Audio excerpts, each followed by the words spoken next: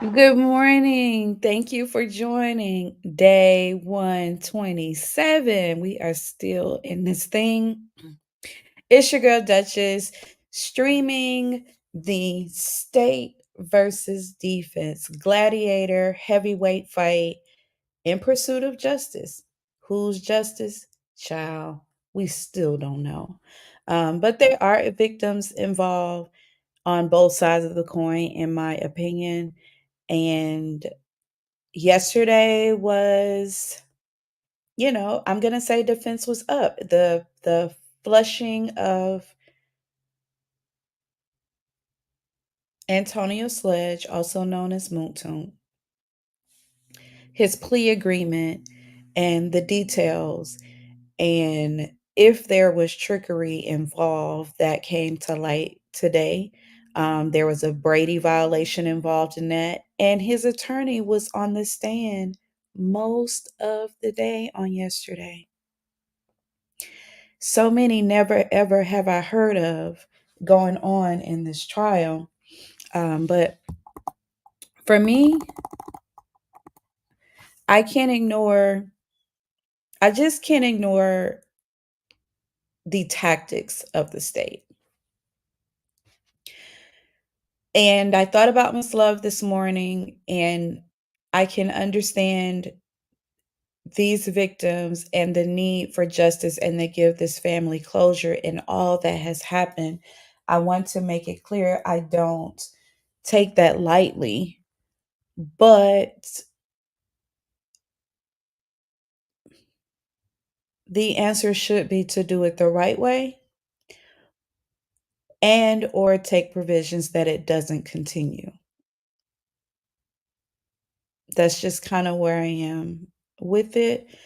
And I'm open to discussion on, agreeing to disagree.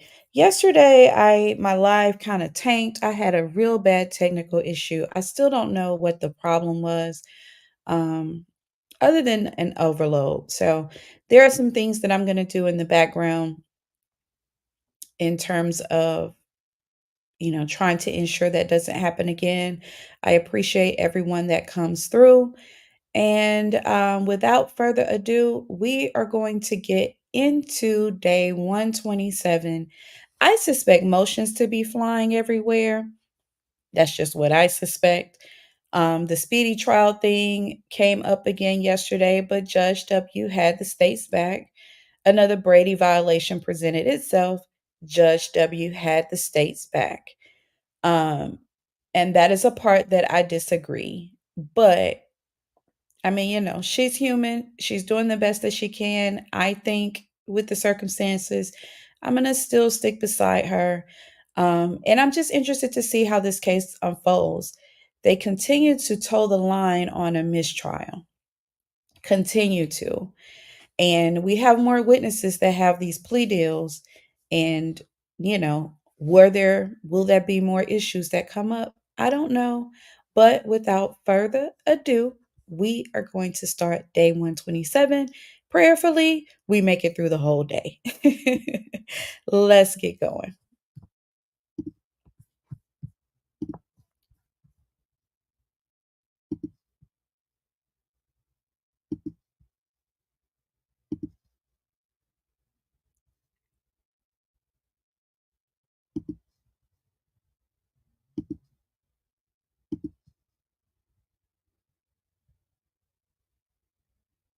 One of you can come on up and the other one can just sit in one of those seats right there till it's your turn. So you are Miss Borden? Yes, Your Honor. Okay. And you want to, what, live stream or what do you want to do?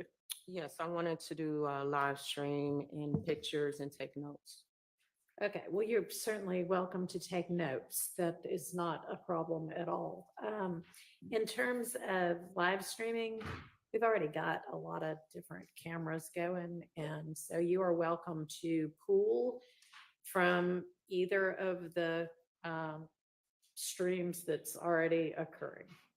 All right? Okay. Your Honor, I would like to, if it's okay, I would like to submit some reference letters that I have from a civil rights attorney and also the news media channels that I've been working with over a decade. You If I certainly can. may, and it absolutely has nothing to do with who you are or who you represent or what you're going to say. It's just that we've already got so many pieces of equipment in here. It just becomes a kind of a security matter and a distraction to the deputies and frankly to me to have to keep trying to keep track of that many more pieces of equipment and people handling them. Had you been the first person, I probably happily would have given you the right. But it's just, we've already kind of got everything set up. There are two different streams that you can pull from. So yeah, I'm happy to take them. That's not the reason for the denial. It has nothing to do with who you are. And can I say something, please? Sure, absolutely. So my concern up under the Rule 2022, and I've been doing this over a decade as a civil rights leader Mhm. and also an awarded community advocate for our former mayor. So I am aware that there are other cameras, but with the case of this nature, I feel like the community deserves different angles and different perspectives. So while they do have a camera and while the camera is on, there's still different perspectives and angles. That footage goes through some other entities that I'm not a part of. Mhm. So even if I was to pull or jump on their train, that is separate from me as a civil rights leader and wanting to share with the community and making sure that it is a fair trial. Okay, so I don't know if you mean angle as in position that you would take in your reporting or angle as in camera angle. When I say angles, meaning that, for example, there's a camera on right now Right. that I'm looking at. So if I want to report something or show something and it's not from his angle, that means if I have to jump on what he's doing, I'm relying on his footage only. So you actually literally mean camera angle. Yes. Okay, Yes, which camera is angle. either going to be Yes. on the witness, the judge, the state, or one of the defendants. Yes, but it's still the reliance of me depending on the footage. And I'm pretty sure the footage that they have, I know any other time I've worked with 25 and 1146, there's an approval process for that footage. And I will also be dependent on that sometimes as well. But if I'm able to stream myself, then I have more control of that footage. Okay, well, if you want to go back in the media room and film from there, you may do that. Okay. Okay. Okay. All right.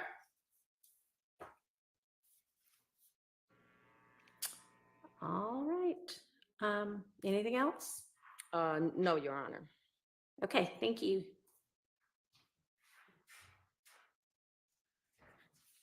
All right, and Ms. Hall.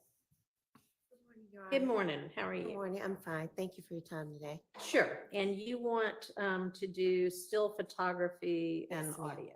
Yes, ma'am. My situation is a little bit different, even though I do have a YouTube channel and I can pull from the pool, which I Right. have done. Okay.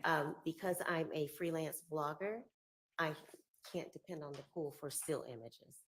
So my situation wouldn't be setting up tripods or anything of that nature. And I would ensure the integrity that I'm supporting, especially from our seating that we have, that we don't compromise any integrity of jury or anything of that nature.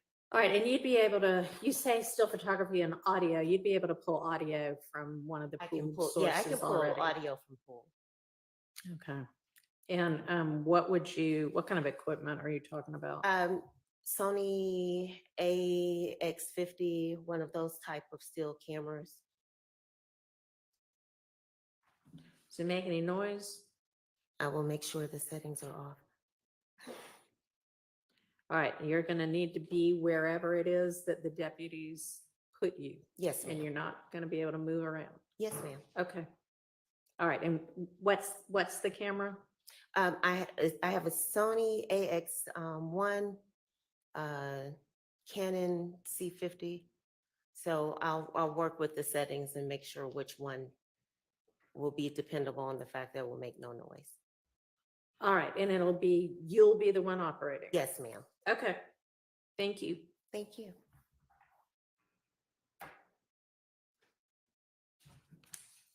All right, Ms. Abbasi, did you just get alerted this morning that you were gonna be the one covering court? Is it granted? Yes. Okay, thank We'll you. we'll get the paperwork out to y'all probably sometime today. Okay, thank you so much. Okay. My apologies for it and everyone else. Well, since you didn't know until, I guess, a few minutes ago, nothing you can really do about it other than get here as soon as you could. So I appreciate you doing that. All right, does anybody have an issue with anything that occurred over the course of the evening that y'all need to bring up with me? Or is everybody fine?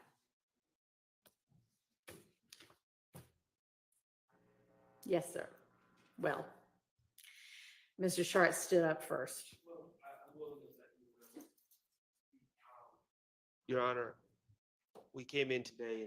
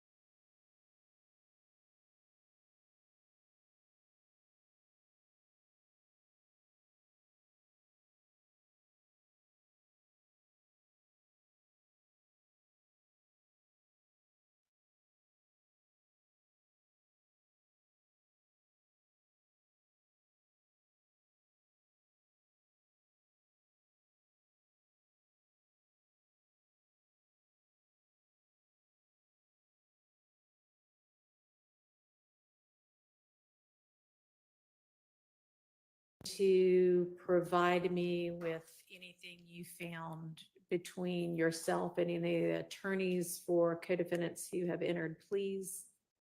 Judge, the court gave me until noon. And Oh, okay, that's fine.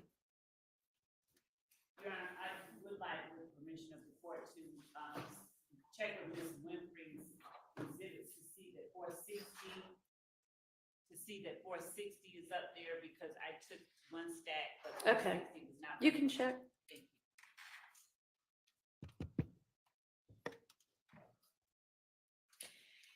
you. And were the parties able to come to any agreement or partial agreement with regard to any of the exhibits that were tendered at the end of the day yesterday?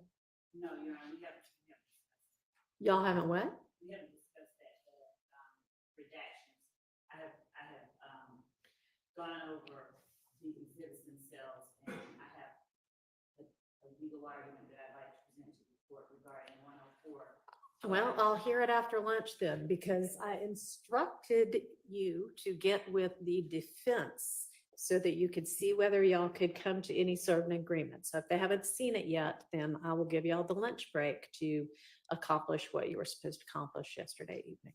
Yes, Your Honor. And may I inquire what the court inquired, whether 460, which was a document that I believe at the end of the day, Mm. some counsel for defense were looking at, I believe that I retrieved it, but I think Mr. Sharp may have had it. I don't know. Does anybody have 460Y? Can y'all check? Sometimes it's hard to keep track of all the documents. Now, there were several documents that, some of them, I think it was either myself or Mr. Adams put into the documents, that folder for the documents. Identified only. Yes, identified only, I don't know.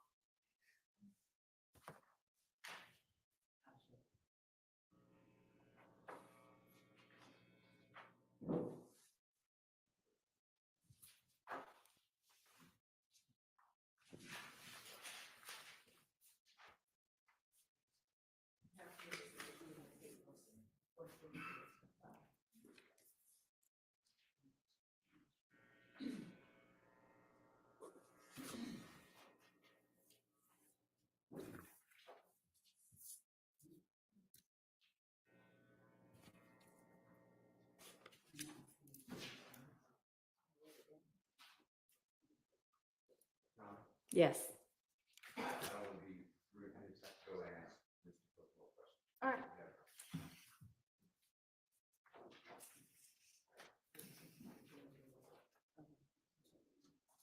Did you locate it?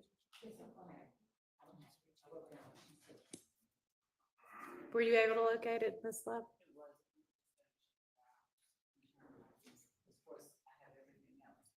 Okay. Well, I'd imagine that would be easy enough to reproduce. It was just printouts from emails, right? It was right, emails. And we provided a hard copy. I mean, yeah, And actually, I'm sure I have a copy of it since you gave it to me, if that would help. it would, if the court doesn't mind allowing us to copy, court's copy, I will. Okay. Return it back.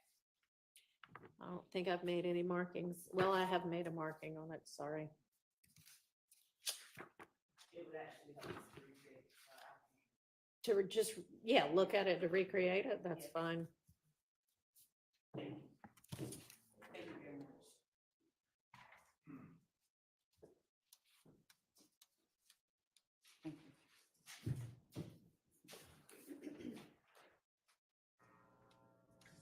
Nobody was able to find a 460Y anywhere? Okay. Has anybody checked up in that podium area? Okay. All right, well, it can be reproduced. It's not the end of the world if we can't find that particular one. All right, turning to the issues we need to decide. Ms. Abbasi, your co-counsel had filed a motion in limine regarding autopsy photos from the Holmes murder.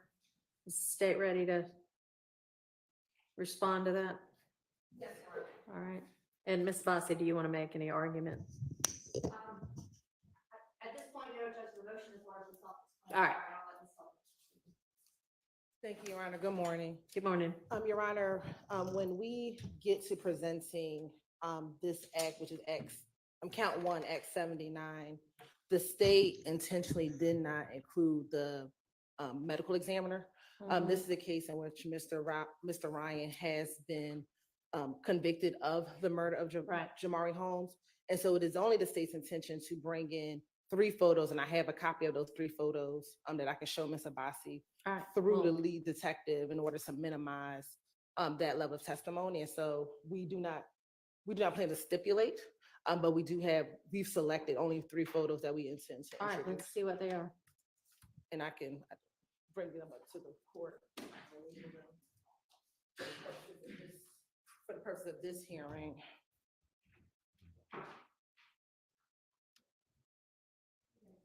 Yes.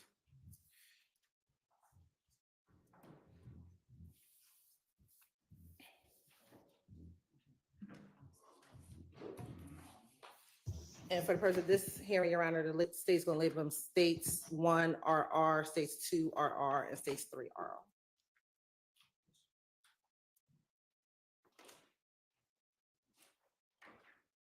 And what do y'all plan to present with regard to, I mean, just kind of a general overview, the evidence that will establish that Act 79? Generally, Your Honor, what occurred leading up to the homicide of Mr. Holmes, which was a luring of Mr. Holmes to an apartment complex that Mr. Ryan and Mr. Blaylock then, we believe, ambushed Mr. Holmes along with 2 other victims. They were in a vehicle. Mr. Holmes was shot, and then they fled. And then subsequent to that, there were Instagram postings, Facebook postings, or excuse me, social media postings regarding YSL, very close in time to the murder of Mr. Holmes, Your Honor. All right, and how many witnesses are you going to utilize? For that act, so, we have 5 witnesses. Who are they? And what will they generally testify to?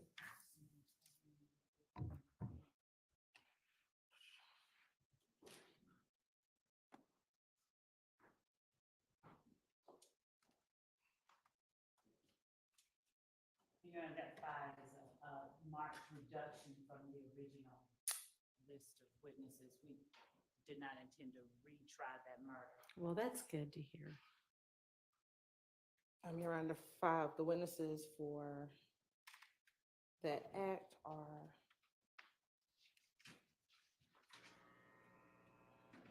Ms. Sharon Latner's, Starry Holmes, who's the mother of Mr. Holmes, Be Mariah. an eyewitness?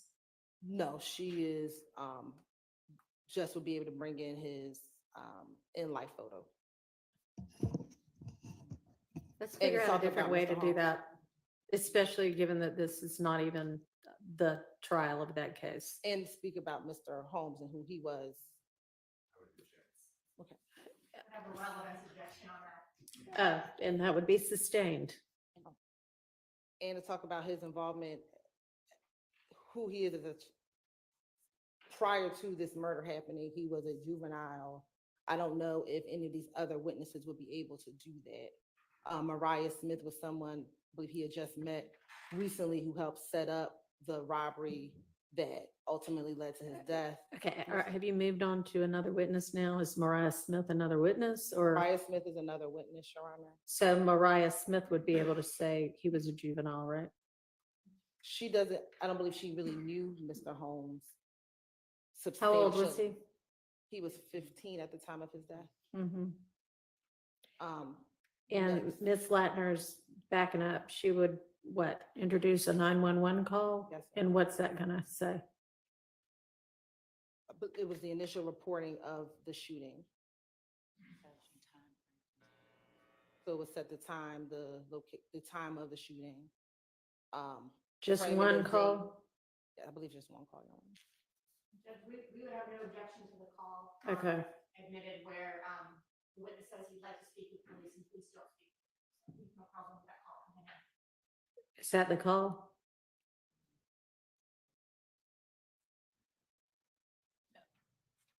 I don't think that that's the call. I think that the initial call about the shooting. It may be a different call. Yeah. that's It's a different call.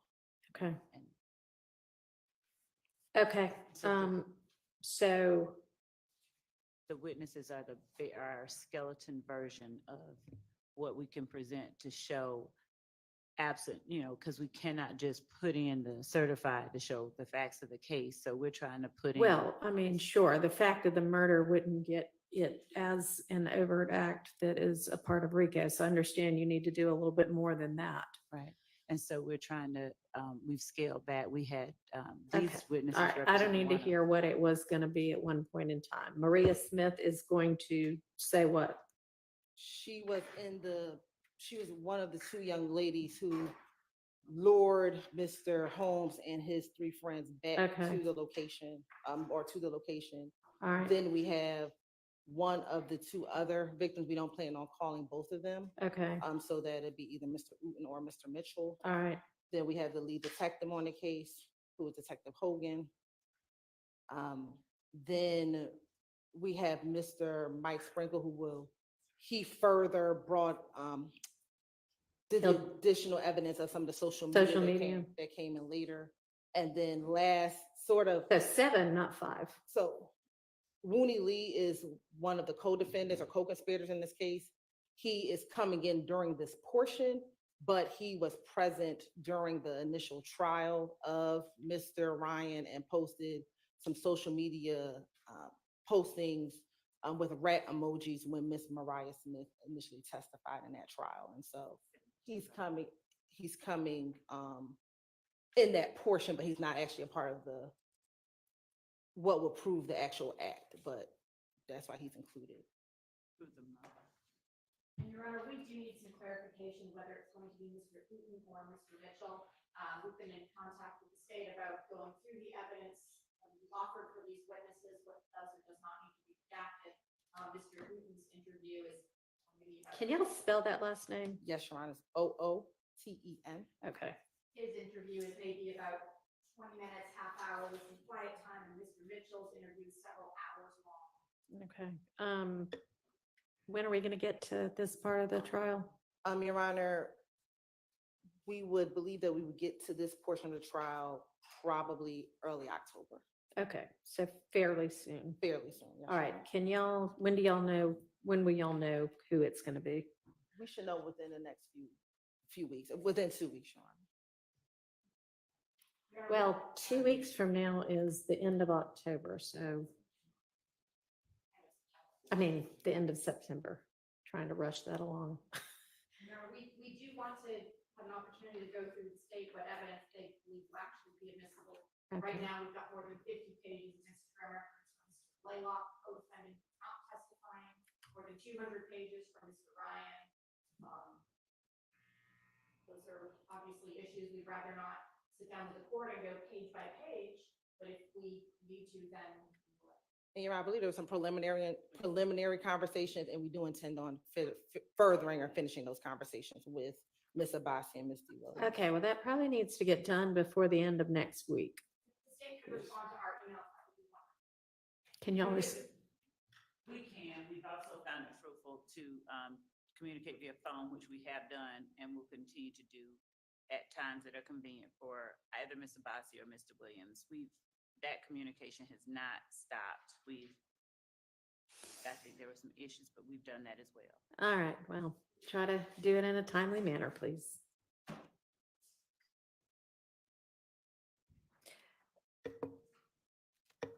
Okay, let me see the photos. And the photos would come in through the detective?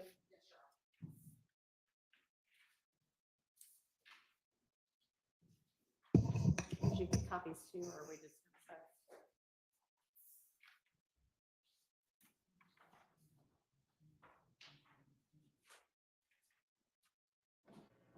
Is this third one like post-incision, or is that the exit wound? That is the entrance wound. Your Honor. Entrance wound? Yes, Your Honor. Your Honor, one of our objections is I don't know who's going to be able to answer that question. I don't believe the lead detective is qualified to explain what type of injury you're really in. We don't believe the detective will be able to lay the foundation. Oh, I'm sorry. We don't believe the detective will be able to lay the foundation for these photos. All right. We believe that with some conversation, he can talk about the fact that the victim was shot in his head, that is the victim, that he was it was his homicide that he was investigating. The picture, which I believe is 2RR, with just the area in which the Before it's shaved. before a shave, I believe that he could talk about where the bullet was, or that he was shot in the head. And then the last photo, I'm not sure if he'll be able to say it's an entrance wound. We'd have some further conversations with him regarding whether or not he was present during the autopsy or not, and whether or not he Do you think that there's any chance he was present during the autopsy? some have, but sometimes they are. Sometimes they are. I'm not saying that he would, but sometimes they are present during the autopsy. Was he present at the scene before the body was removed? Yes, Your Honor, I believe so. I believe so, but I need to ask. Ms., Okay, well, y'all. Ms. Love.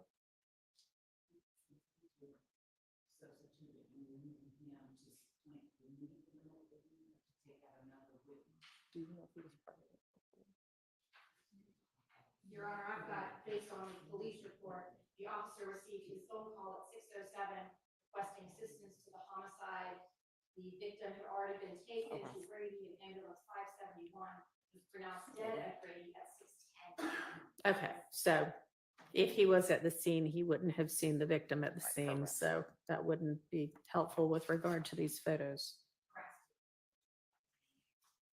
And Your Honor, we were trying to avoid the ME, so if we can have some stipulations to that, or we can have the ME come in for All a right, innocent purpose. why don't y'all get together? I'm gonna hand these back for now and come up, maybe you could come up with all sorts of stipulations.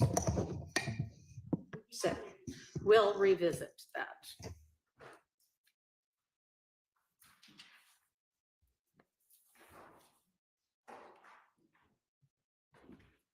But we are just trying to reduce the need of having to call the medical examiner. Say that again. We are just trying to reduce the need of having to call Dr. Sullivan. Well, there's no necessity to call him or her. Can't remember. Thought so.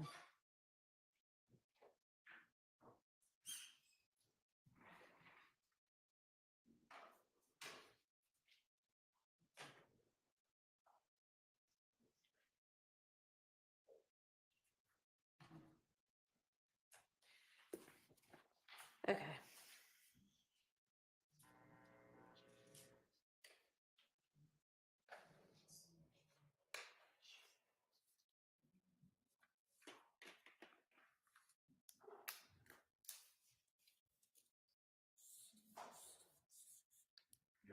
Yes.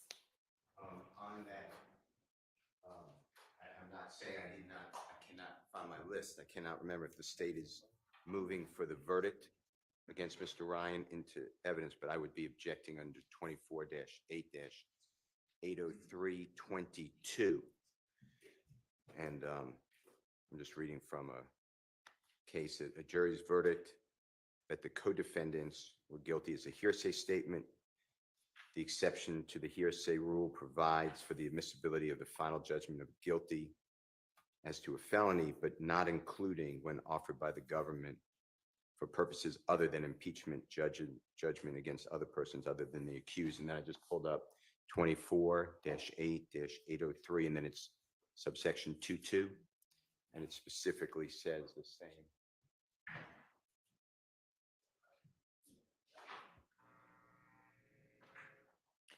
What's with the state's plan with regard to that? I just want to put you on notice so we don't go into it.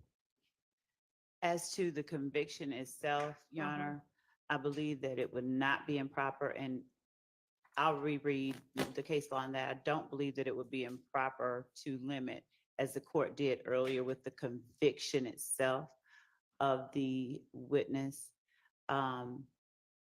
Actually, because it was not a statement that he made,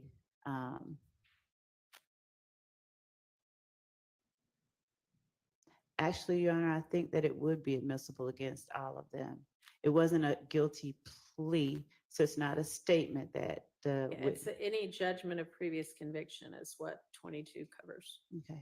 So So to the extent that the actual certified is tendered, then if it is the fact, and it could, we don't argue that it, it's probably the fact that that certified alone is admissible only against Mr. Ryan. But the facts of the murder itself and the circumstances and what he did, we'd argue are admissible against all of the defendants in this case. So, the facts, yes. right.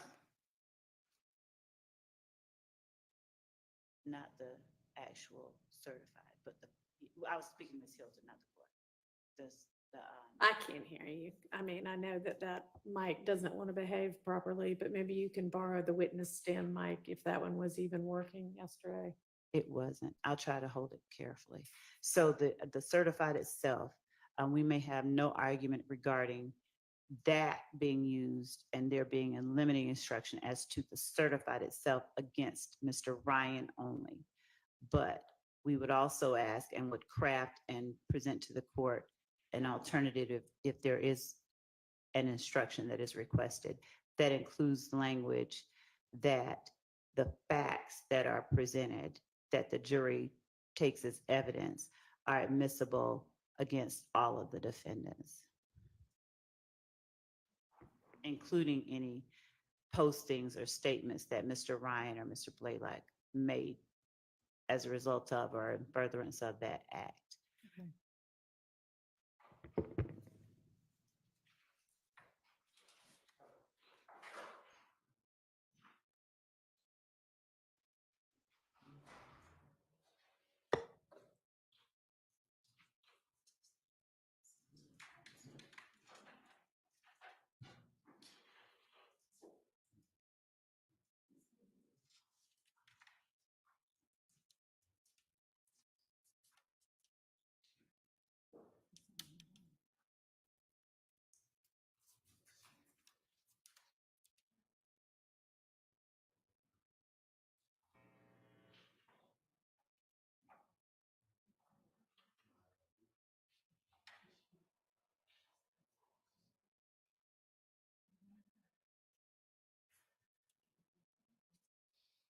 see John play all that while the court can't hear us.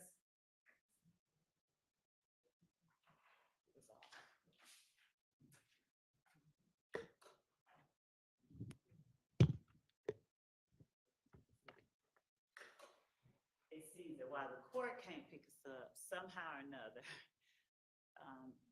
Mr. the person who is running the camera, he hears all of our. I have, He's asking that us is to turn it off. irrelevant to me. I know. I mean, I'm not worried about how the media can or cannot hear. I'm worried about whether the parties in this case and the court and the jury, when the jury's here, is able to hear. Yes. So they'll just have to deal with it. Yes.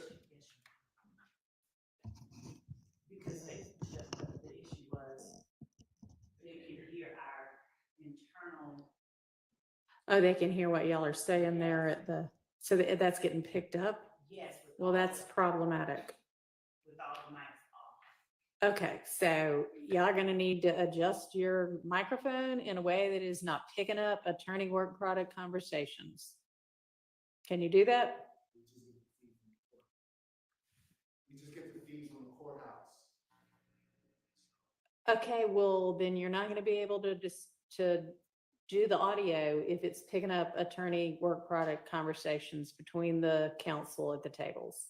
I don't know what to, I mean, some adjustment's gonna need to be made. You inquire whether. I doubt if they can hear it all the way over there, but what all's getting picked up? Just when we were having a conversation. I The turned- state, I turned the audio off. I heard it. Whenever I hear a whistle, I turn it well, I appreciate that, but I'd imagine it's gonna be pretty constant that they're gonna need to talk amongst themselves. And it's happened multiple times in trial that people will text us, they can hear your conversations at the table. So this is a repeated issue that's been. Okay, well, thank you for bringing it to my attention. Where's your feed, like your audio feed coming from? Where's it getting picked up from? Do you know where the mic is? No, it's connected to the court system. So whatever you are being represented. All right, Ms. Persfield, can you get IT to get on that issue, please? She's watching on Zoom, I assume. Maybe I should text her too or email her too. Instant message her on my computer. Give me just a second.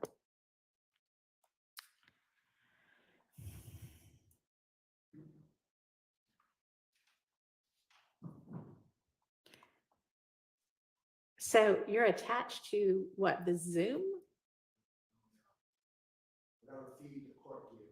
I don't know what feed the court gets, but all right.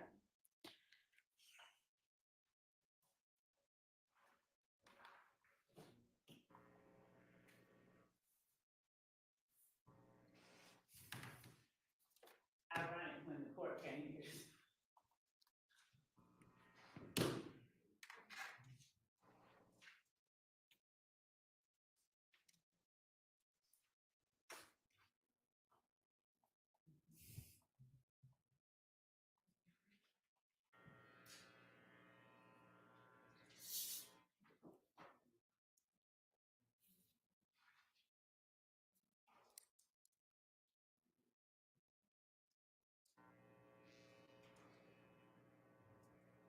All right, Ms. Persfield's reaching out to IT about it now.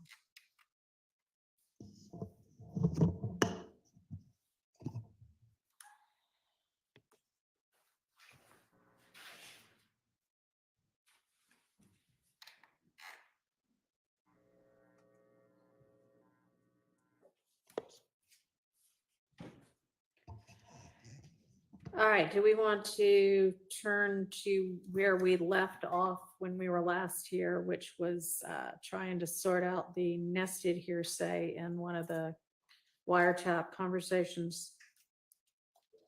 Your Honor? Yes. Before we turn the page, could I just get some clarity? Because I'm confused. The state, I believe, indicated that they thought the facts of the murder case involving Mr. Ryan were admissible in this trial, but the conviction wasn't.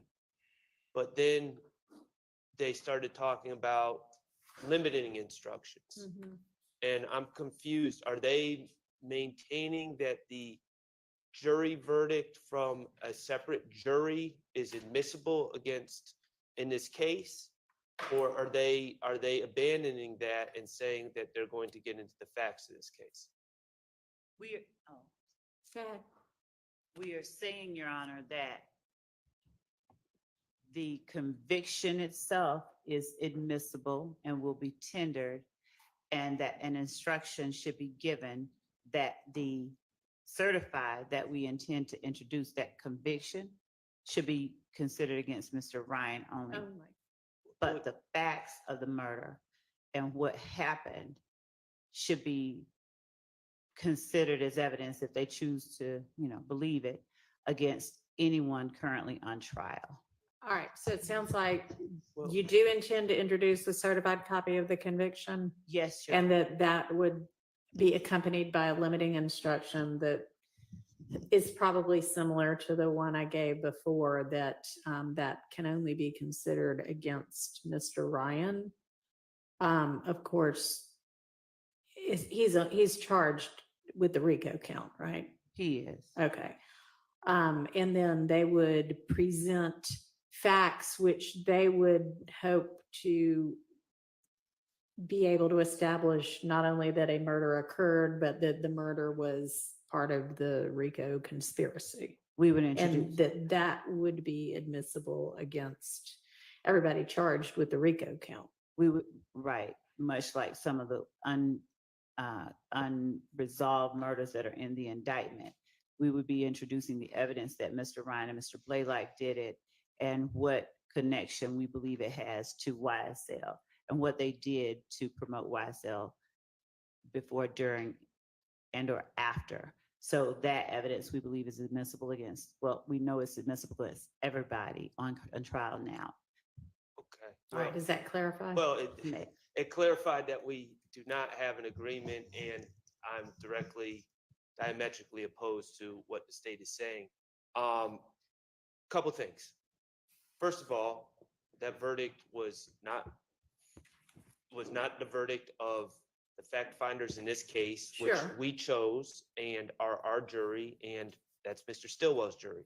All right. Also, Your Honor, I'd like Your Honor to know that Mr. Ryan's case is currently on appeal. It's not a final judgment, it's on appeal. All right. And I guess I defer to Mr.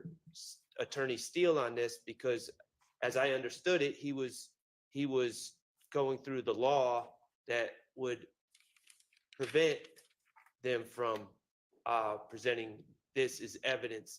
And it is evidence against us. I'm sorry, when you say this, what do you mean? The Fact of conviction. Conviction? I'm not worried about the facts. I understand the facts, but the conviction, and they want to use it as proof of an overt act, which as an Only element. as to Mr. Ryan Well, is what they're saying. well, no, they just said it against everyone as far as count one to Rico. The facts that they're going to present, not the conviction. Okay, well, I don't, as I understood the case law as Mr. Steele was reciting it, and maybe I'm wrong, but I thought we were at an understanding that they could, that's exactly what they could not do, is take a verdict from another jury and use it as substantive evidence against anyone in this case. No, they can use it against, I think that they can use it against Mr. Ryan. Well, they're using it against him for a RICO. This was not an admission by Mr. Ryan. This was not a plea of No, guilty. he This- was found guilty. It's still a judgment of conviction. Well, it's not a final And- judgment. It's on appeal. Pendency of appeal doesn't matter in terms of admissibility. It's right there in the statute. Okay, well, I understood the state said two different things, and so I was seeking clarity. I'm opposed to it. I'm stating my objection. I don't believe that if Mr. Ryan is charged with a RICO count along with my client, and they have the exact same element, and the jury's instructed that they need to find the commission of one of the overt acts, and they're told to consider the jury, the finding of a jury, a separate jury against Mr. Ryan. I don't know how they separate that. I don't know how a limiting instruction separates that and protects Mr. Stillwell's rights, and they wouldn't accept that same jury verdict against Mr. Stillwell and others for count one. I don't think a limiting instruction would be sufficient. I think they need to prove that case.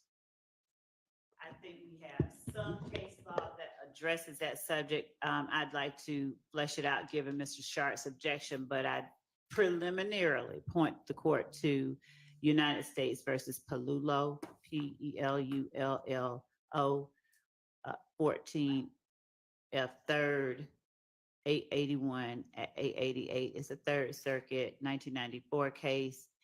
And it specifically speaks to prior convictions being routinely admitted into evidence at subsequent Rico trials as an ordinary piece of evidence. A judgment is subject to evaluation by the Slow down fact. a little bit. Oh, I'm sorry. A judgment what? As a judgment, I'm sorry, as an ordinary piece of evidence, a judgment is subject to evaluation by the fact finder, who can accept or reject such evidence as it deems appropriate. Also, United States versus Tocco, Tocco, 200 F third 401, can cite 417 to 418. It's a Sixth Circuit 2000 case, finding the district court's admission of evidence of a co-defendant's prior conviction permissible to establish RICO predicate. Here it says because the evidence was not used as collateral estoppel, but again, these are cases that I would need to flesh out. These are just preliminary cases for the court's consideration, given the argument that I'm hearing Mr. Sharp make right now, that we would point to as a starting point. All right. Well, we're gonna have to get that sorted out fairly quickly if we think that within the next 2 weeks, we're gonna get to this, Yes, yes. or so, 2 weeks or so. Okay.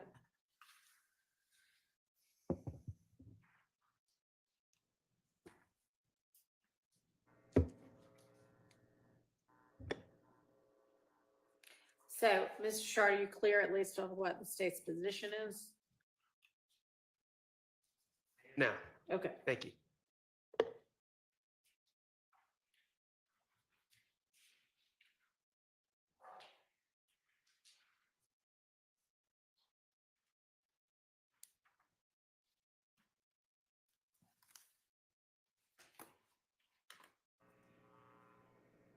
All right, are we ready to turn to that Garlington wiretap?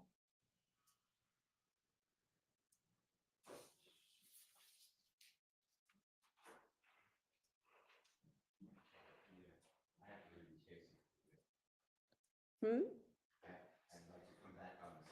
Oh, yeah, I'm not deciding that issue right now. We'll come back to that.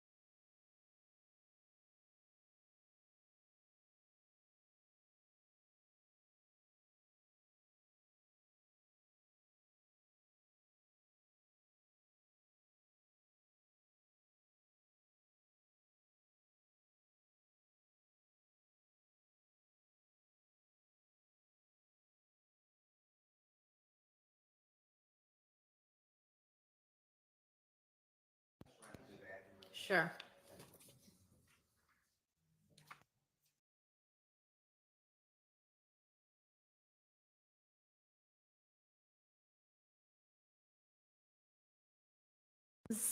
Um, Evidence before the Garlington wiretap evidence?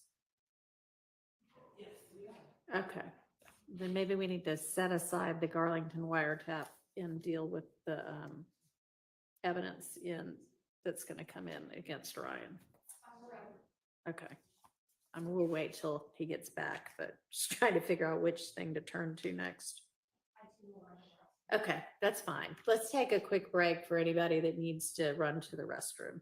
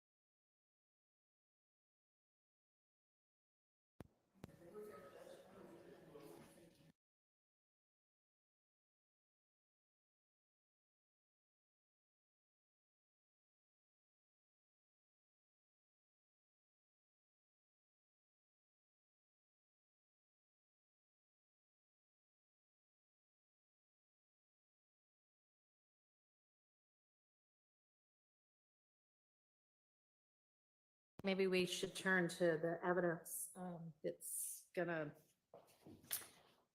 come in on Mr. Ryan's, on that.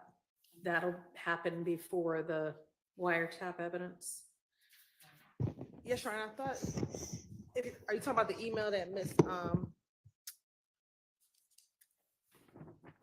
D. Williams sent? I don't know. Because Did she send one recently? I thought Ms. Abbasi and I, that was what we talked about a few moments ago. You said, the two of you need to get together by the end of next week to go through those items so that we wouldn't have to use the Okay. court's time to do that. So I guess it was, yes, Ms. DeWilliams' email from, well, it was a long time ago, about all of the exhibits. Yes, Your Honor, and Okay, I'll so get with y'all Ms. will get Abbasi to- together on that. yes, to discuss a time. Okay, and can you remind me, did the state decide that y'all can, I guess, concede that Mr. Ryan's statement to police is inadmissible? Or no? Yes, we can use that. Yeah. Okay, all right. I thought y'all had conceded that, but I hadn't written it down on this. So.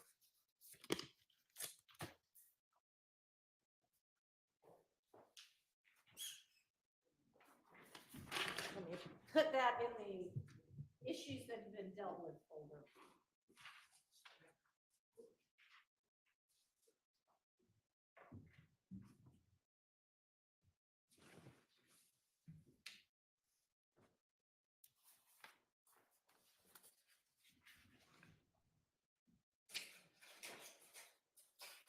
All right, so do we want to do, We could talk about the buses that. the what? One of the matters that were addressed in an email by Mr. Ryan's counsel was the Harold Bussey stabbing. I believe Mr. Abbasi or Mr. Williams moved in limine regarding excluding the evidence that Mr. Bussey was stabbed.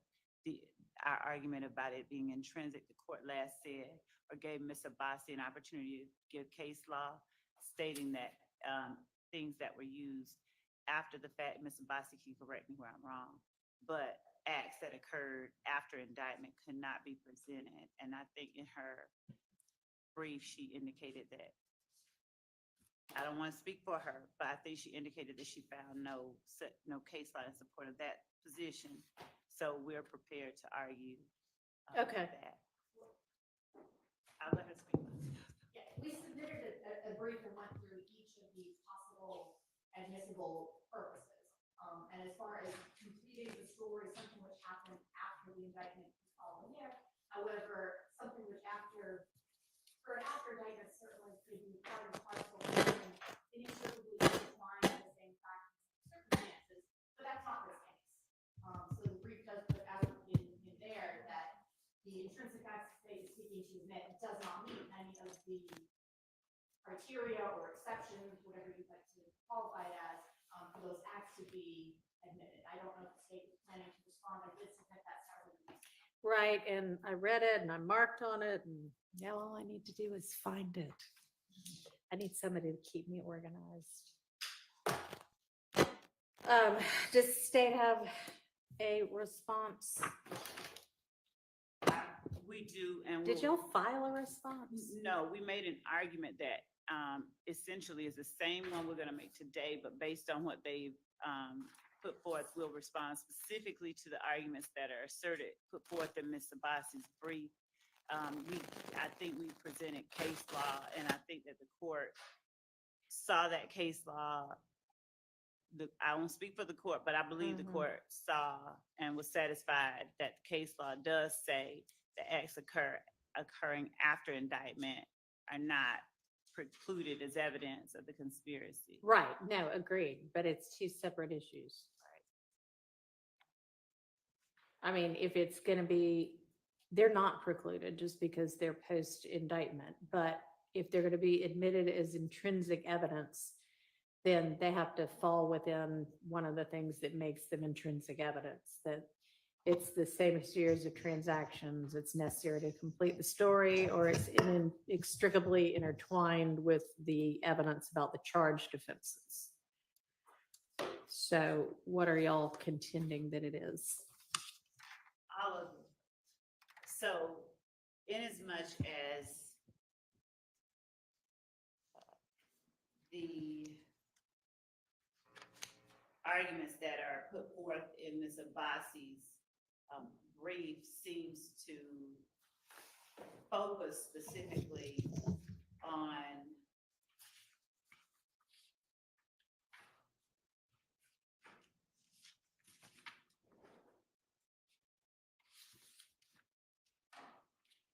You're quite right that I don't think there is a focus. I've never heard them state which theory they're proceeding under.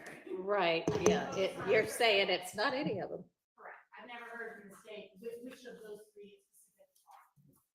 So, Your Honor, I'll just tell Ms. Abbasi in the court right now. It is intrinsic to count one. Additionally, the conspiracy that it also is a part of is the YSL gang itself and the conspiracy that the gang itself makes up. I think we already presented some of the facts of the case to the court regarding the in concert action by five YSL members and two others of stabbing one person in defense of Mr. Ryan. And I know that the court has already read the indictment that describes, as the state alleges, the conspiracy itself being preserving, protecting, and enhancing the reputation, power, et cetera, of the enterprise through acts that include assault and threats of violence. And of course, I'm not reading the entire indictment, but in this particular case, it falls squarely under a number of actions that are intended to sort of circle the wagons around YSL members, show that they will stand up for each other and that they will commit violence on persons who they perceive as threats to members of YSL. Mr. Ryan, after he was indicted, there were several, at least one YSL member that we have listed as an overact who makes assertions about Mr. Ryan and his murder charge and subsequent, I think, conviction. And there are people who perform acts during the course of his trial, or at least one person that we believe were intended to intimidate a witness who was actually on the stand at the time.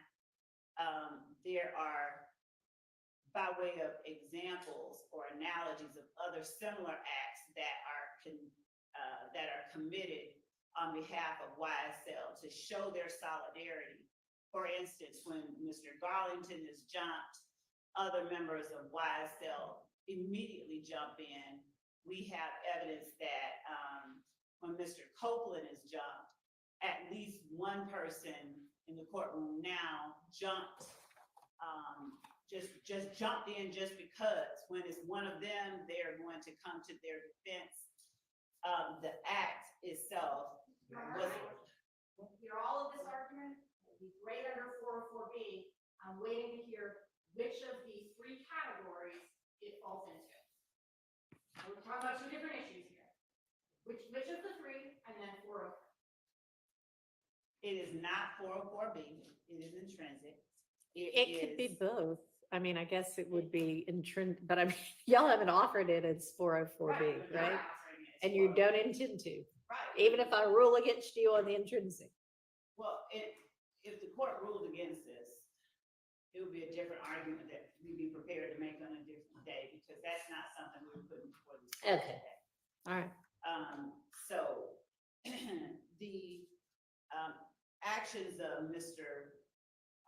Ryan and the other YSL members in concert in stabbing Mr. Bussey, when Ms.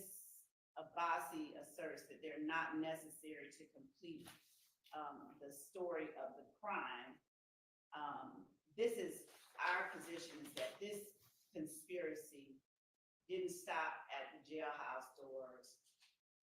It's ongoing. It's necessary that the jury sees that it is ongoing, to show to them the truth and the whole truth that we believe that our evidence reflects, to show them the extent to which YSL members go in order to preserve and protect not only their name, their own, but their reputation. Mr. Ryan, Mr. Blaylock, Mr. Eppinger, Mr. Myrick, and Mr. McMullen are seen in the photo that, I don't know that the court needs to see it, but if it does, we can present it on Zoom camera to show the concerted action on their part in stabbing Mr. Bussey. This particular screen grab of the video doesn't have 5 knives in the air like one of them does. This was just them all holding him down. And for the purposes of just this hearing right now, we'll just call it State's Exhibit 465, RR for rebellious Ryan. All right. Your Honor, I guess I'm kind of more confused now, because I think the state's purpose is they want to show that it's ongoing. So I don't know how they're using it to complete the story of the crime if their version is that it's not complete and it's ongoing. I don't see how those two square. It's not an element that the jury has to find. The gang is continuing. The only thing they need to prove is that by the date of indictment, this happened. It really doesn't matter as far as what the jury needs to know for the state to meet the required elements. It doesn't matter whether the gang is continuing. All right, but the state can prove, if it chooses, They sure can. that it's an ongoing conspiracy. Sure, but that doesn't make it necessary to complete the crime. Well, necessary to complete the story of the crime. And I guess the story of the crime is, Ongoing and continuous conspiracy that is YSL, its enterprise, and the members committing these particular acts purposes listed in the indictment under the definition of the conspiracy itself. And this act is not something that is obviously relevant to the issue of whether or not the defendants are or are not guilty of count one in terms of what we're alleging that they conspired to do. It certainly would be an overt act under the definition of overt act of count one. So it would go to prove count one as to each of the defendants. It's therefore relevant, highly relevant as to that particular issue.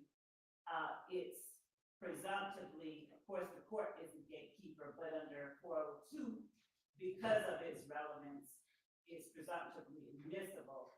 Under 403, Your Honor, there's nothing about it that is so substantially more prejudicial than probative, given its highly probative nature. Do you have the Zoom up here? Can we put it up and put it on Zoom? Considering it's coming just, we can't, we're not in yet. All right, Ms. Agassi, can you remind me, and I don't know which one of y'all cited Murphy. Was that you, Ms. Agassi? The part about integral and natural part of the witness's accounts of the circumstances surrounding the offenses, which factor did that go to? I specifically did not cite that case. I did discuss whether it would be integral and natural part of what happened. I didn't cite him. Okay, well, maybe it was just one I. I did want to touch on one thing the state said, because I think we're getting into dangerous territory. The state said that this act in and of itself could constitute an overact to support the verdict. Well, now we're talking about trying to prove the charges against the defendant based on something not in the indictment. Well, and you know, that's an issue that I've got written down here as something that y'all owe me law on, whether an overt act not listed could be the sole basis for a conviction.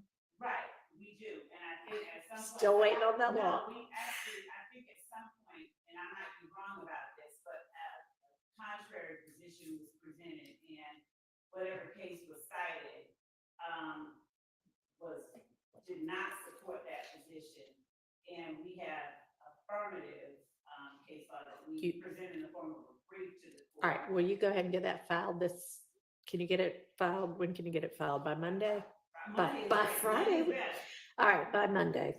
Your Honor, I can get to the part kind of the contrary case law that in the appellate, I know it sounds kind of, doesn't sound to square up, but it leads to an inconsistent verdict that perhaps some of the jurors found the defendants guilty based on the acts which were in indictment, and perhaps some of them found the defendants guilty on these acts which were not. I mean, it's gonna be real fun when we get to the verdict form. I think that we're gonna have to get really specific about what they're finding. Because I don't think it can be that 6 found one and 3 found another and 2 found a third. I think that this situation, this precise situation came up in Cotman, and I could be very, very wrong. I read it, I glanced over it briefly, but I think that the court found that given that the court instructed the jurors that their verdict had to be unanimous, that it did not present a reversible issue. The defense argued, or the appellants had argued, that there was no way to tell whether or not they all agreed on the same overt act. But in giving the court the brief that we intend to present, I think we can address that as well. I think that part is easily All right, addressed. so that'll be 2 different issues. Can an overt act that's not listed in the indictment be the basis, the sole basis to support the conviction? Mhm. But then there's also, does the jury need to find unanimously this overt act, specific overt acts? Do they need to delineate which overt acts they are unanimously finding exist to each defendant. Right, and I think that as it relates to our previous discussion that the court said we would address a little bit later, you know, whether we number them or whatever, I just off the top of my head, I think that them listing an act that they found unanimously had been committed as to the defendants, I think would suffice. Okay, well, if we all agree on that, then we don't need a brief on that. Okay. Judge, would this So, be a- I'm sorry, Mr. Boston. Hmm? I don't know if we made it to the 403 part on this. No, we hadn't. We sort of got sidetracked, I wanna but make sure I'm not. All right. all right, so we all agree that the jury is going to need to delineate. We unanimously find this overt act exists as to each defendant, right? I mean, we're going to break each defendant's counts out separately and. I think that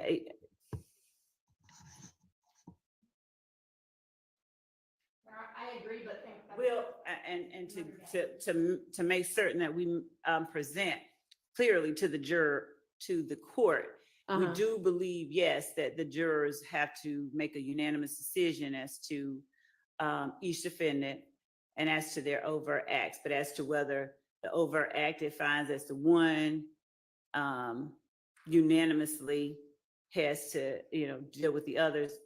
I know. I mean, it can be wholly entirely separate as to each defendant. It needs to be a separate determination as to each defendant. Yeah. But for each individual defendant, does the state agree that the jury has to unanimously find two overt acts, one of which needs to or happen within the statute of limitations? We agree they have to at least find one Okay. that happened within the statute of And limitations. it needs to be unanimous that, let's say they all find overt act 66, whatever that is. I believe it's safest that they find Okay, unanimously. okay. All right, And then I don't need law on that because we'll just do that the safe way, whether it needs to happen that way or not. Okay, so back to, so I still will need by Monday whether an overt act not listed can be the sole basis for the conviction. And now we will go back to to what we were talking about, which is this the intrinsic allegedly intrinsic act. So Mr. Ryan, given Mr. Blaylock is not here, but I will, since they were the two that were charged with the murder in one of the overt acts listed on the indictment, Your Honor, Mr. Ryan and Mr. Blaylock have entered a plea of not guilty to count one. And they are obviously charged with committing an act of violence against a person as alleged in the indictment in a manner that furthered the interests of the enterprise in the conspiracy.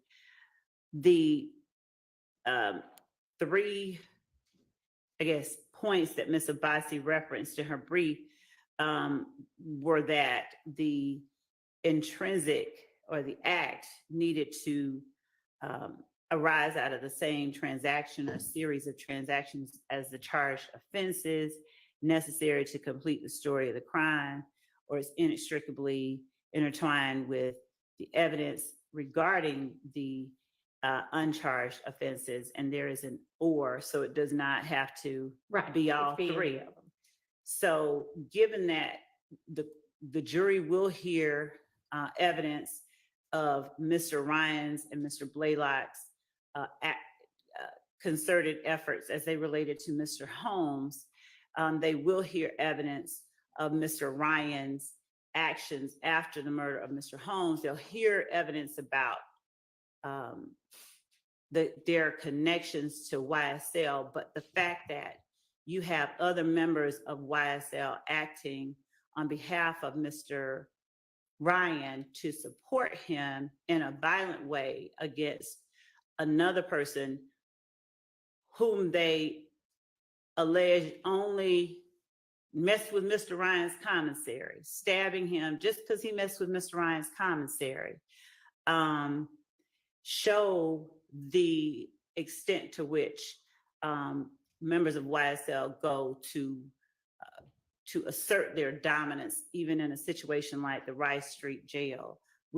And to protect one another, to show that you don't mess with one of our own.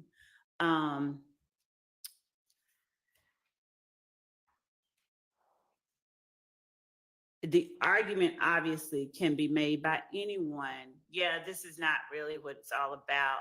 But in terms of what the state is required to prove beyond a reasonable doubt to the jury, we alone bear that burden, given that it's evidence that there is violence committed on behalf of a member of YSL by members of YSL.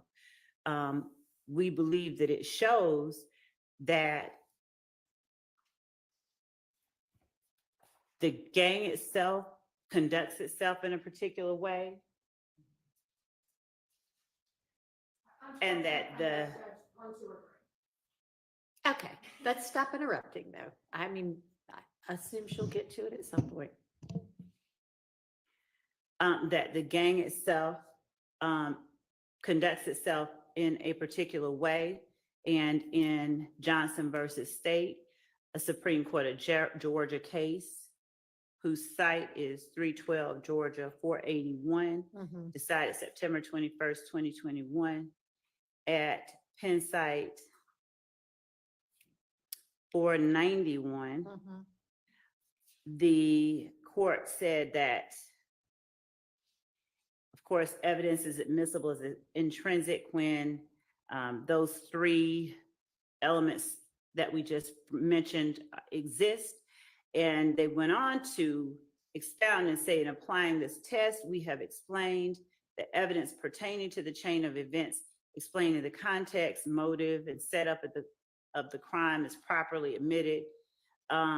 If it is linked in time and circumstances with the charged crime, the defendants, the YSL members, are all together. They are the ones that are included in or that participated in the stabbing of Mr. Bussey, are all housed together at the Rice Street jail.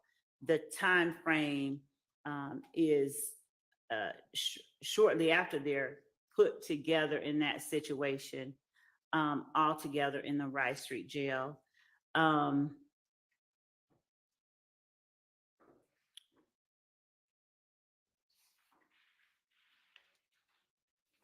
In this particular case, in Johnson, it has a set of circumstances that are not exactly the same as this, but we believe are analogous in many ways.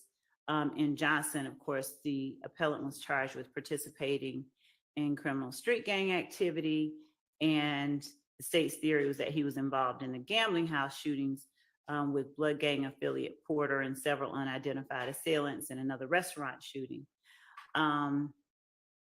The evidence related, as the court found, to the Boulevard Place shootings added significant weight to that theory because the evidence was linked in time and circumstances with the charged crimes, and one victim was a member of a violent gang. We are not alleging that it is on all fours with our particular case, but to the extent that the Johnson court found it pertinent to say that the intrinsic act, or the act that the state alleged was intrinsic, added significant weight to the state's theory.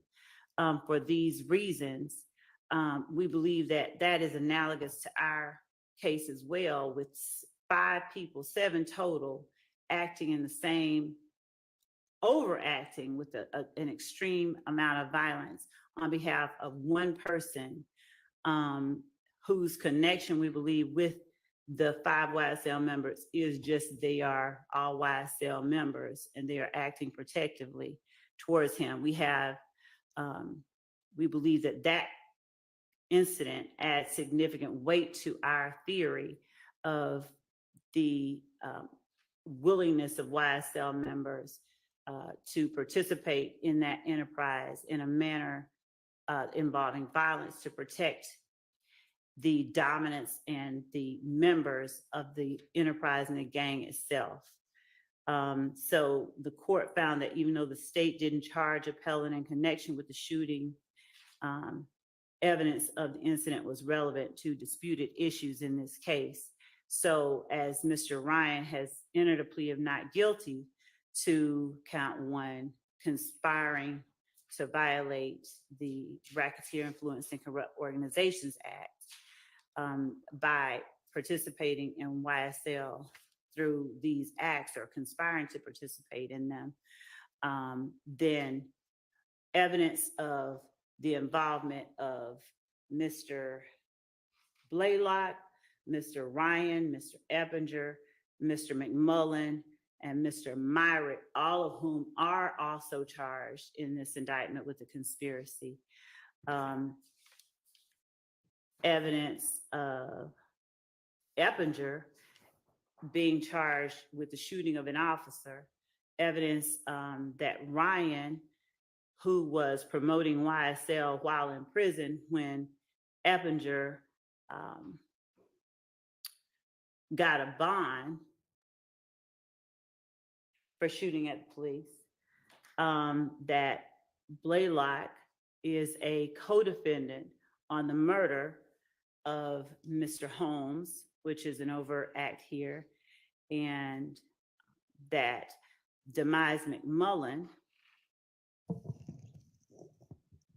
is a named co-defendant on the 2015 murder in the same indictment, shows how intertwined these people, this type of action, and this gang itself is with one another.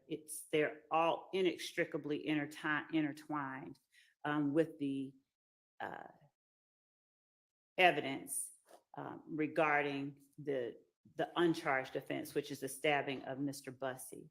So we believe that it satisfies the requirement of it satisfies the requirements of being an intrinsic act. Okay, which of the 3?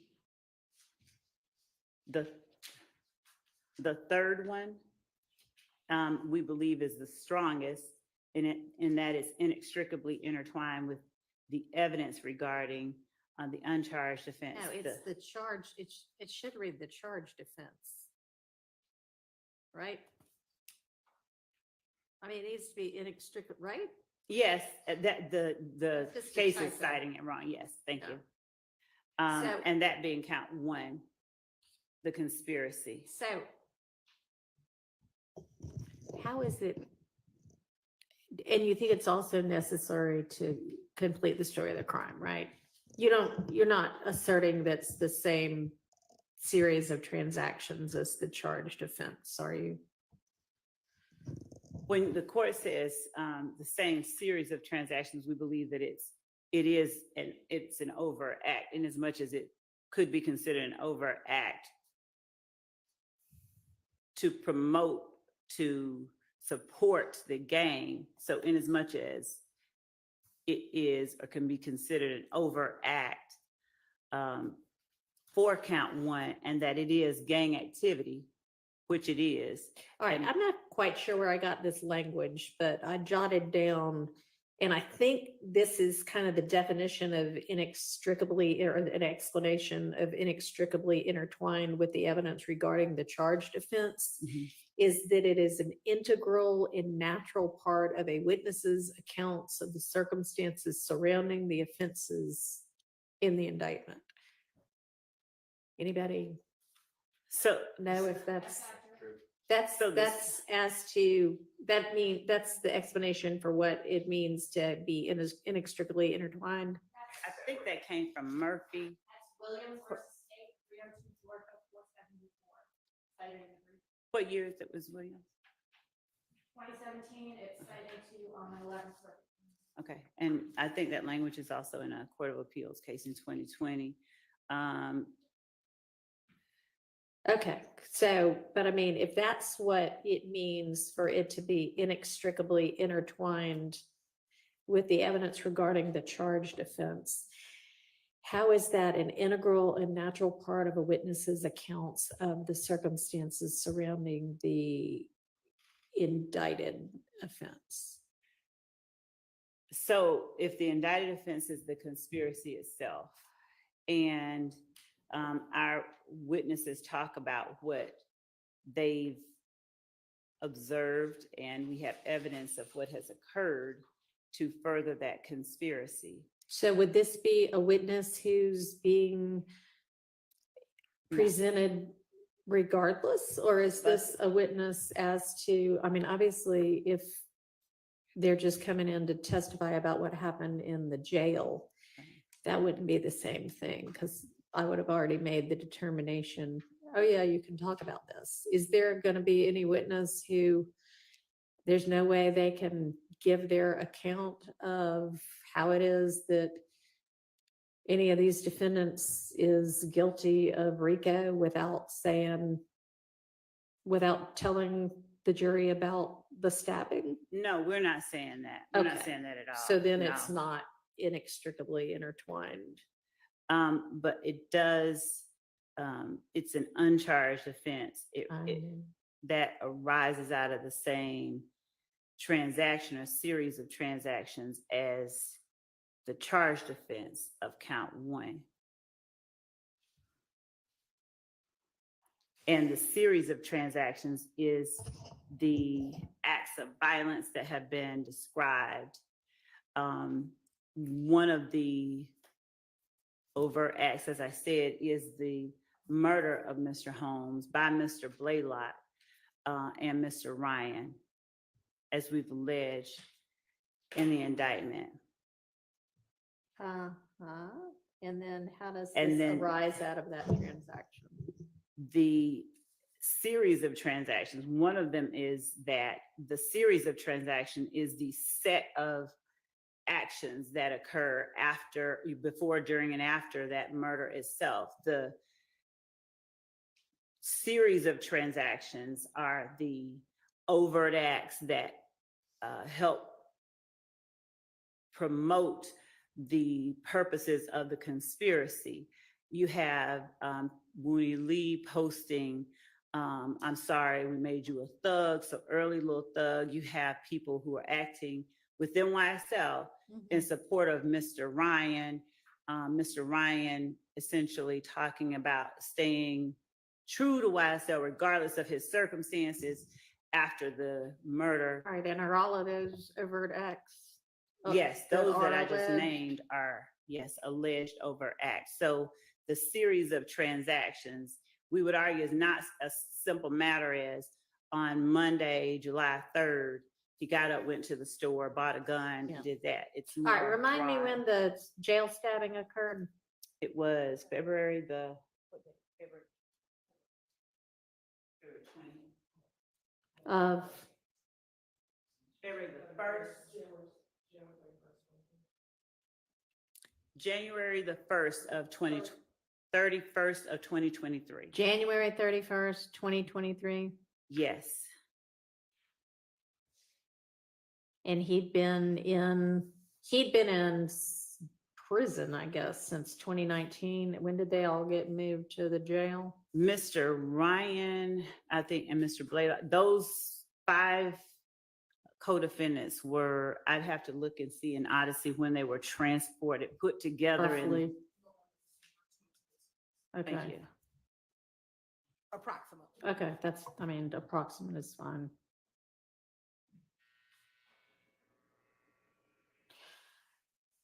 And also, Your Honor, under 104, and I get that we are still hashing out whether or not it's intrinsic. Once the court makes that determination, and we believe that it's clearly intrinsic regarding the conspiracy and the gang itself, there's another argument in support of its admission and use at trial that we make under one of the other rules of evidence, but not until we finish this part. Well, I'm curious now as to what that would be. Just that under rule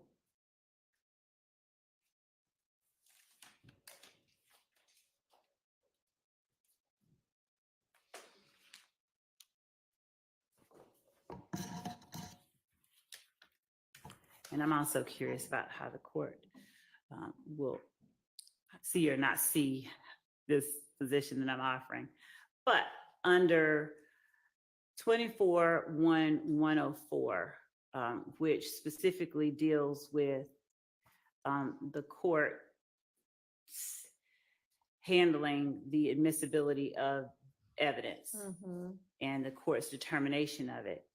24-1-104E expressly says that this code section shall not limit the right of a party to introduce before the jury evidence relevant to weight or credibility. And so to the extent that part of our evidence, and it doesn't, speak to the weight of the evidence of the murder, but we believe that it substantiates and it corroborates our assertion via the overt acts that we have listed, that there is this conspiracy and that there are efforts that are continually made by members of YSL to support and protect one another and to advance the dominance and notoriety of the gang through acts of violence and assault.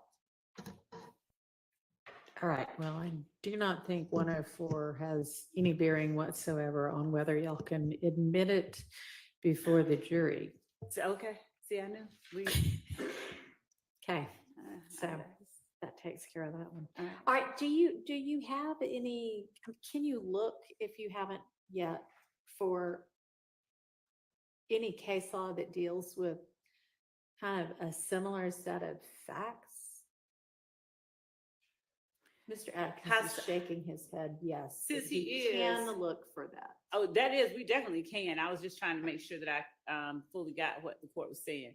So in saying the same set of facts, is the court speaking that Similar set of specific facts. as to, somebody jumping somebody? Well, I mean, yeah, ideally, if you could get that, that would be great. But no, it doesn't have to be that specific, but something that deals with gangs and or Rico, because what I hear you saying, or what I think I understand you to be saying, is that part of why this is intrinsic is because it's necessary to give a full story of how YSL is this ongoing criminal enterprise that uses violence to protect their members. Right. Am I understanding you correctly? You are, and to assert its dominance. And in support of that, I also say that each of the members of YSL, Blaylock, Eppinger, McMullen, Ryan, and Fleetwood, had all, I believe all of them had been brought in from prison for YSL related offenses that they had been convicted of. Eppinger had been sentenced to prison off of a probation revocation for an armed robbery after he shot Officer Rogers. That was a YSL related incident. Mr. Fleetwood had been brought in from prison after shooting at Milton Howard, who at the time was driving YFN Lucci's vehicle with tinted windows. So the argument obviously could be made. He didn't know it was Mr. Howard. He knew it was an ops car. So all these people are all incarcerated because of YSL related offenses.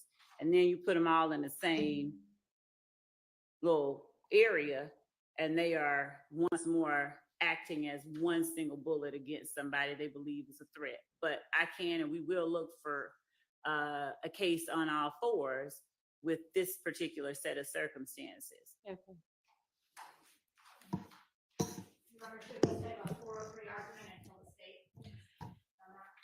I mean, I honestly think the 403 argument is easier than whether this is intrinsic, but yeah, I'll go ahead and hear that because maybe that'll be dispositive of this issue. So would Ms. Abasi, should I let her go first and sit down and see the floor? Does the court want to hear from the state? It's in the brief, so I'll let you begin.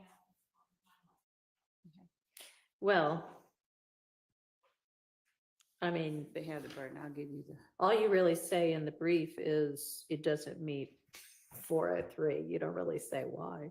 Well, it's that it has to survive the balancing. Okay, well, that's pretty clear. To exclude what is a scan or cumulative COVID force, I think everything in here we're dealing with is scan and cumulative. There are, I don't want to get wrong, how many other acts in here the state can prove.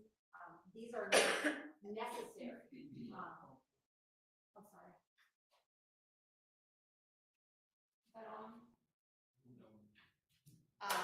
That in the 403 analysis, the court should determine the prosecutorial need, degree of similarity, and temporal remoteness.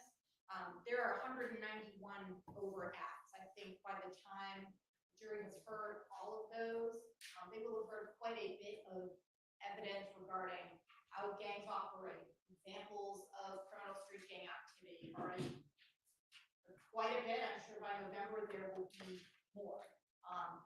Don't think there's any prosecutorial need to be coming up with these things additionally. There is plenty. Your Honor is able to exclude evidence which is cumulative, which is of course prejudicial, and a waste of time. I think that's where we're getting to in this circumstance. Clearly, there was enough evidence for the grand jury to return an indictment. Well, they heard this. that's a lot lower standard. It is, but if even that lower standard, it was met there, then I don't see how it suddenly become necessary here. Okay, Oh. go ahead. Judge, I've heard, and everyone I believe has heard a lot about the notion of the evidence being cumulative, as if there is a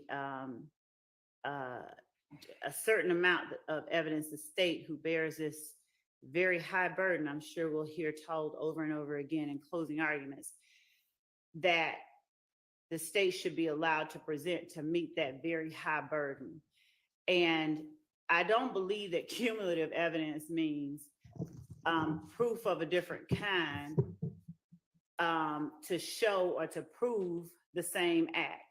Just because the state has 150 ways to prove that the defendants conspired to violate the Georgia Rico statute, and the state, in an effort to ensure that each of its victims are adequately represented and that the jury hears sufficient evidence to allow it to convict each of the defendants, doesn't mean that the state should be constrained to putting up one piece of evidence, one picture showing somebody throwing up a gang sign. Can I ask you a question? How many of your overt acts, if any, are assaults or aggravated assaults that are designed to either protect alleged members of YSL or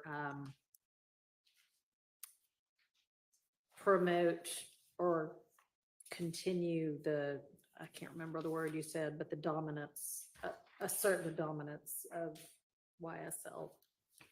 As it relates to Mr. Ryan, or just in general? In general, since the argument is this is done to protect members of YSL and To assert their dominance. assert the dominance of YSL. Okay.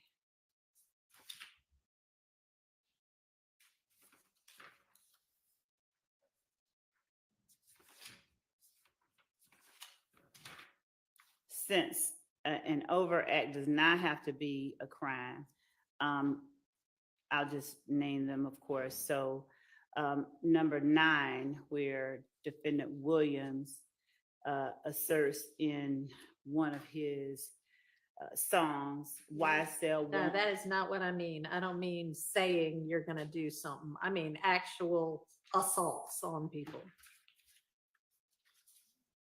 We have Mr. Holmes's death is alleged by the state to have been a murder of someone that they believe to have been a member of a rival gang. All right, so Mr. I'm sorry. I mean, I guess maybe, so because it's a rival gang, that would be dominance.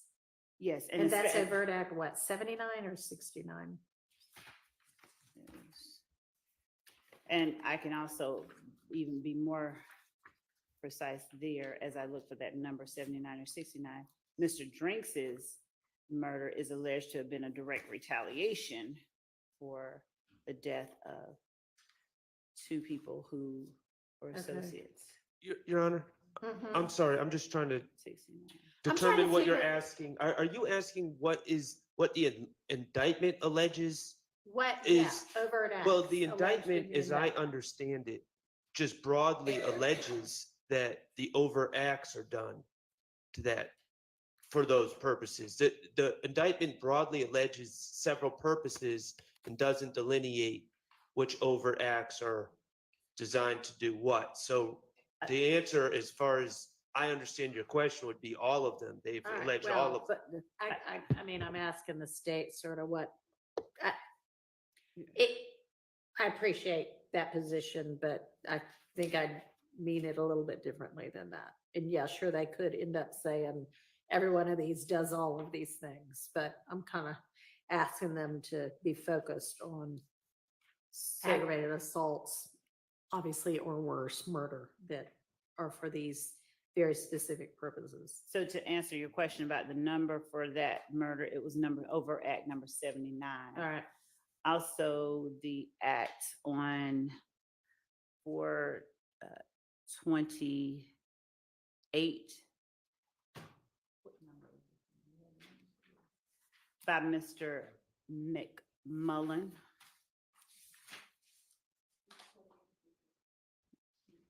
Overt act number April 28. April Oh, 28th. okay, yeah. Yes, I'm looking at them in chronological order. All right, that's fine. The act by Mr. Garlington, Mr. Sledge, that act of shooting Miss, Are we talking about things like rival gang type incidents? my understanding of what the court said I is just what want to know what the acts state's position is. that were done to acts of violence done to promote either the Either notoriety or to protect protect. the members of YSL or to promote the dominance of YSL. So the shooting, we believe, by Mr. Winfrey of Lil Wayne's tour bus, which would have been a different one. It's encapsulated in 39 and 40. The shooting of Mr.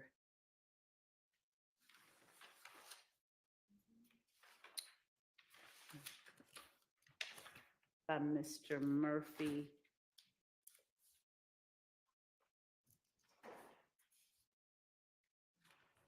On April the 12th.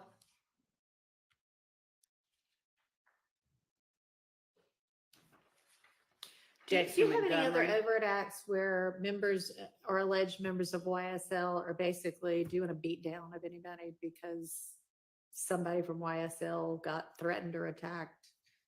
We have other ones where they're shooting at other members, and we Okay. have where they, for instance, Mr. Kendrick and Mr. Arnold go out and plan to shoot somebody because someone jumped on Mr. Arnold in a club. And that's an overt act? It is. Okay. Where also I think we have. Yeah. And they are, I think, Acts 41 through 45 is the Okay. this is the murder All right. on the 28th that or the Thank aggravated you. assault that I talked about. Okay. All right, well, y'all see if you can find me some more on point factually case law, please. Okay. And Is the I know court, y'all want a decision, but that's so, we're gonna come back to it yet again. and Your Honor, in terms of the number of acts that we've enumerated in here, does the court want specifics or just the number? No, that's right. I mean, you've told me enough. That's fine. Okay. I mean, it's not like that's critical to my determination. Okay. I just was wondering if there were so many that this was something that would really be cumulative, but it doesn't sound like you really have anything that similar to this. And as well, Judge, in terms of judging whether or not something is substantially more prejudicial than probative, it would have to, I think I've said it before, it would need to tend to sway the jury to convict the defendants on a ground different than something that has been alleged in the indictment. And given the allegations that we've made, we don't believe that this comes near that category of cases or circumstances. As well, Judge, I know the court is aware, but just to put it out there, 403 is, all of these rules of evidence are rules that favor admission. And so 403 is not to be used as been alleged to limit the state's ability to present evidence so much as it is a permissive statute that under very rare circumstances should be used to exclude relevant evidence. And the mere fact that a defendant may feel that, oh, the state has too much evidence against me, is not one of those circumstances that the courts have recognized. So actually do speak about prosecutorial need.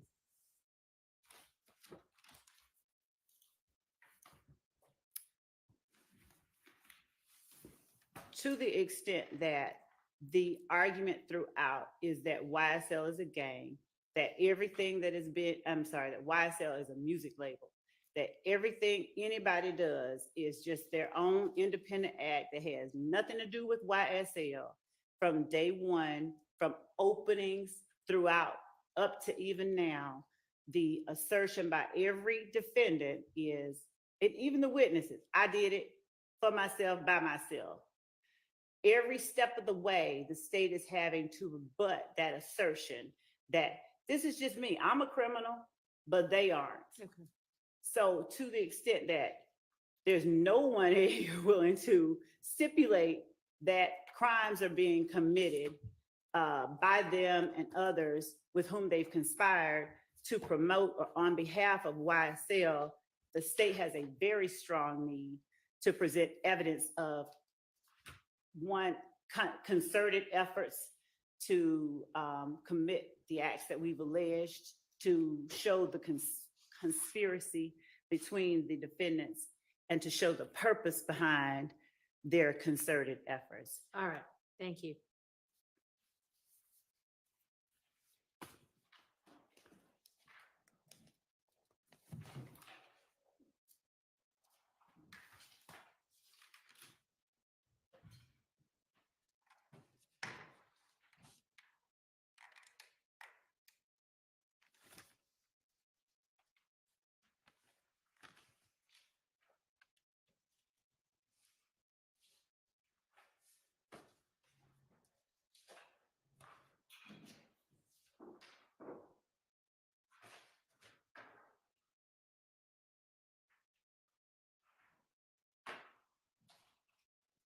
Your Honor, I'm just looking ma'am. here at some case law on prosecutorial need to see what I have to answer Your Honor's question in that respect.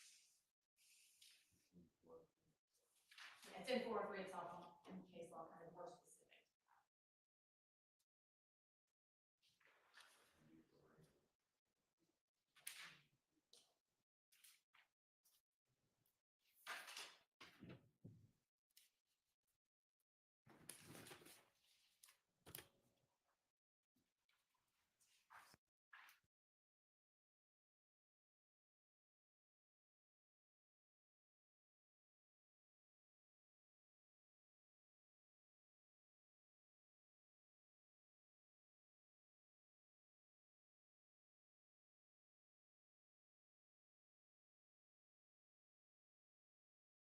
I'm going to keep looking. I'm looking as I'm speaking here. As far as the prosecutorial need, I'm looking at cases where the need is there's no other source for that information, or at least limited sources of that information. I'm not sure how many hours of gang expert testimony the jury has already heard from about how a crime can further a gang or be part of a gang. I think the need to that point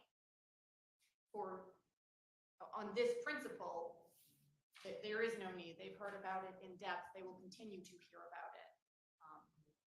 And as I said, I'm trying to look and see if I can get any more case law to specify, if we have a level or a test for what need is. All right. Thank you. Well, if you find something else, feel free to just, shoot it over in an email that you share with everybody. That'll be fine. It doesn't need to, I mean, if you want to file it as a brief, that's also fine, but What I've got, just looking at some case notes here, prosecutorial need to induce a prior rape-related incident to show. Yes, I'm sorry. Explaining that the prosecutorial need to introduce a prior rape-related incident to show the defendant's intent was high because there was little other evidence supporting the charge of aggravated assault with intent to rape. That is a case, Kirby versus State, 304 Georgia at 483. And I haven't read that case. I'm looking at it. It is cited within Jackson versus State, 306 Georgia, 69 from 2019. all right. And Your Honor, could we get clarification? Is that a 404B case or a 414 case or 413 case, Kirby? This is addressing a 403 issue. Is it in the context of a 404B? I don't know, but it's not a different analysis under 403.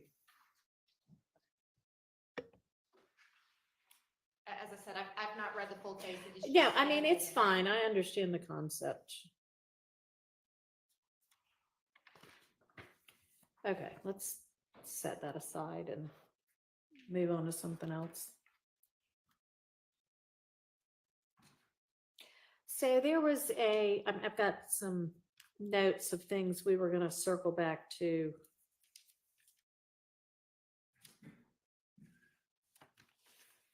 And one of them was a video of somebody smoking pot wearing a chain and it saying some things. BB maybe and Eppinger, some about robbing Smith. What was that about? Yes, Your Honor, I believe that Mr. Shard, we were supposed to narrow It down was- what yeah. video the state we were going Okay. to admit. I sent that over a few weeks ago, which ones we intended to use. I'm not sure we've been able just to talk about it in light of the last couple of weeks. Okay, well, these are notes from back when we had that non-jury week, which I feel like has been a while ago now. Yes, it was the week of August 19th, Your Honor. Yeah, that's what I thought. So and that, I guess that was with regard to counts 27 through 29, maybe, is I think what I wrote down. Yes, Your Honor. So is that a video y'all intend to utilize? We sent over, there are portions of that video we intended to utilize. I believe that the portion that was at issue is not a portion that we need to publish to the jury, Your Honor. You're not going to show the jury? Portions of the video. So the video is maybe approximately 5 to 7 minutes, and there's a portion, and I want to pull up my notes to see what I actually sent over to defense counsel as to what timestamps we intend to use, but a portion of it is relevant because it shows Mr. Eppinger and Mr. BB, the two Mhm. people alleged to have committed this armed robbery, Right. on the phone. And a portion of that video, Mr. Eppinger appears in I think it's like a Instagram picture, an Instagram video, and BB shows him the chain. But there's another portion of the video in which Mr. BB is pointing a weapon at the camera. So there's just relevant portions, and we just haven't had the opportunity to discuss it, Your Honor.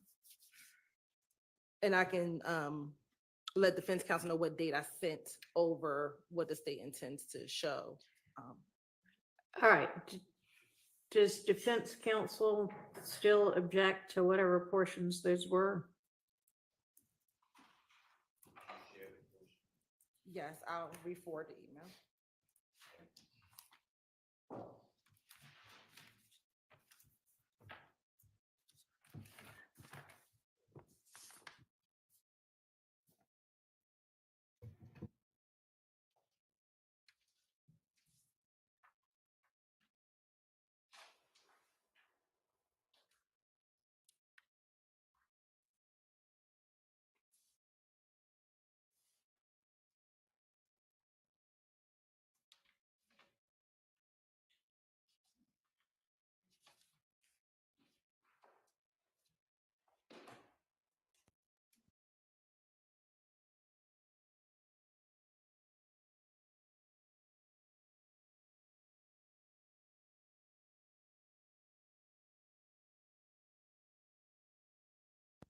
August 23rd at about 1:55 p.m.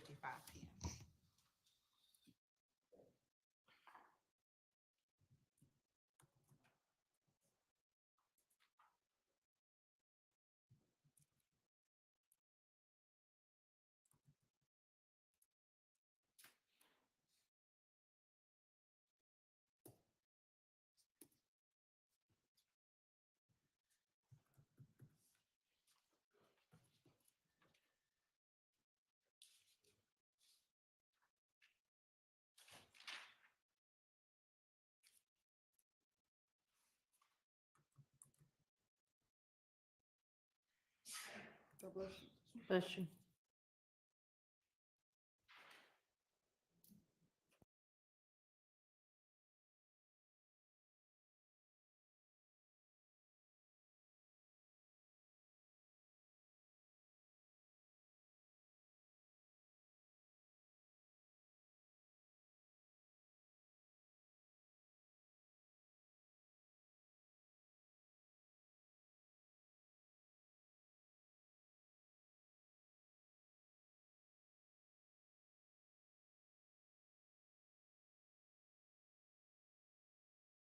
Sent are approximately 5 clips that probably total together about 6 minutes of actual viewing.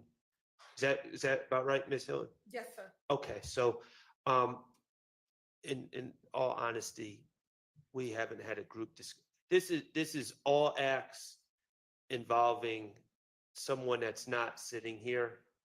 And if we could have a couple minutes Okay. just to talk as a group to figure out You may. what our stance is. on All right, this. and you know what? I may have y'all do that over the lunch hour.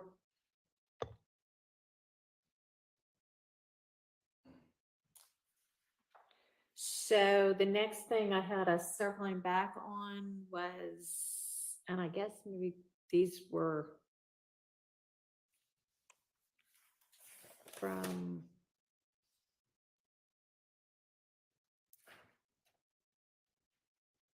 I don't know, we were going through maybe one of the sets of statements, because I've got like page 523, 513. Oh, these were the wiretaps, maybe. Big Nick. Yeah. Waters Road.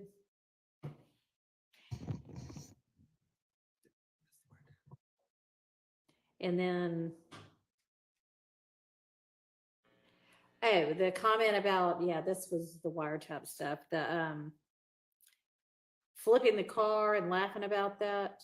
And the state had said y'all were gonna narrow what you wanted to use from that and let us know.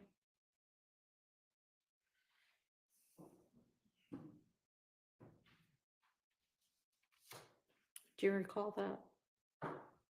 Just trying to remember flipping the car portion. I don't know. It was there were two reference numbers. One of them was 513, one of them was 523. It was on that chart that you gave us, I think.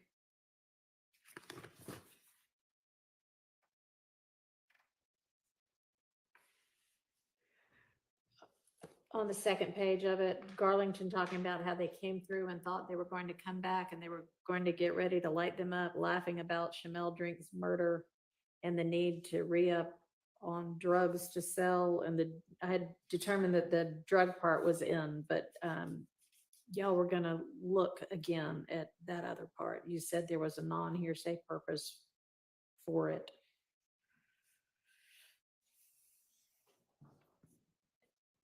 Did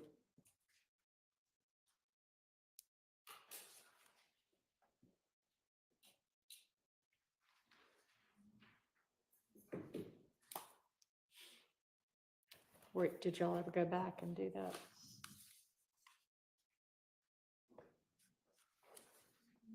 By lunch, we can. Okay. We'll be able to have an answer by lunchtime.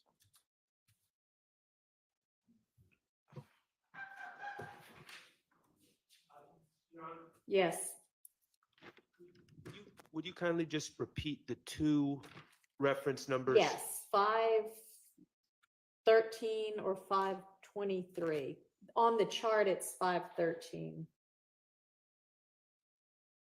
Thank you.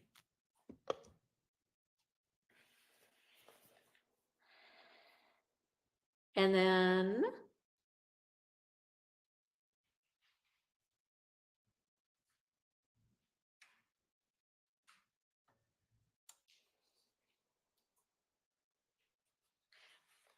when we got to 1109 or 1124, there was an argument that that shouldn't come in against Nichols or Stillwell because they had already been arrested at the time, and somebody was going to provide law on that. Yeah, did that fall under the broader proposition that the court sort of touched on earlier regarding whether or not overt acts occurring after arrest could be used to prove the conspiracy itself, which would include people who have been arrested prior to the act being committed? If it did, we'd like to sort of address it. I mean, I think y'all would need to establish that they're still a part of the ongoing conspiracy.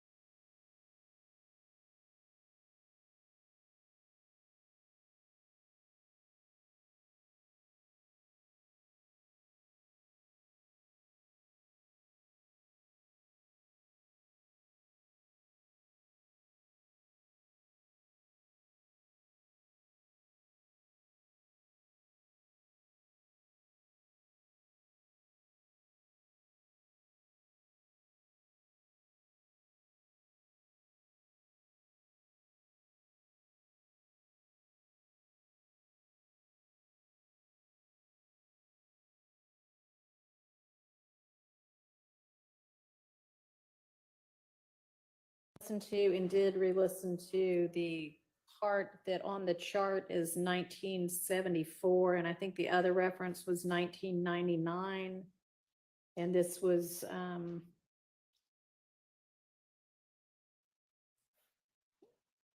don't know if the argument was 403 there. Confusion, I think, was the argument. And upon re-listening, I don't find that to be a 403 issue. So that is admissible.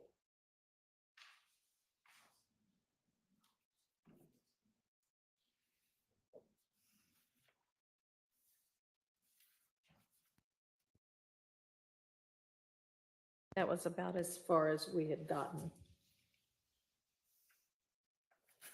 And then, of course, we still need to circle back on the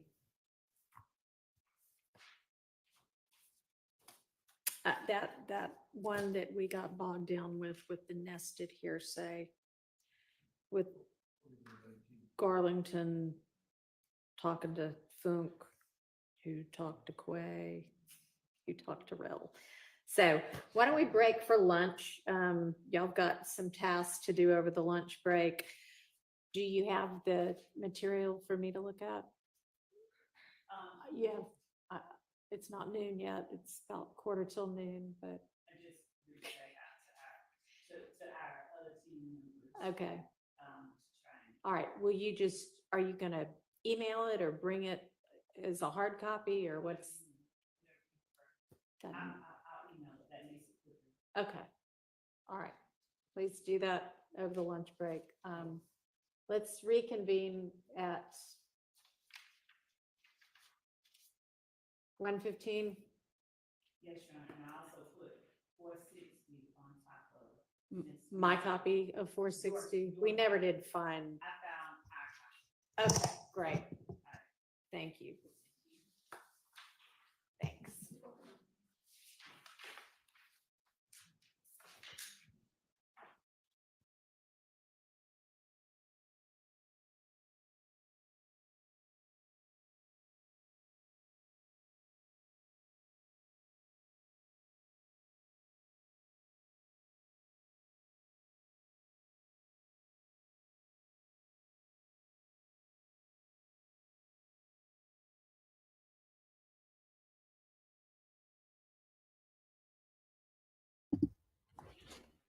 Well, we are caught up with the rest of the class, you guys. So I will be back at 1:15. But Amy, that was great information about the one charge that has to stick for it to be the covert acts thing. That makes sense to me. And it's so much to look at and so many different cases floating around that it's kind of hard to keep track. There does need to be justice for these victims. It just needs to be done the right way. And it sounds like some of these co-defendants, um, you know, may or may not be guilty. I'm leaning towards the side of may, but it's all so complicated that it's just kind of right. It's just kind of hard to put it together. And then you have this whole Rico thing, which I honestly just don't believe that Jeffrey Williams is guilty of that. From what I've seen so far, to me, it sounds like a bunch of crime and different ancillary beefs that lead to this, to all these different infractions, just for lack of a better term, um, that are claiming to be connected to him or YSL for clout, like a brand type thing. Um, Not so much as he's at the top telling them to go and do this and go and do that and go and do this and go and do that, and it will help this brand move forward. It just sounds like a bunch of knuckleheads, um, or even hardened criminals. One could argue that are just out of control with everything that they're doing. And, they all come from the same hood, so to speak, or the same region in Atlanta. So there's going to be an allegiance there anyway. And I'm just not convinced that it's in furtherance of this gang kind of thing versus, you know, wanting to be associated and all of that kind of stuff. It's still murky. Um, but I blame the state for things being so confusing, because if I'm confused and I'm getting some So much space, that open kitchen, definitely the one. if I'm confused and I'm getting backstory, then I imagine how how the jury must be in trying to keep track of everything. Um, let's see, let's take a comment.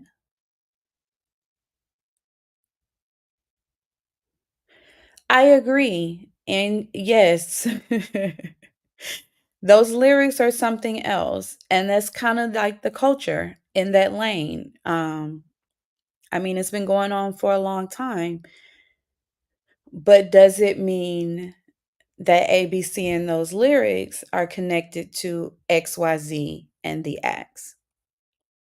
Right. And then even that video, that was another kind of damaging thing for the state, because they presented that video with Muntu of them saying, lying on your mama, uh, you know, go in and lie to these people and, say whatever. And the part about the snitches and all of that piece, I'm still not clear what that was about, because when Brian Steele came, he presented the first video, which was well before Donovan Thomas demise happened. So how can you say that they're speaking about Woody or whomever talking to the police about that situation? And so I think that was the part about that was about a girlfriend or something like that. But even outside of that, the dates don't match up. And it shouldn't have taken the defense to correct that. So you putting on something as evidence, knowing that it's a repost that is before, is misleading. And then I start going down that whole rabbit hole of what else about your evidence isn't true. And so, to me, the way the state has tried this case, not only has it given them the burden of you know, proving that these things happen without a reasonable, without a doubt or whatever, however you say that term, but also proving if what you're saying is true. Like a lot of that has kind of come in as well to consider, which kind of hurts everything that I'm listening to going down the road, because I shouldn't be listening to it with an ear to see if you're being honest or not, or you're railroading or not. So, yeah, that's just hard. You're right. And so, exactly, defense shouldn't have to correct timeline mistakes of the state. And you know, the withholding evidence, and then the whole piece about that plea deal. And that also bothers me because you're giving plea deals to people who should probably have suffered tougher consequences for what they are agreeing to, not Muntu, because his thing was really, he's not connected to um Donovan Thomas, other than he knows the people that are accused of it, and he may have or may have not been privy to some conversation that would help the state. His is the possession of the firearm and a drive-by shooting thing. And he's on probation for 15 years for that. But I don't know if anyone was unalived in the drive-by thing that he did. I can't remember that piece, but I'm not speaking on him. I'm speaking more on this witness that they're going to be calling, um, that received a plea deal for her testimony and taking the part of luring this 15-year-old young man to his demise.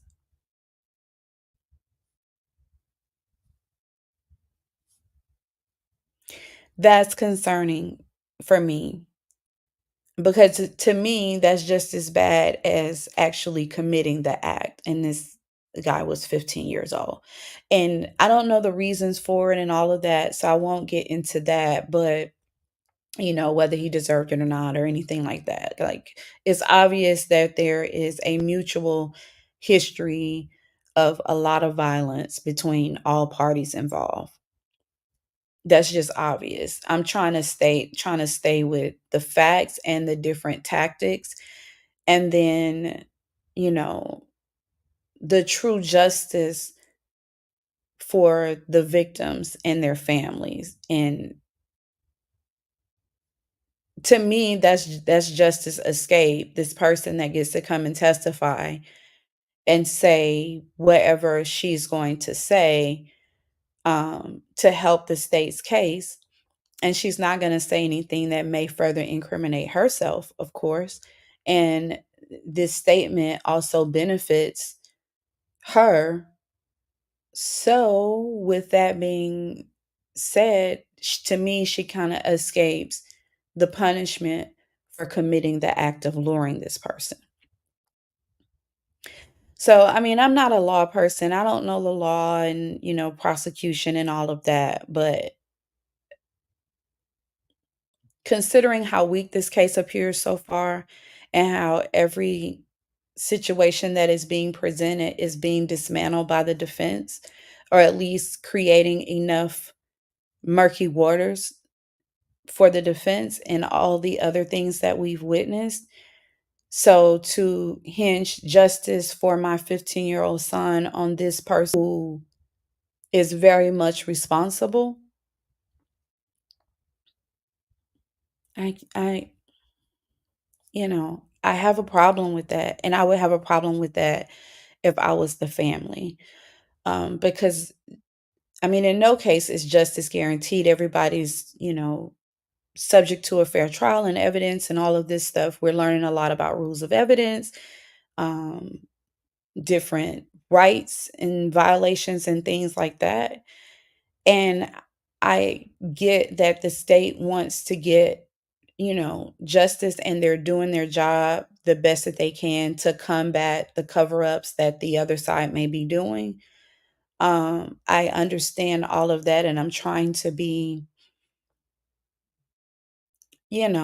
neutral in that sense of both sides doing their jobs. I'm doing my best to do that. So if I was the prosecution team hearing the things and seeing the things that's going on and all these people losing their lives, I would want to bring some people to justice, right? I'm just not sure that this entire loop is the way to do it, and to have several plea deals in order to quote unquote catch the big fish was the right way to do it. I guess we'll have to see it play out, you know, to get our answer, I guess. But I think that's my issue. Let's take another comment.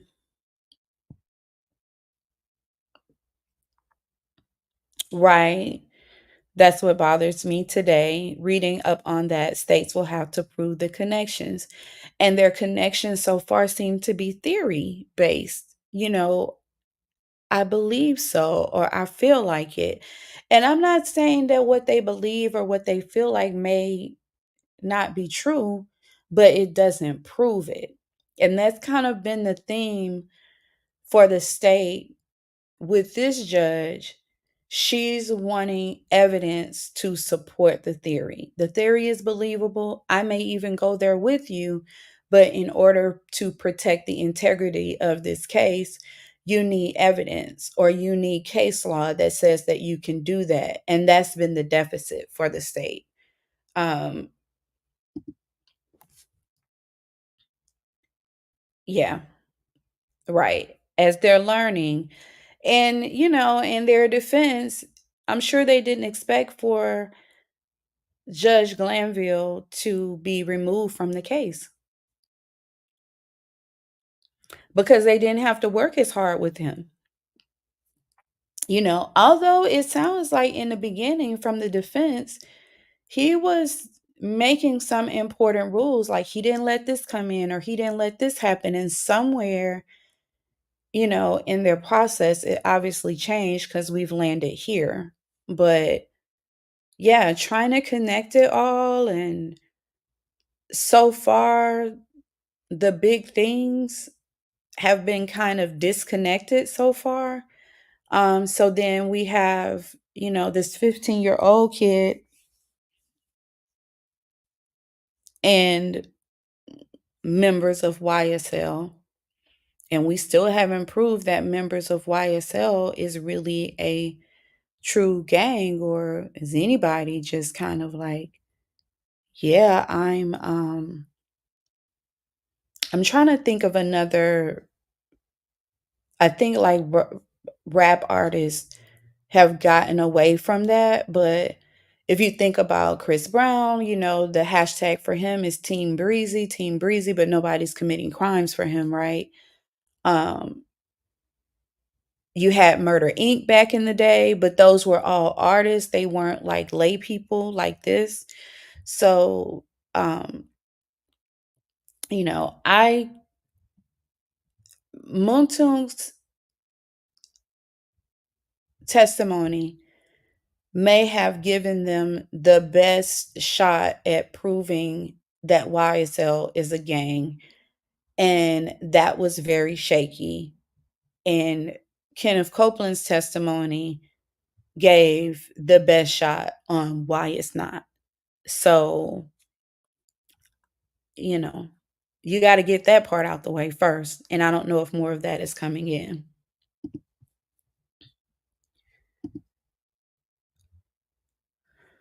You know, right. That's interesting to bring out the other artists, even with the no swipe thing. That's supposed to be a thing that YSL people do. And then they even introduce professional basketball players and professional people that listen to the music and kind of do the same thing. So that doesn't really prove anything.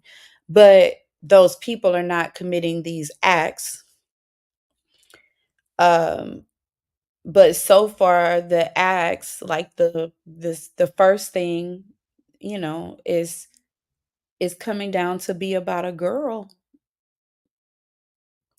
not so much about increasing your territory reach or broadening your.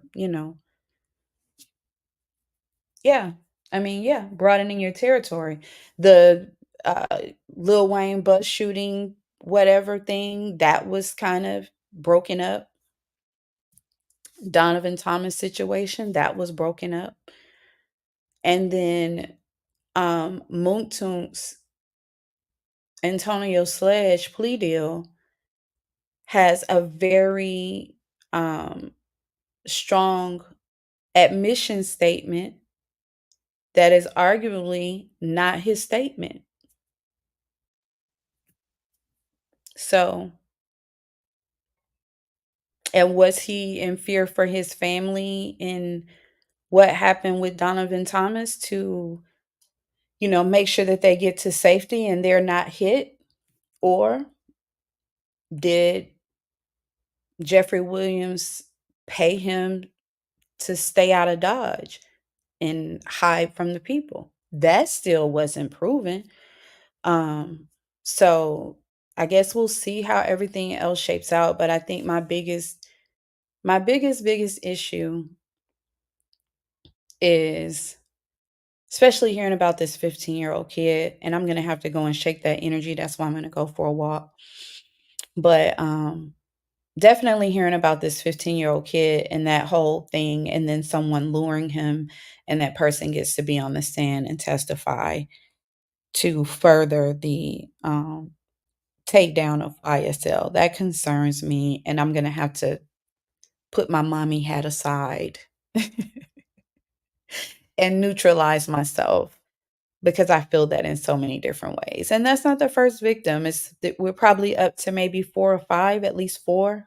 No, maybe 5. I know that there was another female victim. That was the 2 in a car situation. And then you have Donovan Thomas.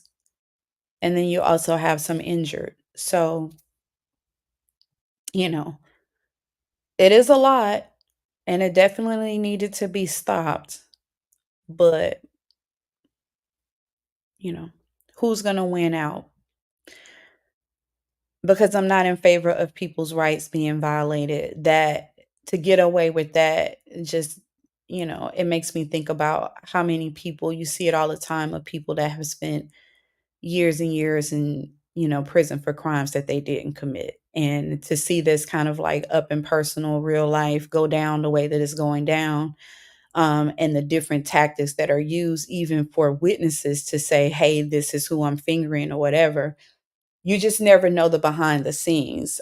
Kenneth Copeland kind of blew that out the water because he wasn't under obligation, under a plea. He was kind of free to tell his story because he did his time for the violations that he did or whatever. So very interesting. I think there's a lot to learn, a lot to look at. Even just kind of doing things for clout or just to be connected to someone. And then when something goes down, you can be dragged in it because of your social media posts and who you're affiliated with. Even that piece alone is a big lesson for the youth. So I'm here for it. Yeah, you're right. That's really rough. I don't care if it's gang related or not. It's just crushing. And this is the one that we know about. You know what I mean? So I mean, I'm not mad at them for kind of going at it and trying to stop all the drama. I'm not at all. I mean, I'm not mad at anyone really, but I do appreciate the state trying to do something about it. I just, you know, eh, anyway. We'll be back at 1:15. I am going to take me a quick little brisk walk and get my heart rate pumping here and get some energy going, and then I'll be back at 1:15, you guys. I'm going to get us caught all the way up so that even if I'm not physically back, it will play in the stream. So, thank you so much for joining. Thank you, girl. I got to. I have to. I mean, it's so much more to life than just this case, right? So I cannot have my energy all screwy because of it. So I'll be back and I'm going to get us caught up all the way to where the rest of the class is.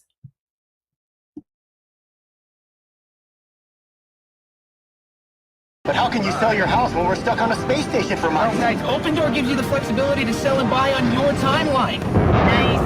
Like that. See you at the housewarming.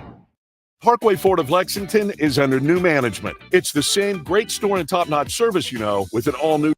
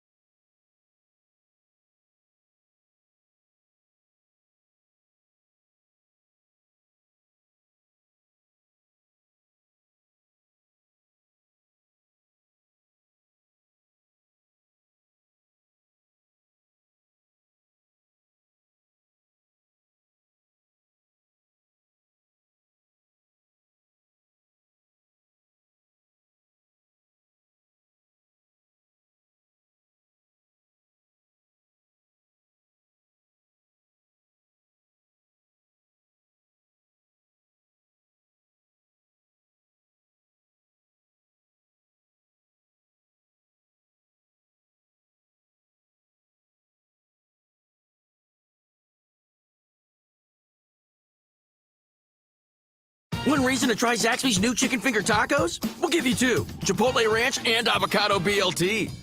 The world ain't set up for the honest man to succeed. America's a hustle. You're playing a dangerous game with his family, Oz. You think I want Sophia Falcone knocking on my door? This city is meant to be yours, sweetheart. What are you gonna do to get it? Trust me, it's just the beginning. The Penguin, streaming exclusively on Max.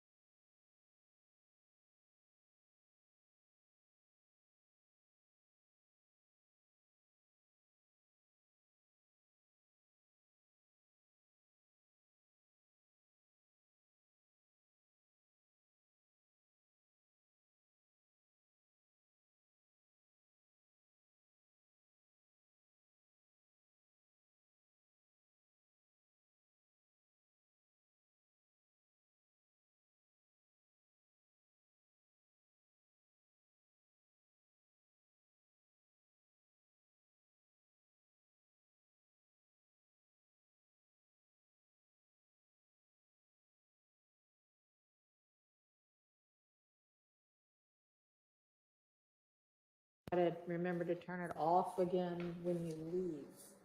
Which maybe it's just gonna be an issue at breaks. I don't know, but I don't know. Just, I guess, try to turn it on and turn it off as you arrive and leave the podium area.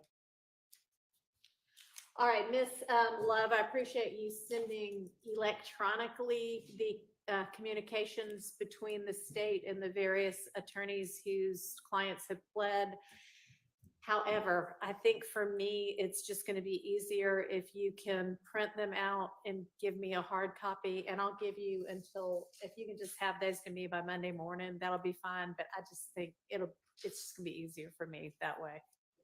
And just, and I didn't go through all of them. I started going through them, but make sure that if there were a couple of emails that, and it was like well into the string. So I'm sure if I got to the original email, the attachment would be there, but just make sure I've got the relevant attachment too. Okay, so I'll just deal with all of that after you give it to me in hard copy form on Monday. All right. Did y'all get an opportunity to try to come to any sort of an agreement, if there is any, on those items 451Y through, I think it was 455 or so, and then 460Y?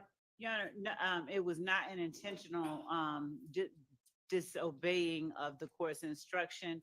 What I was doing was the state's position is slightly different than it was with an argument for why. Okay. And whenever the court allows, I'll address it. If he wants me to start now, I'll just start All now. right, so did you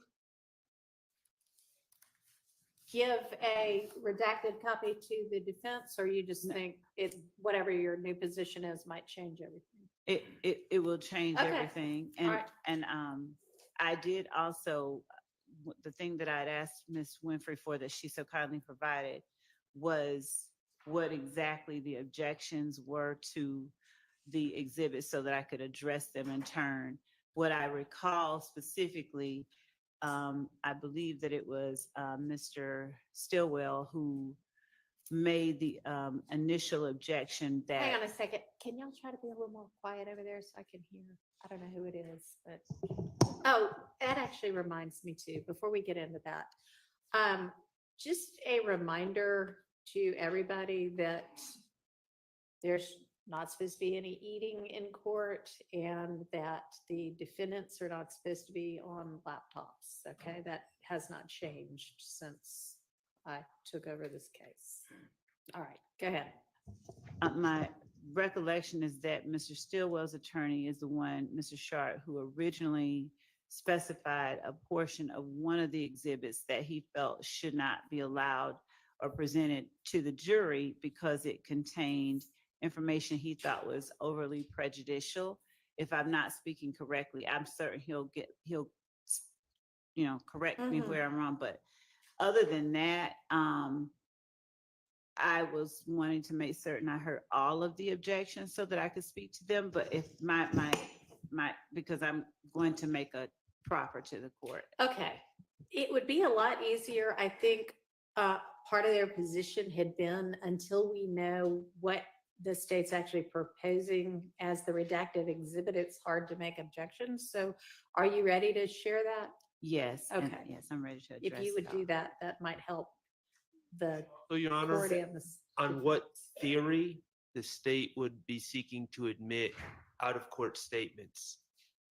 That was part of what I intended to address. So Okay, I'll just well, let's all get a copy of what it is they're not redacted. It's the ones we gave them. So the ones that I have previously identified Can I have a hard copy of them? Because that's another one of those things that if I'm having a look on the electronic, it's like embedded within several emails. Yes. Before I ever get to what I'm supposed to be looking at. Yes, Judge. So Thank what, you. What I'm gonna do is just give to the court my the copies that I tendered, and I'm gonna speak from my notes as to what it is about them and why it is that I believe it. All right, well, hang on. Laura, can you have the substitute JA come down here and grab these and make some copies for me? Please, thank you. Because I have a tendency to write on things once I get them. I'll try not to do that until I get my copies, but if you'll come around here, that way I can actually reach you. Thank you. You're welcome. And what, for the record, I have given to your honor, 1AS, which was the plea agreement that had been tendered at Mr. Sledge's plea. I've also tendered 444 Yankee, which is the document we were referring to, that is an exact duplicate of that. 451 Yankee, which was Yeah, I mean, I know what they all are. So 451, 2, 3, 4, 5, and 6 should be, yeah, and 6, and then 460. Yes, Your Honor. Okay. Your Honor, would the court permit me to take my seat so that I can read it? Yes, you may. Thank you. Your Honor, starting with Mr. Sledge's testimony, the court and I think everybody else is aware that as we referenced State's Exhibit 1AS or 444, my particular question to him after he started talking about his truth and his ability to tell his truth was using the guidelines if a acknowledgement that you signed. Yeah, I remember. We don't have to like belabor the point. Okay. If he picked out several and listed the ones that he said were false, and they were 3, 4, 5, 6, 7, 8, 9, and 16. Right. With the exception of about 4. Right. And then he said that he understood none of the sentencing At the time, yeah. acknowledgements at the time. So, Your Honor, under 24-6-607,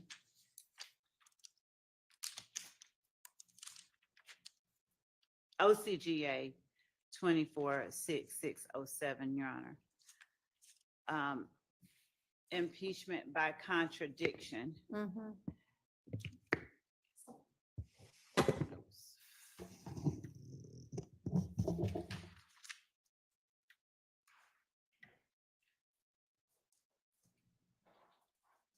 Well, that's not impeachment by contradiction. Well, that's who can impeach. So as I'm reading, and I know that it's who can impeach, who may impeach. It's a different one. 621 is impeachment by contradiction. A witness may be impeached by disproving the facts testified to by the witness. Right. The reason that I reference that only is because it was in the book that I'm reading from. There's a section that I'm looking at. So particularly a witness may be impeached by contradiction in several ways. Close questioning to elicit concessions of errors in testimony during direct, questioning a witness about the substance or implications of evidence already produced during the case to suggest contradictions, confronting the witness with his or her own contradictory prior statements, or calling another witness, or introducing other extrinsic contradicting evidence. Generally speaking, the admission of extrinsic evidence for contradiction impeachment is restricted to non-collateral matters, so that evidence that impeaches by contradiction and is not collateral can be both substantively admissible as well as admissible for its impeachment value. And that is coming from Baylor, Behler versus Hanlon, Hanlon, 199 FRD 553. And then the parenthetical is surveying numerous commentaries. Judge, with respect to Mr. Sledge, the reason that I began my statements to the court about what it is that he said, and we'll then go into what his lawyer said. When I asked his lawyer about plea negotiations on the heels of Mr. Sledge, not just saying he was told he could get up and tell his truth, but on cross-examination, he was asked repeatedly through the use of allowable leading questions. These weren't your words. You didn't write it. You didn't understand it. You didn't know what you were signing. You felt like you could come in here and tell your truth. You signed it regardless. I'm not directly quoting, but essentially, even though it wasn't true, you signed it. And things of that nature were elicited during cross. You signed it because you wanted to get out to go see your sick mom, things like that. You were in Fulton County Blues. That's the only reason you signed it. These aren't your words. These are only the state's words. So all of those questions were intended to attack the credibility of the veracity of the statement that Mr. Sledge made on December 28, 2022, when he signed the plea agreement. And Mr. Sledge acquiesced to all of those attacks, essentially asserting through his sort of obfuscations and running back and pulling back my truth. I don't understand. I don't recall. I don't remember saying that. That isn't true. And his pointing out at the state's request the factual acknowledgments that he now asserts were inaccurate or not completely true. He allowed himself and the cross-examining attorney to, in front of the jury, completely question or to undermine the credibility of the statement that he made and his own credibility at the time that he made the statement.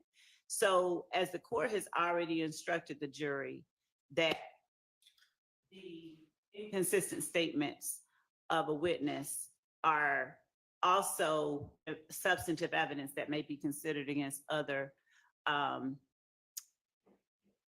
persons on trial.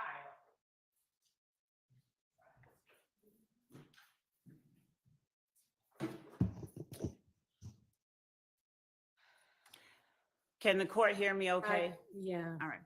So as the court has already instructed the jury that it can now consider that statement as substantive evidence, what we've seen is an attempt by the defense to destroy the jury's faith in the credibility or veracity of that statement made by Mr. Sledge on December 28, 2022. So when questions were posed to his attorney regarding Mr. Sledge's understanding of those acknowledgments and sentencing agreements, on the one hand, after he made clear that though he's a friend of both sides, he's a defense attorney through and through, Mr. Wright, though he did clear it up, he seemed to, his answers on cross-examination, there were some things that were not true. There were some things we didn't agree to. He was kind of vague with it, and it took belaboring point by point for him to even acknowledge, hey, number 3, number 8, these are the only 2 anybody took issue with. So at this point, Your Honor, I believe that the iterations that were presented to Mr. Wright and to his client per his words are important because it is further evidence that corroborates Mr. Sledge's understanding of and his understanding of the final plea agreement that is 18S and 444Y, and his ability to effectively engage in and have an active hand in that final document that he signed on December 28, 2022.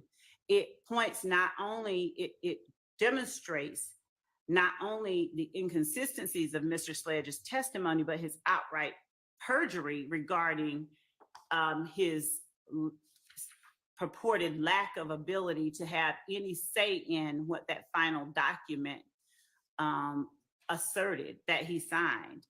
It is illustrative of the fact that he actually did have the ability to tell the state what he felt wasn't true and what parts he wanted changed. And I think that our position is that it is relevant in showing or allowing the jury to judge the credibility of statements Mr. Sledge has made on the stand versus the credibility of the statement that he made on December 28th, 2022. The statute that I cited earlier,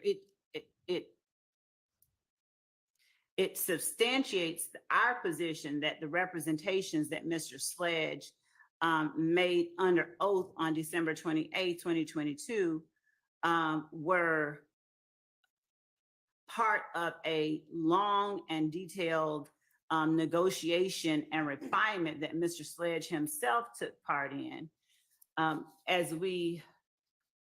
I think at this point, 24-1-104 might become relevant. That's the one I brought up earlier that didn't have any bearing on what we were talking about.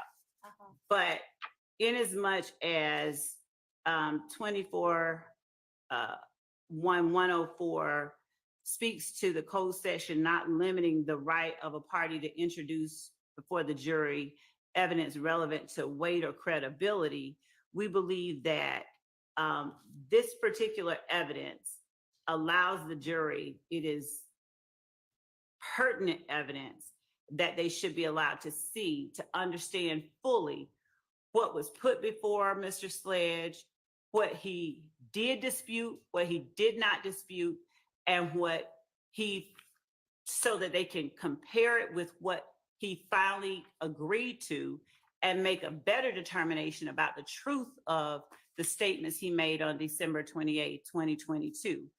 I think that the argument that some of the statements, the allegations made by the state, those are things that one way or another may be asserted in any event. For instance, they caught Nut down back. It's JCPenney's fall fashion event. More fashion, bigger savings. Enjoy up to 50% off with coupon. Save on trends, classic looks, and standout accessories. More fashion, bigger savings. JCPenney, make it count.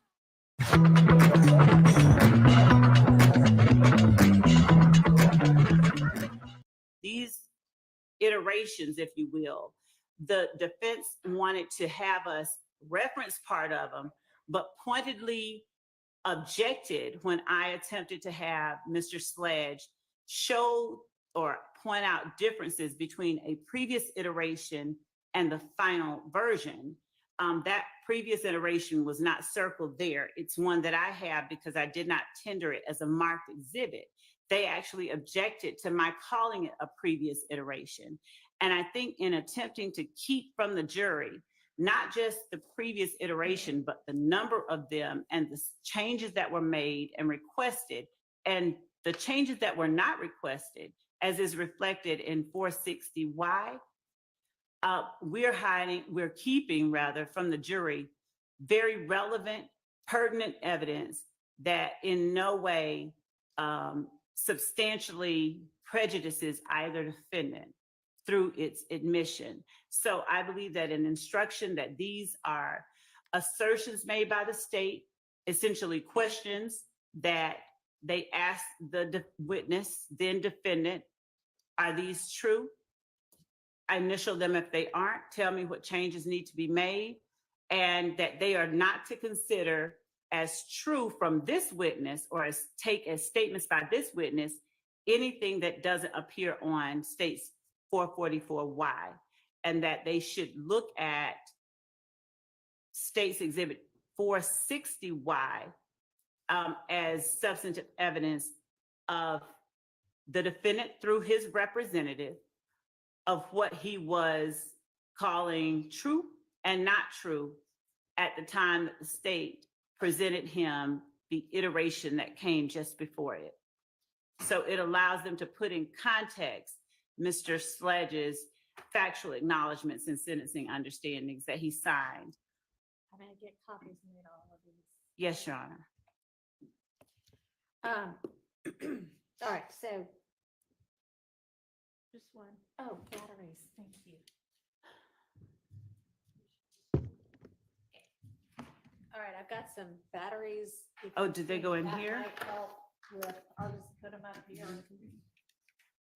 Double A. It seems like your mic is out and you might need batteries. I don't know whether they take double A or triple A. Double A over here. All right, got a few of each.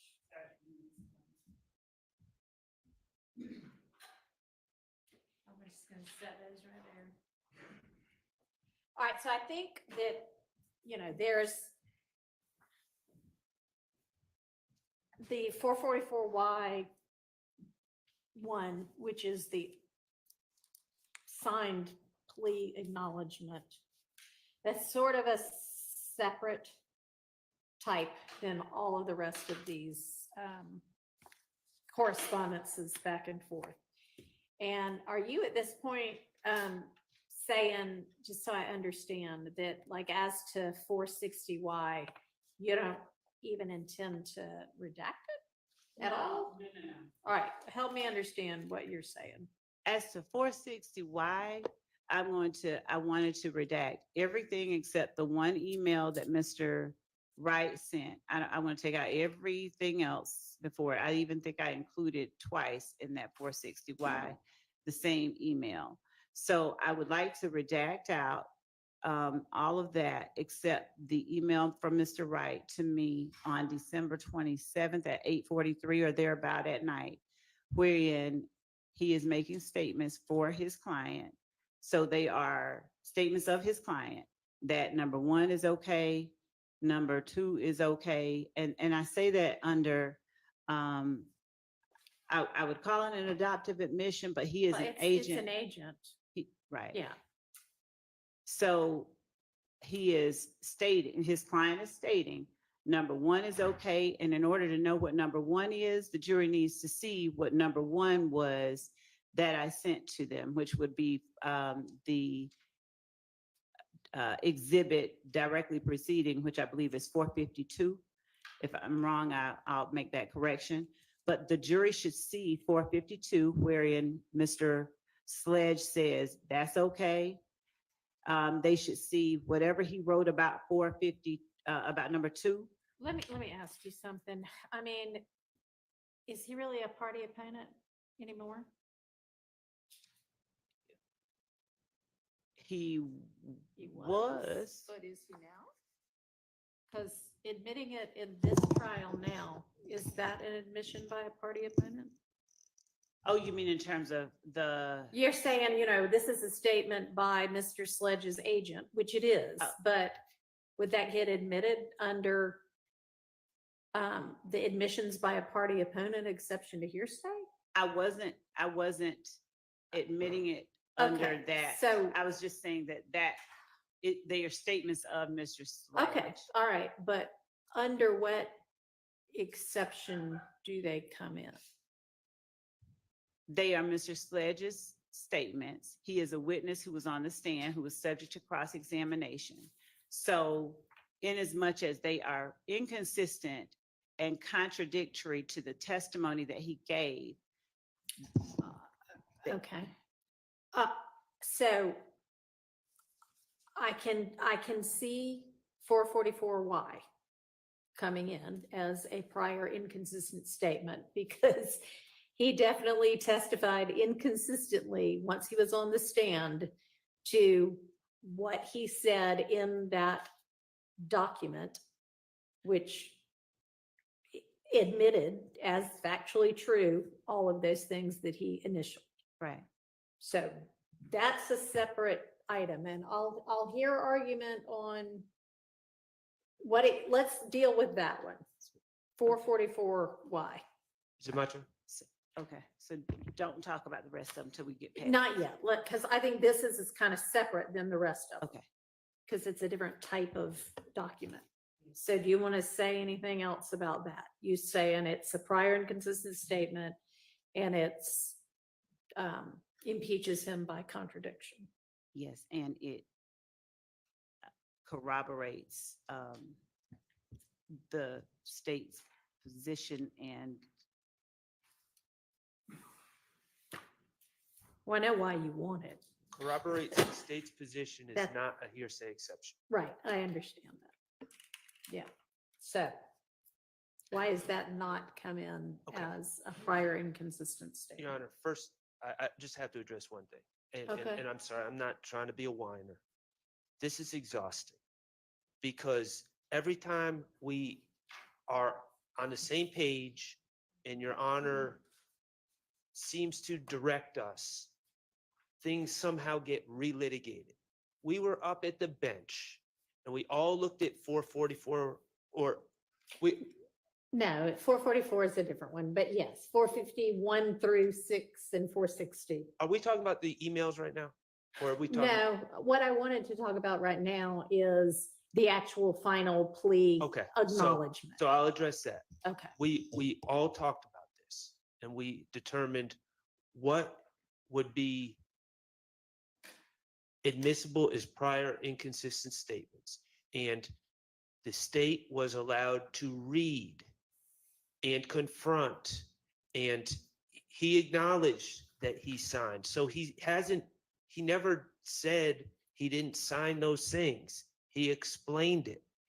But those factual acknowledgments on the 1AS, which I think is 444Y, were read into the record and fully litigated. And we not only heard from Mr. Sledge, but then we heard from Mr. Sledge's attorney for a day. And the whole process of how everything happened was covered ad nauseum. I think the jury gets it.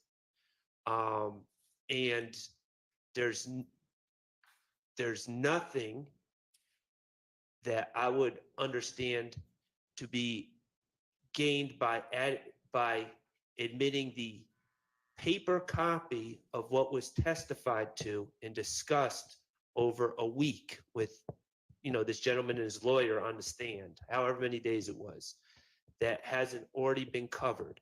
Additionally, Your Honor, of course, my stance would be, if it were to be admitted, it would not go back to the jury because it would be continuing witness. It would be, signed statements, written statements, and the idea that somehow, well, that deals more with the prior versions, but Yeah, let's not get to that. yeah, I won't get to that yet, but we've discussed this, and now we're back to arguing about it again. I don't actually know that we discussed 444Y1AS. Well, the state sought to admit it at one point, is my recollection, and you instructed the state to ask about the ones he was denying, and they confronted him and they said, "This is what you're denying, factual acknowledgement." I'm using an example. 3, and then it was read, and then it was discussed, and then we went from one to the other to the other. The state was certainly not rushed in their examination of Mr. Sledge. So all this has been covered. There's no need to admit the document into evidence at this time. And it's cumulative, but also it should never go back to the jury to begin with. So I don't even know what purpose it would serve at this point. Well, we can deal with that later, what goes and what doesn't go and what's subject to a continuing witness objection. But it's definitely a prior inconsistent statement. Y'all were given an opportunity to cross him on it. He was given an opportunity to explain it. It can come in as extrinsic evidence. Well, That- okay. It's pretty clear law, I think. Well, the other thing is, I don't know if he denied, the other thing is he didn't deny adopting it. He said, and he gave an explanation. I but- know. Right, but I don't believe that lays the foundation for a prior inconsistent statement him saying, oh, I did sign this, and this is why I signed it. Okay. And then, so. Well, the statements on the document say, every bit of this is true, and I acknowledge every bit of this. And he testified inconsistently to that with regard to the majority of it. He did, but he never said at the time he didn't acknowledge it to be true. I think he did. Okay, so to me, I don't know if the entirety of it or just the parts that he denies are admissible, but does it really matter? It If, does. 1, 2, and 14 through 15 come in? I'd have to really look at it, and this is, the state has not given us a proposed redaction, but. Do you propose to redact that at all? No, and just as a Well- point of clarification, on the first day of direct examination, he specifically said that one was not true. He said that on the second day, he came back and said yes, but the first day he said no. It's interesting that Ms. Love says that, because when she actually was examining him, she misspoke and said that he adopted number 1. So now she's saying he denied it. Yes, I believe that if we're going to admit them, if the state's not willing to redact it, then it should not come in.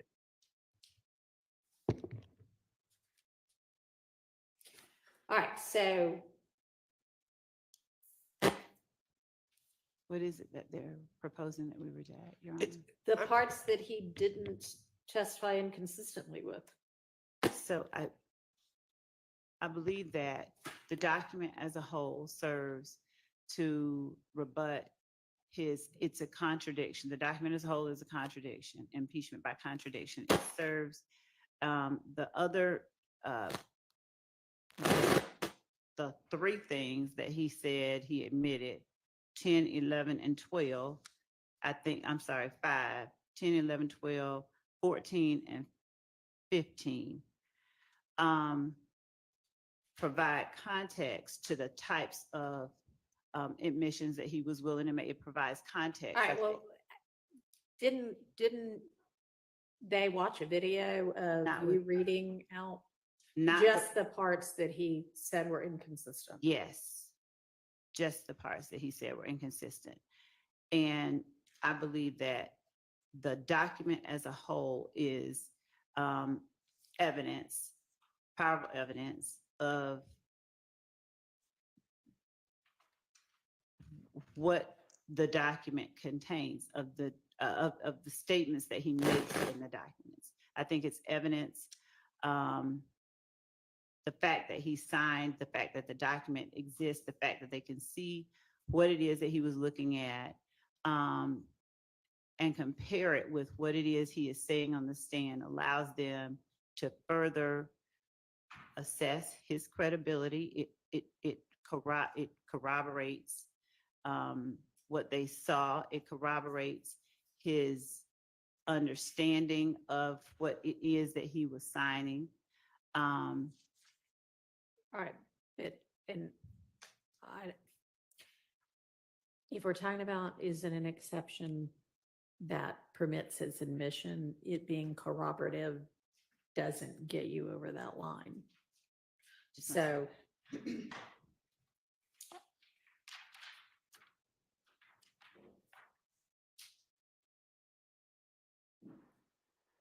yes, sir.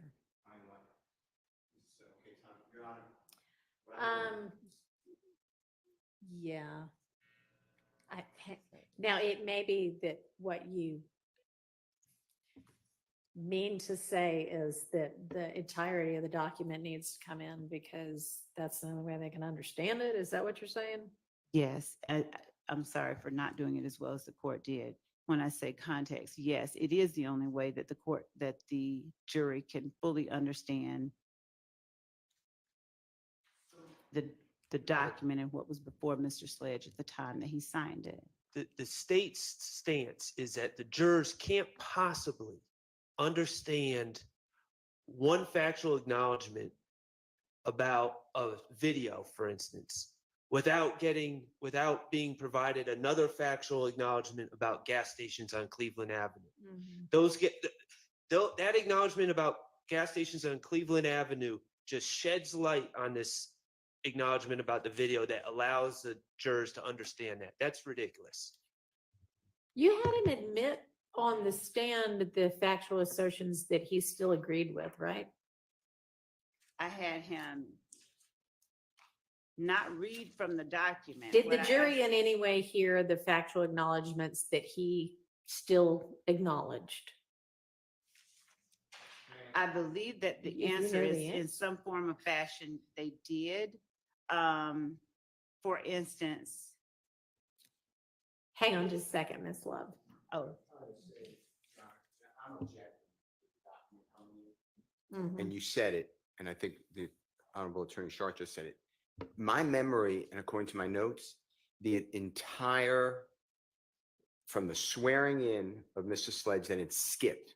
And then the entirety of his acknowledgements, whether he admitted it or did not admit it, was read over my objection on a video audio from Crime and Law, or Law and Crime. And now we're doing it again. That's in evidence. So I'm objecting to it. It's already there. And the state at one time told you that they needed that evidence in because it shows demeanor and he had an opportunity to sit next to his lawyer, and that there was no one else in the courtroom, and Mr. Williams and I and the others weren't there to intimidate him, or whatever their word was. This is just cumulative. He's been impeached. He's been thoroughly impeached. So I'm objecting to 444 at all. and at the appropriate time, I'd like to respond. The answer to your question is yes. It has been acknowledged. So your recollection is that on the video, every factual acknowledgement was read? Yes, that is, if I'm wrong, please correct me. I'm not trying to be wrong. He's That's according to my notes. There was nothing redacted. It went right from the acknowledgements, whether he agreed or disagreed. It was read by Miss Love.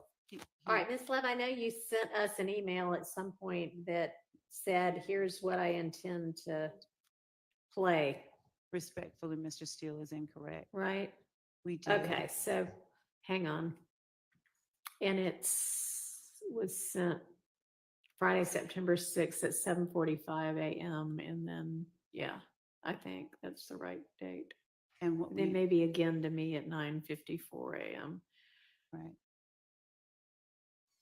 Would the court like that we put it on the screen or just reference the portions that we were taking out? No.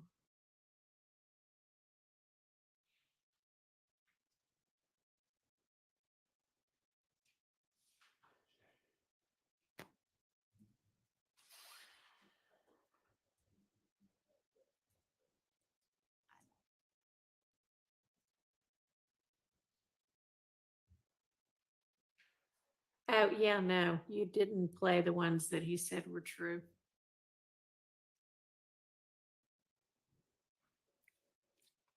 You only played the ones that he said were false. Right. I know. Yes, Your Honor. Okay.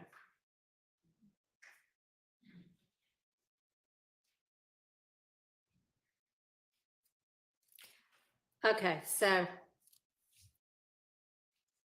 And when the court feels it appropriate, I just had a couple of more words to say in response to Mr. Sharp's response about 444 and impeachment by contradiction and the amount of time spent on it. all right, I'm not concerned with the amount of time spent on it. Okay. Then not that, but- So the ones that are prior inconsistent statements are the ones that he said were false. So if you're arguing that the entirety of the document should come in, what's your basis? Your basis for that is it's the only way for the state to, the jury to understand what he was willing to admit to and what he wasn't later on. What's your argument as to why it should all come in? So, Your Honor, reading from Morgan versus Covington, 648 F 3rd, 172, Third Circuit is a 2011 case. The doctrine of, and this is quoted, this is cited from there. The doctrine of impeachment by contradiction serves as a means of policing a witness's obligation to speak the truth in response to proper questions, and permits courts to admit extrinsic evidence that specific testimony is false, of course, because other evidence contradicts it. Other inadmissible evidence is admissible as rebuttal evidence where counsel opens the door to such evidence on direct or cross-examination. The doctrine of curative admissibility relates strongly to impeachment by contradiction. I won't get all into all of that, but when on cross-examination, Appreciate it. All right, I'm gonna give you your would you get that? Documents back. Thank you. Ms. Hilton's coming. None of these are the, yeah, okay.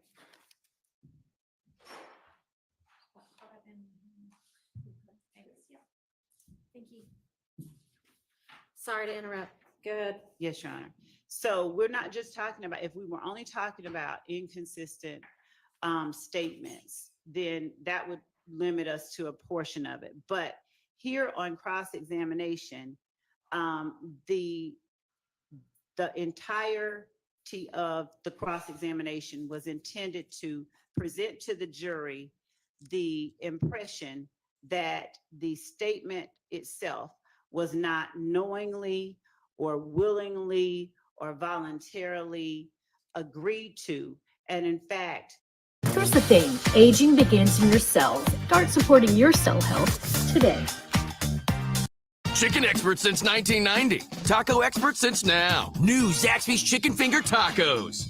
Client's mouth.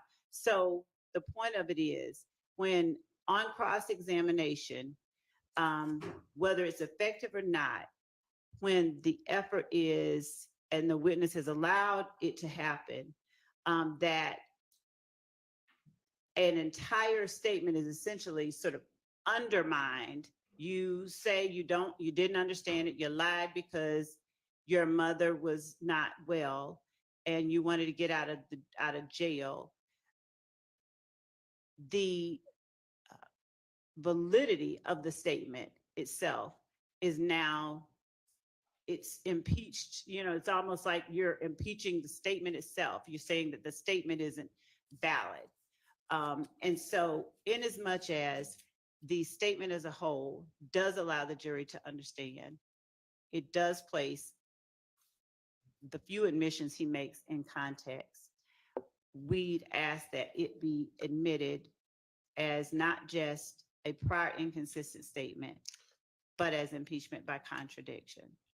Your Honor, there's no contradiction. He said that the state presented me a form that they wrote on their letterhead and asked me to initial it, and I did. And that's exactly what the form is. It's a form that they wrote on their letterhead that they asked him to initial, and he did.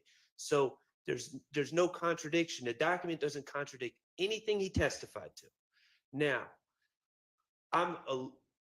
there needs to be a hearsay exception. And the reality is, if they're arguing that things are prior inconsistent statements, they've already been played in the video and we've already heard it. And if they're arguing things aren't inconsistent, then they shouldn't be played. There's no reason for the hearsay to come in. So even if I granted to them that it's a prior inconsistent statement, we've just established that we played a video with all of that being read, the jury's watched it, and that was covered. So at this point, that form for any hearsay exception that it would fall under, that's already been covered by the video.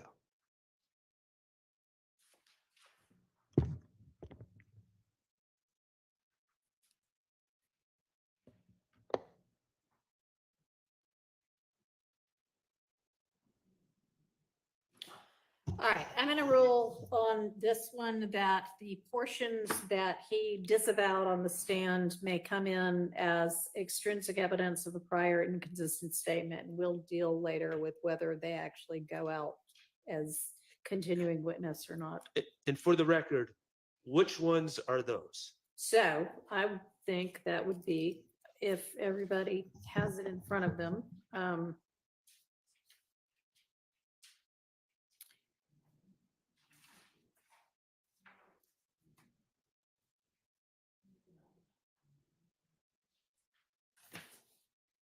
My understanding is he disavowed 3, or at least portions thereof, 3, 4, 5, 6, these are all under 4, under, factual acknowledgements. 7, 8, 9, and 16. And then every bit of section 5, the sentencing acknowledgements. He said he didn't understand any of them, even though he initialed saying, I understand fully each of them, as well as the paragraph underneath that. He also acknowledged on day 1 of my direct, number 1, I wrote it, though he changed that. Well, if he changed it, then it was no longer inconsistent.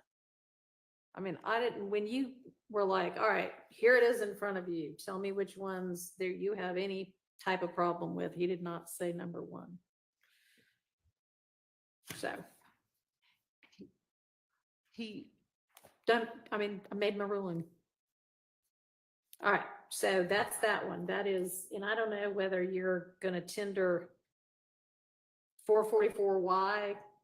That would make more sense. You've established that it's the same as 1AS.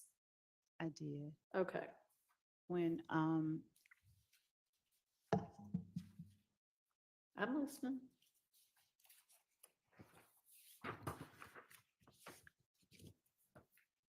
Yes. I'm going over just one moment, Your Honor. Okay.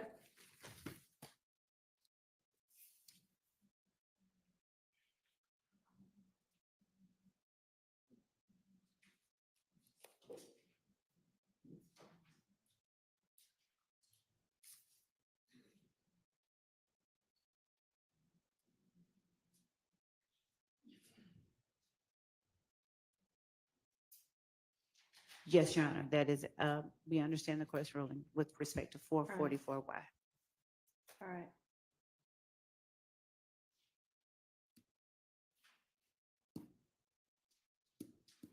And I don't think it would come in as, whatever it's called, the rule of completeness, because that would be if one party's introducing it, the other party has the right to do more. And this is all one party over here trying to get it all in. So that doesn't apply.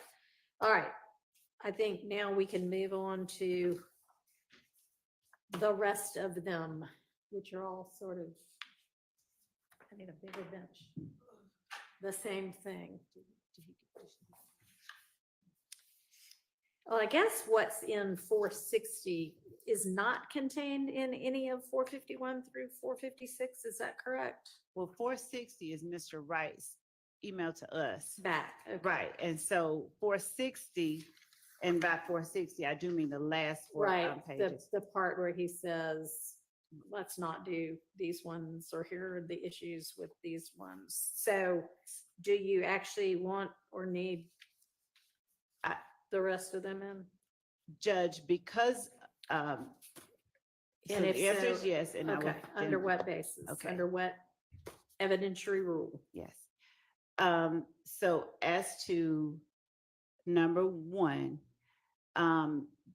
because Mr. Sledge, on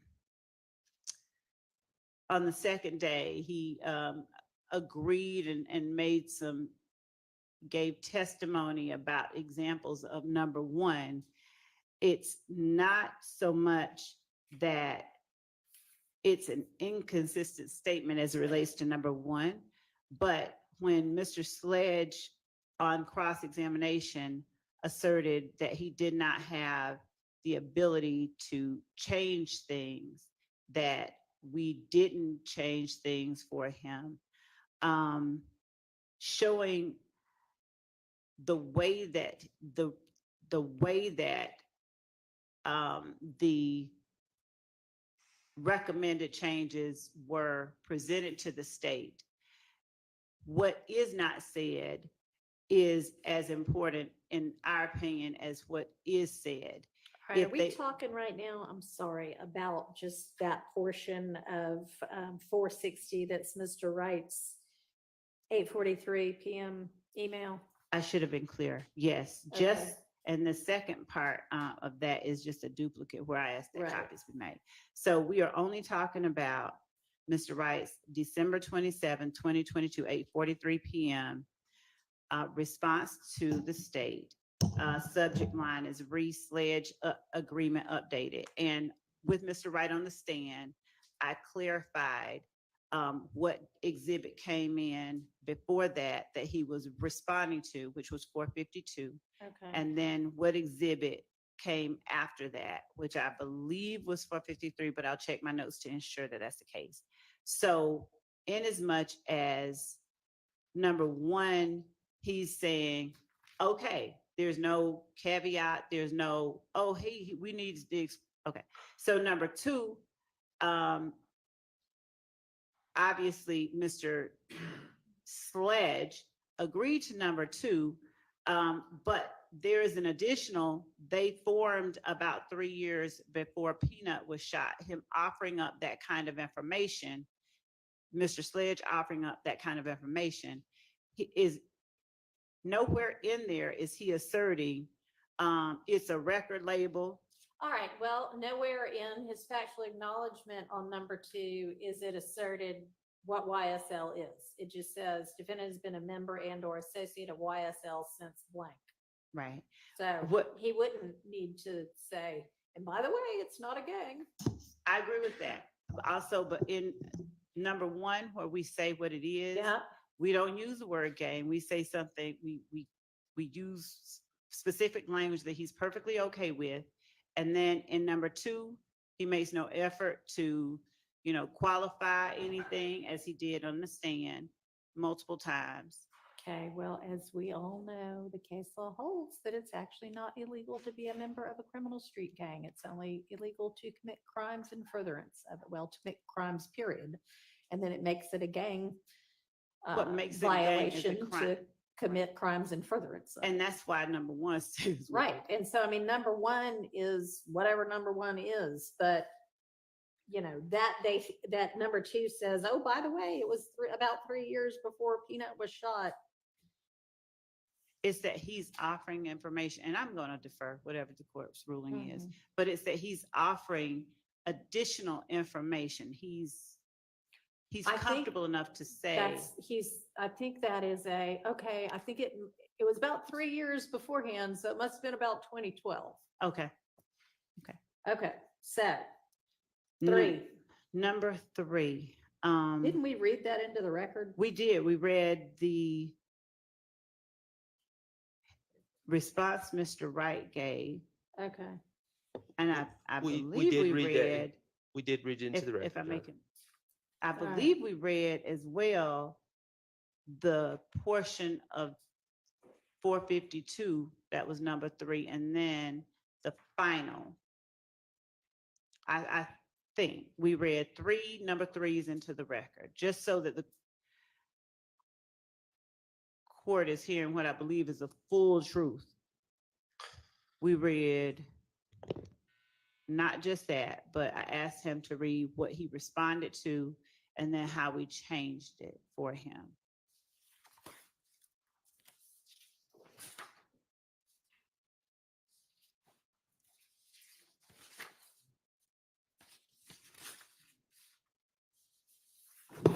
We read at least the final version of number three. We many, did. Many times. Oh, So number four, back on the email by Mr. Wright. Okay. We never read that in, right? So I'll number remind- four, I'll remind we did the not. court that we approached about number four. There were obvious problems with number four. that were inadmissible. We were told to stay away from number 4. The state was told told to stay away from number 4 for obvious reasons. There's all sorts of speculation in there. And now, after being told to stay away from it, and we were told to stay away from it, and we did not address it during cross-examination. Now, after witnesses have testified, the state's seeking to admit a document that has number 4 in it. And it's just, I mean, I don't know what we're doing. Okay. Your Honor, ma'am. Number Yeah. 5 is not even relevant, right? Your Honor, if I may just circle back briefly, as it relates to number 4, there was an objection to it. We followed the court's instruction. We did not ask him about it. And when the issue that I have with number 4 not being addressed here is more importantly, I don't know how an assertion that the witness did not adopt is prejudicial when he is not, he denies it and we change it and we take it out, that he was planning, he had personal knowledge that they were planning. That is powerful because it is a material fact that He doesn't denies. have personal knowledge That's that they were planning it. Judge, that's the point that I'm making, that he says, I did not know that. The fact that something that, Even saying I did not know that is sort of like, or that's not "Well, true. it's true, but I didn't know it." No, he's saying that's not true. He is No, saying he's that- not. He's saying, I don't know.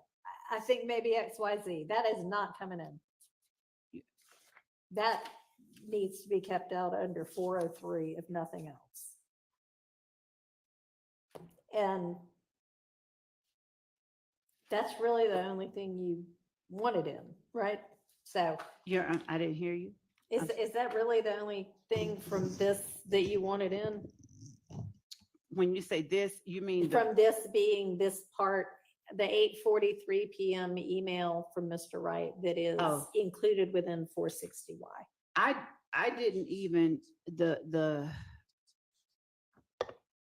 language of what he says, I didn't even need to have that in. I mean, I understand why that would be considered, and I understand the court's position there, why it would look like something was pre-planned. The reason that I was asking or seeking to have the assertion in is just to show that he says no to it. We could take out all of number 4 under Mr. Wright's email and just say, no, I don't, just, he denied it. Well, we can't make it say something. it No, doesn't not say, put the so word we no. could be He doing that. said, Mr. Wright said on the stand Okay. that is something that we did not agree to and we took out. And that's exactly the point. Mr. Exactly. Wright said all All right. the stuff on the stand. We're not going to be admitting 460Y.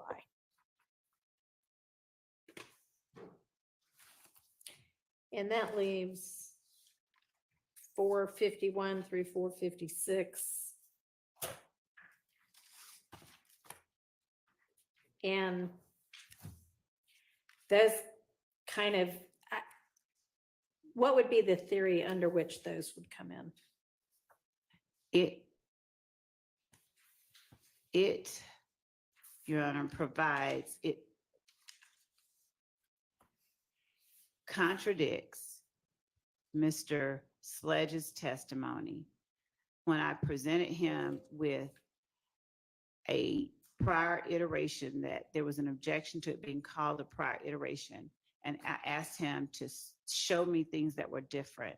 It contradicts his testimony that he saw prior iterations and was allowed to make changes to the prior iterations. He said on cross, the first time he ever saw that plea agreement, it might have been the first time that he saw. Well, that was the first time he saw that plea agreement because all of these were prior versions. And when I asked him, did he see any prior versions? My recollection is that he denied. I don't remember that. I think he said the back and forth between us and the state was up to my lawyer. I left that to my lawyer. That And was his- Mr. Wright clearly testified I'll- that he took a version to speak to Mr. Sledge the night before. And, I'll look back at, All right, well, subject to that actually being some kind of and so that would be what, impeachment by contradiction? yes, it would. Okay, well, you can let me know if he actually testified Your Honor. in the way that you remember it. Yes. And I don't think we should have to litigate this again, and I'm going to explain why. Okay. The state, under the state's theory, well, I mean, why don't they just do this for every case? They could write out their facts, just send them to a bunch of witnesses. Witness doesn't need to initial them at all. And then they take the stand, and then we just start bringing in all copies of documents that they wrote and sent to witnesses that witnesses looked at. I mean, it's false facts here. It's facts that haven't been adopted on these documents. There's inadmissible statements on these documents. It's a mess. And we didn't create this. We didn't tell the state to do it this way. We didn't tell the state to write their documents and then send them to an attorney, write the statements and send them to an attorney and see what the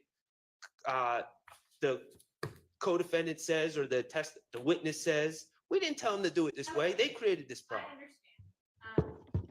You can get back to me if you can find some kind of testimony that you think lets you get this in. Right now, they are excluded. Yes, Your Honor. Thank you. And I will look for that. Yes. I can't say with certainty, but I'm just going to ask if there is also a case which I, in my mind, in the recesses of it, believe that it may address specifically like Okay, well. if you- iterations. Sure. Okay, thanks.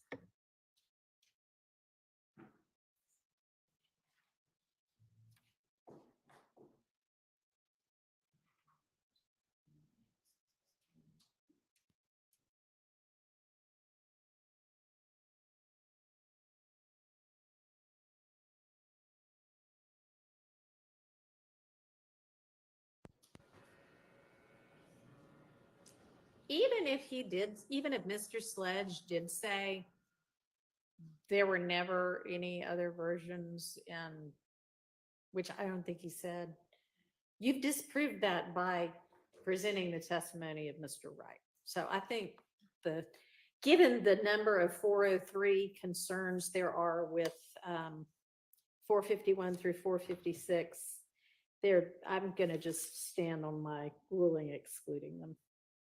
Your Honor, with respect to the 403 Mhm. concerns that were raised, given that 403 addresses matters that are substantially more prejudicial than probative, and given the extent of the cross-examination and the efforts to undermine the willingness or knowingness of Mr. Sledge's statements, essentially even in the arguments that are made, it's essentially the argument is that this isn't a statement that Mr. Sledge made. Showing that Mr. Sledge, showing a prior statement, contradicting that testimony. That's what 444Y is. And that's it. The, As redacted. that's the ultimate That's one that he I signed. know. And But that's- showing, yes, it is. It I is. know. Showing that he was untruthful and letting the jury decide, why are you telling stories about that? About seeing a prior version, we believe is strong evidence that allows them to judge his credibility, why he's saying what he's saying, any bias he may or may not have, and help them to determine the truth of which statement they should believe. So we would ask that the court, I don't know, revive Undo its the prior ruling I just ruling, made 5 minutes ago. revive the ruling that the court Okay. made. Denied. Let's move on.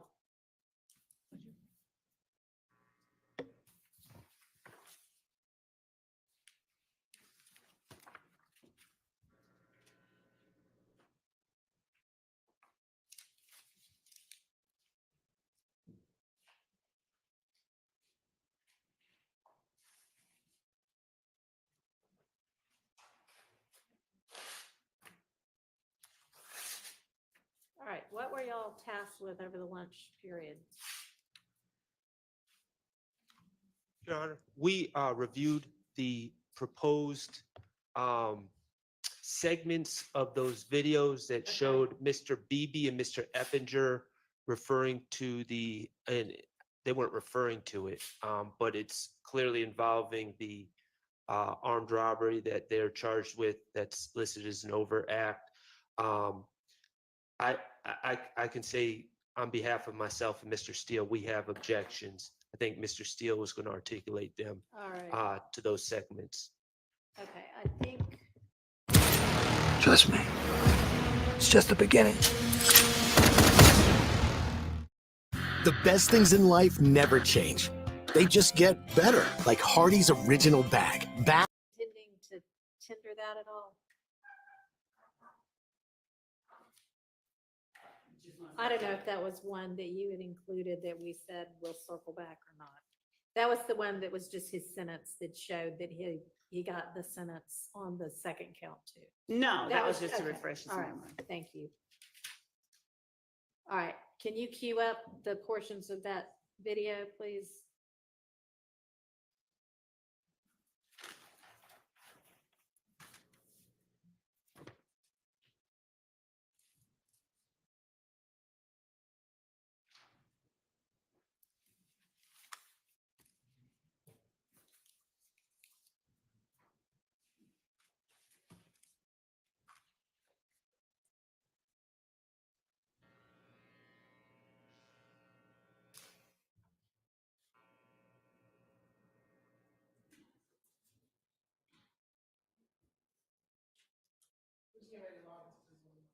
Hmm.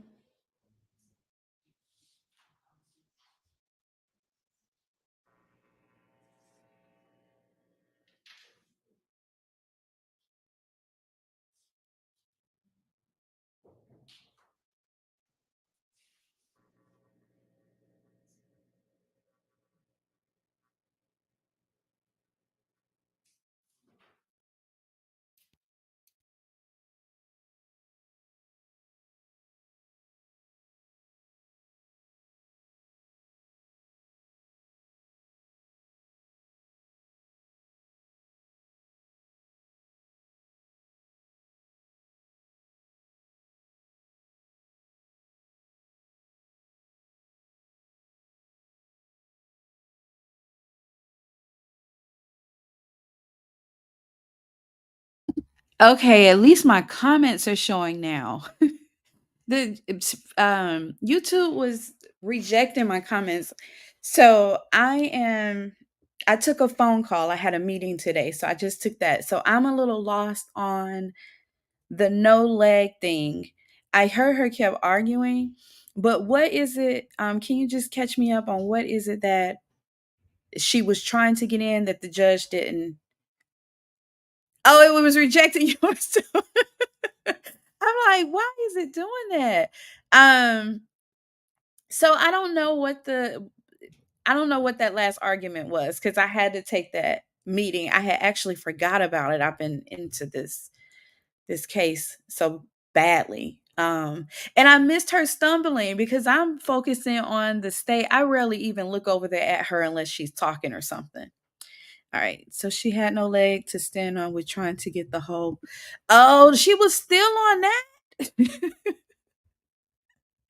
Wow. Well, good because that whole document doesn't need to come in. So I'm glad.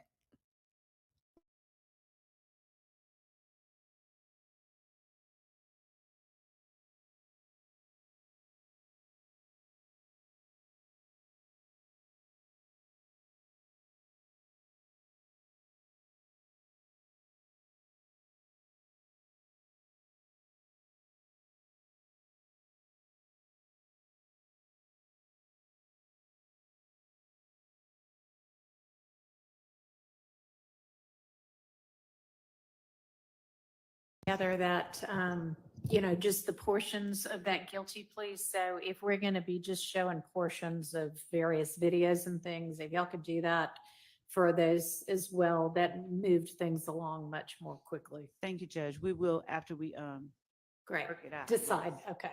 Thank you.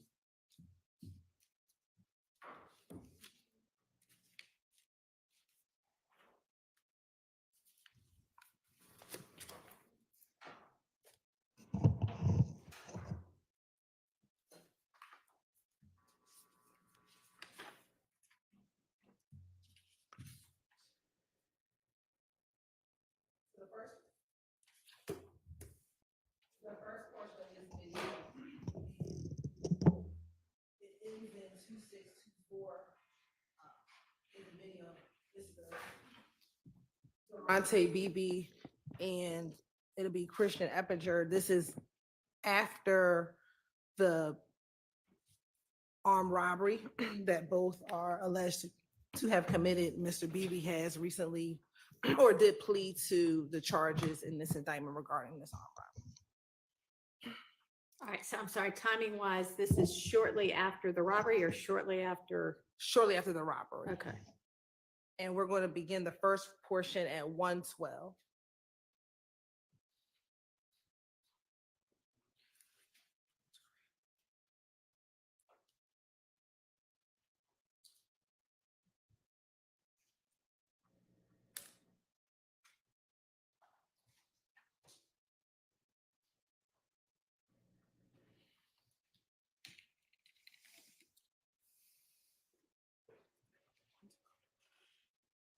And it's about 3 seconds, Your Honor, from 1:12 to 1:15. What you going on there? What's up, Slim? And Your Honor, as you see, or if you see there, when Christian Eppinger gets onto the call, he throws up what we have alleged is the YSL sign, and then Durante do it back towards him. Okay. The next portion, Your Honor, is 2 minutes and 45 seconds to 2 minutes and 52 seconds.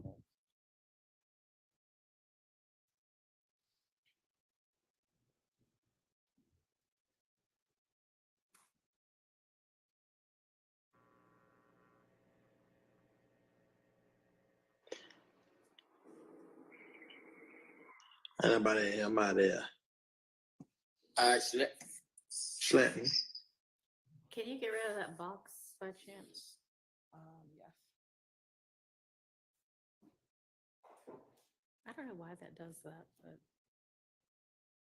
And so, Your Honor, if I need to play back, I will, but when they're ending the call, they both say slat, which is a terminology that we are alleging that YSL members Right. use. And then the last portion is 356, 408.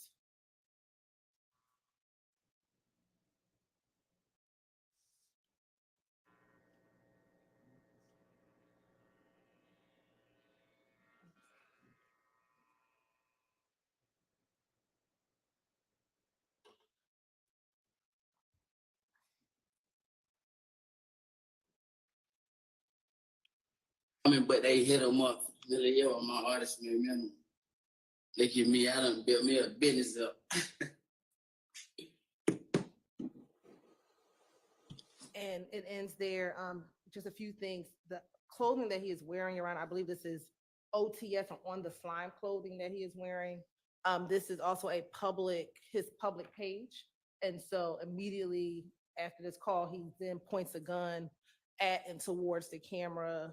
Again, going towards the state's theory that members of YSL operate with violence and using guns to show their threat, their notoriety, and given everything that has happened in the video, those relevant portions. Those are, for this video, the 3 portions we see. Ms. Hilton, excuse me. Can you not hear? I didn't quite follow the first thing she said. Something about what was on the clothing. We believe that this is clothing that we've seen on other YSL members. It's either OTS or on the slime clothing. We've seen, and I think we have a few other posts, Your Honor, with them wearing similar type of clothing, but it has either YSL or related terminology on the clothing. All right, and on what piece of clothing is that? On his, I believe, the headpiece as well as the shorts. All right, Your Honor. can you show me that last portion again? Yes, Your Honor.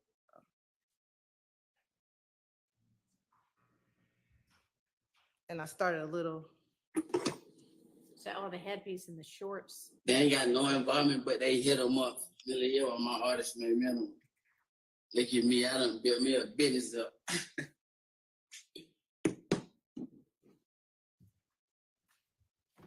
And what does he say?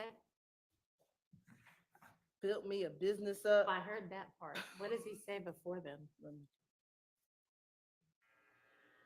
Is this just to show the clothing? No, the clothing and the pointing of the gun. And pointing at the gun and saying, They hit him up. Middle of the year, my artist made minimum. They give me, I done built me a business up.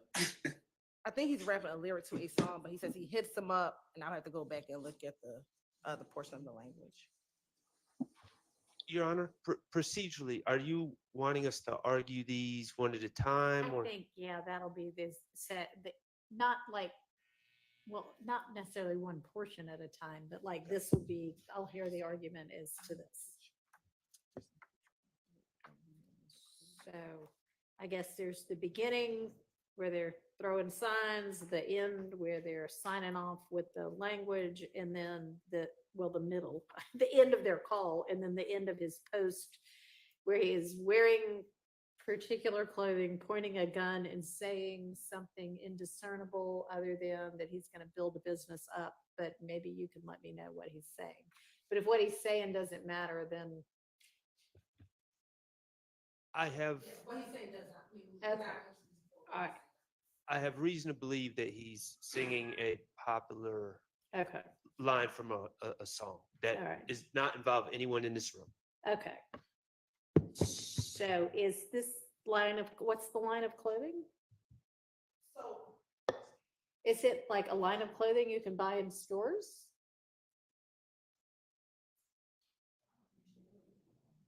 I don't know if you can buy it in stores. We believe that there's one member of YSL, Miles Farley, who is purportedly a clothing designer. He creates Okay. some of the So- clothing. That is I not, don't know if this is that, that's but not his clothing line. oh, well, but the clothing says, and I have another picture because I believe this is from all the same line. Okay, but I mean, if this is something he's wearing and you want it in to show that he is a gang member. And the clothing says, and I want to back up, we believe it says slat on the clothing, on the shorts. And I'm looking at another act that we have, Act 143, with him and Christian Eppinger, and Christian Eppinger wearing a jacket similar to the pants and the hat set that he's wearing in this particular video. And when is this from? This video is around October of after October 10th of 2021.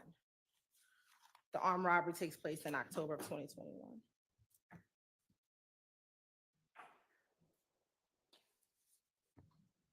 All right, and tell me why y'all are offering this. Your Honor, so with the first two portions is to show that both Mr. Eppinger and Mr. BB, again, right after the robbery, are in communication with each other, showing their association with YSL by one, using the gang symbols, and two, using terminology in which members of YSL uses. And then the last portion of the video, which is when he places the gun inside of the video, Your Honor. Again, this is a public posting of Mr. BB. And it shows, again, that members of YSL uses this gun for no reason, comes into this video at the end. There's nothing, I don't know what the purpose of actually flashing a gun is, but to show that he, as a member of YSL, has handguns, uses handguns, especially coming after an armed robbery, which we allege. All right, and the armed robbery was what, like October 12th or something October like 12th of that? And then 2021. when is this video posted? I just need to pull up the Instagram, Your Honor, of when this exactly video was posted. And can I ask the state another question while they're looking into that? It's being, and I'm sincerely asking, it's being stated that this is a public posting. And I'm wondering was it a public posting or was this something retrieved off of his cell phone? Because those are two different things. It was not retrieved off of his cell phone. We got an Instagram return for Mr. BB. So yes. So these was are this on his public- Instagram page? Was this a story that disappeared after 10 seconds. I'd need a little bit more context about what exactly this video is and where it came from and how it was presented to the public. It came from his Instagram return. His page, we do not believe, was a private page. And the Instagram video was of him. It's a Instagram call that he makes with Eppinger, so it has to be public because Eppinger knew to log into the call when that's how he gets onto the call. So is it public between the two of them? No.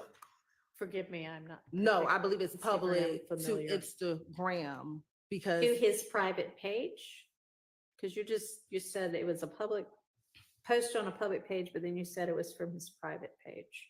no, it's his personal page. Oh, but okay. a public. You don't mean it's private. You just No, mean it was his page. personal page. Your Okay, Honor, but it's a people- public page. People that are younger than me, that are helping me here, are telling me that this is not something, like if I wanted to check out what Mr. Beebe was doing on Instagram, it's not something that I could find publicly. This was a call. If you followed it, like if, I know a lot of people have lots and lots and lots of followers, like thousands and millions. Would any follower be able to see this? I'm just trusting the youth in the room now to.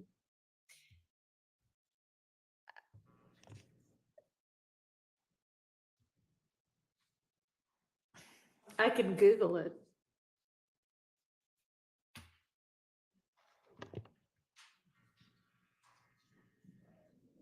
All right, let's assume for now that it's a public page and we can circle back My on that. understanding is once the call, and this is my confusion why I'm asking the state. Okay, I'm using call, but Once it's not the- technically a call. Okay, but once the interaction is done, it is not saved. This is what my understanding is. It's not saved on his page. So I would not be able to say, hey, for instance, if I said, Could you watch it while it's going on if it's being posted to the page? if you were, I think it depends if you were invited. If you're a follower. I mean, Yes, so. whomever. With Instagram, if they are on a Instagram story, oftentimes the other person watching your story could get onto the call if you accept them. All right. Can they watch it regardless? Yes, can they, who's the next? I don't know. Somebody other than the two people communicating Yes, other people can watch it.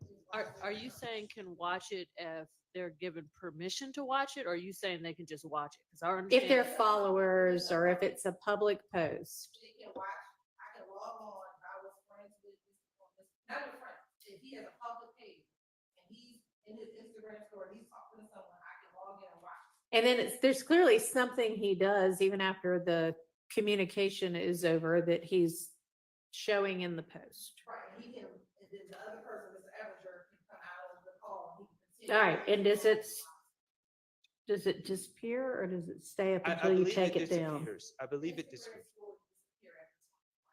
Okay, so it's up for 24 hours. And do we know whether this is an Instagram story? I'm going to confirm, I believe. Okay, well, we'll assume for now that it's a public Instagram story that's up for 24 hours. And I'll add one other thing, and I can't say this with certainty. On one of these calls, or whatever they're called, one of these interactions between him and Eppinger, it was determined that no one was in the room. So I don't think that there's the room meaning watching. So The virtual I room. don't believe that. Well, I'm not sure that matters if you're posting it to be consumed publicly if there is somebody watching.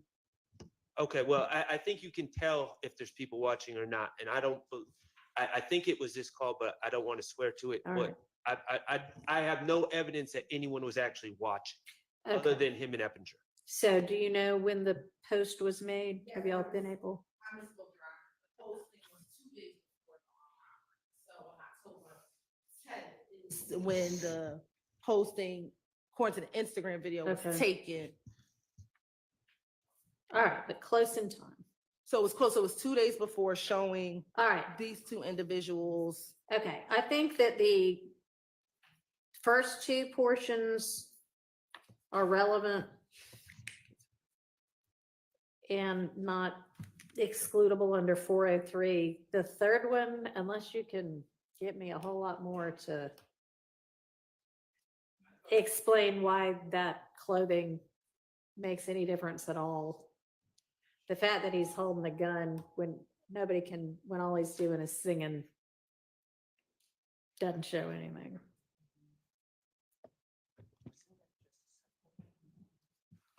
You're right. He is representing, we believe, with the clothing on YSL prior to an armed robbery that he commits with. Okay, I understand you believe that, but until you can give me some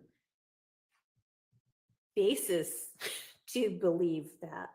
To believe that the clothing is. That the Why- clothing, yes, it makes Yes. any difference whatsoever. So, Your Honor, So. with respect to the case law that has come out after Rodriguez and all in the furtherance of a gang. Uh-huh. So some of the things that courts have named as evidence of furtherance of it being done in furtherance of the gang Mhm. is whether or not the person is wearing items of clothing, articles of clothing that have or bear the gang name, if they say the name, if they do things that represent the gang in close proximity to the time of the crime. I understand that. And with the fact that he is pointing the gun at the camera and saying whatever he's saying, we would, our analogy, we draw the analogy that in pointing that gun at the camera, if, as Ms. Hilton is looking, we find sufficient to the court's satisfaction that he is wearing YSL clothing, in the same sense, he's representing YSL as he's pointing that gun at the camera, making the statements, whatever they are, singing or otherwise. And in doing so, he is making a public assertion about YSL's willingness to perform violence or to you know. All right, y'all get back to me on the clothing. I'm All ready right, for the okay. clothing. I So think- I'm going to show a portion of the video. Your Honor, I think I'm probably stating the obvious, but that's not when the armed robbery happened.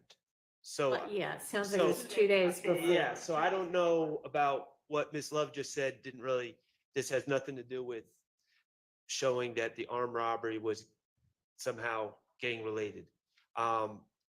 Even if he's wearing that clothing, but Your Honor, regarding the clothing, again, I agree with Your Honor about the ruling and we'll look at the clothing, but the gun, I don't like, the thing about clothing is we can get a screenshot and see what someone's wearing. I don't know why we have him rapping and pointing a gun because that is just What a lots of man- people unfortunately do these days. right.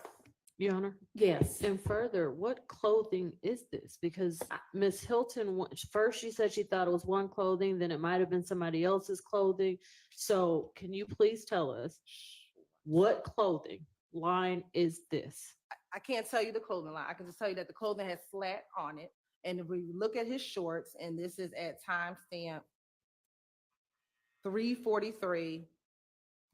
I'm using this timestamp, and then I also now want to show the court Act 143 with someone wearing the same similar clothing, and where it's clearly that it says slats on the clothing, which is terminology used by YSL. So, Okay, you're showing us where it says this on this clothing. so on this clothing with the black base, the blue lettering says slat.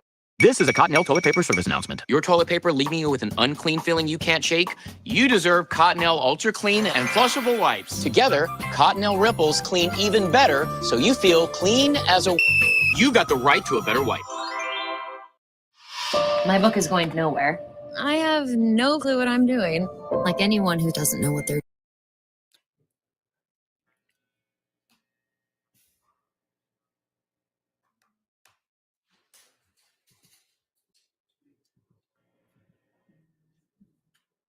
Do you have him wearing other gang paraphernalia at other times? That's what I'm All pulling up right, now. then that's gonna be sufficient. So at the 143, Your Honor, which is, we believe on September 29th, 2021, so about 2 weeks before the Mhm. video, Mr. Eppinger, who he's in the video with, is wearing the similar clothing, the slats.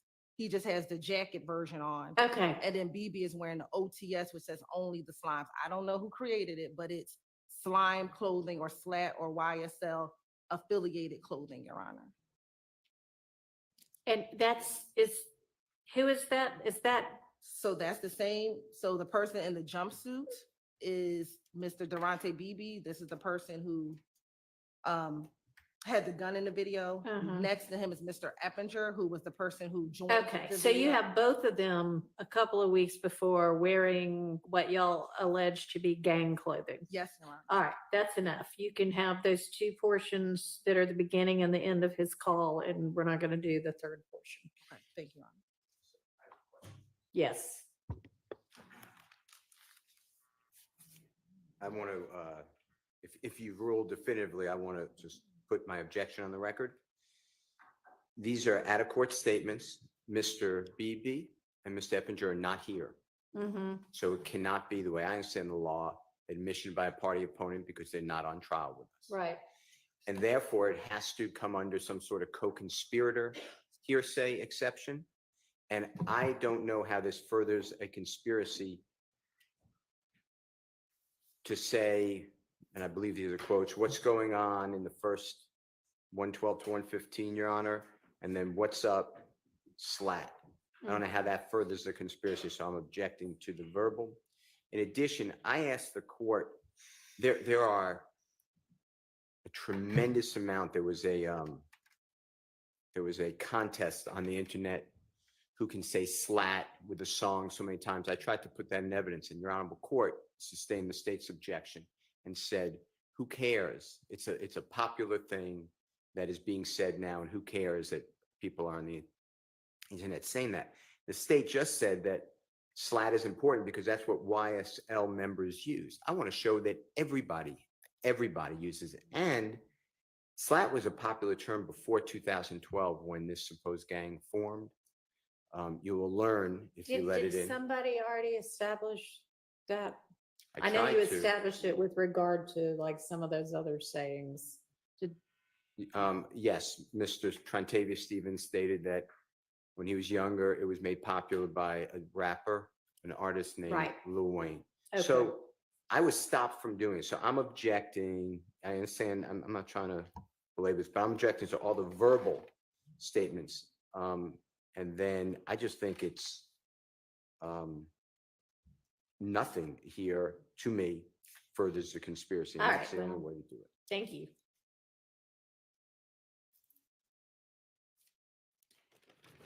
All right, so that's that issue. Oops. The next video.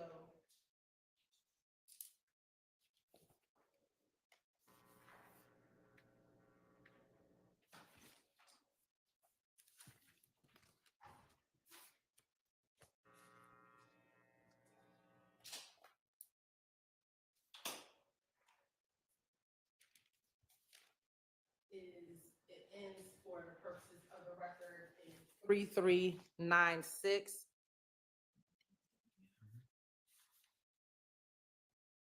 And I'm going to find the date, Your Honor. This is after the robbery. And we'll play from 10 seconds to 2 minutes and 52 seconds. Do you know how far after the robbery? That's the date we're looking up now. Yes, sir.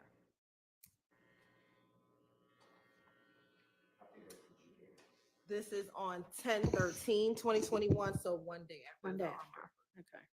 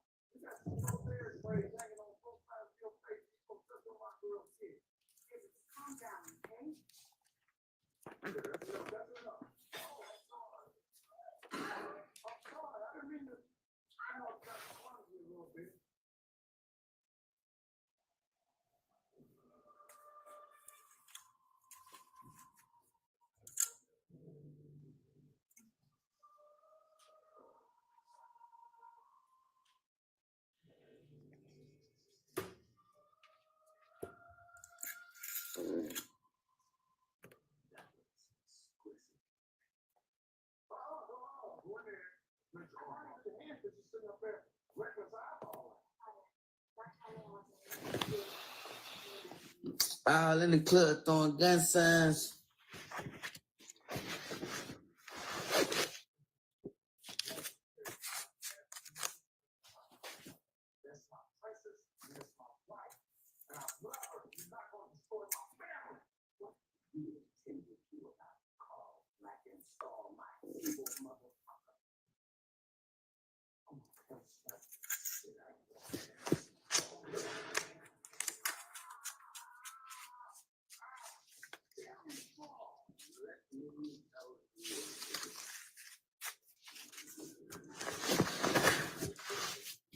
All in the club throwing gun signs.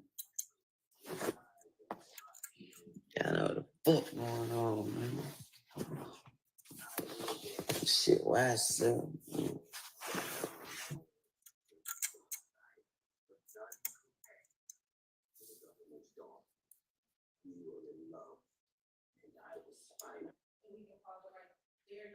Okay. Few things, although he's in the bed saying he's in the club throwing gang signs, he threw up the YSL sign in this video. He threw up, we believe to be the little B blood sign in the video. More importantly, I freeze frame on the chain. This is the chain that was stolen from the victim 2 days prior to, or a day, excuse me, prior to the this video being posted.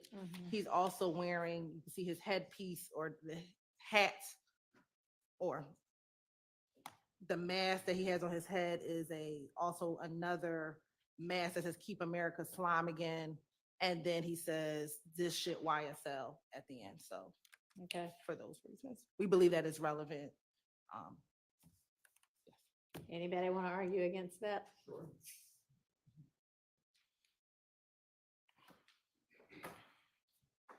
And just like the first one, I'm not conceding that this is for publication for the public, and I haven't heard how the state is going to lay that type of evidence before the court. And I don't have that evidence, so I can't tell you that it was for publication. I So can't it's a tell you it was live- private. Okay, we'll circle back on that. Okay. I don't know how the state's going to prove that that is the chain that was stolen from Mr. Smith. I bet it looks like a pretty distinctive chain. Are you going to have Trap somebody commander. to identify that as the proceeds of the robbery? The victim goes by the rap name Trap Commander, and that's what is said on the chain that is stolen. And we intend to call that individual. Okay. And then I don't believe that this, depending upon if it's public or not, I don't believe that this furthers a conspiracy, which it has to, the way I understand it, for his verbal statements. All right. Can you respond to that? Yes, Your Honor. So in looking at the Instagram return, we know that this video is from the archived live videos. Okay.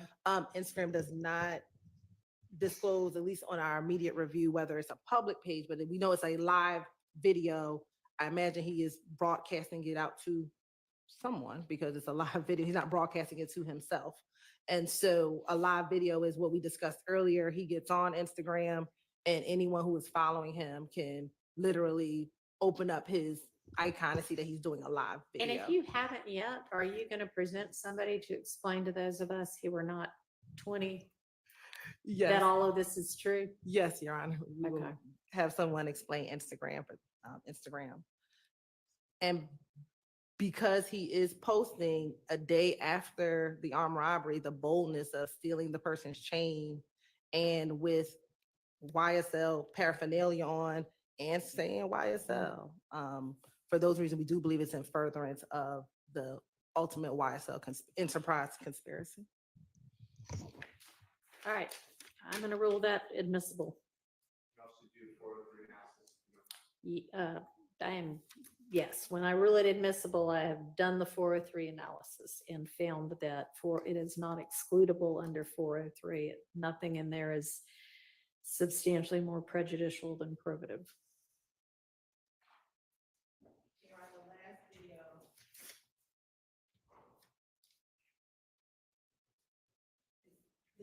The next item, number 16, and that's going to be from 53 seconds to 2 minutes and 50. And for the purposes, we'll identify it as the last 4 digits, 5860.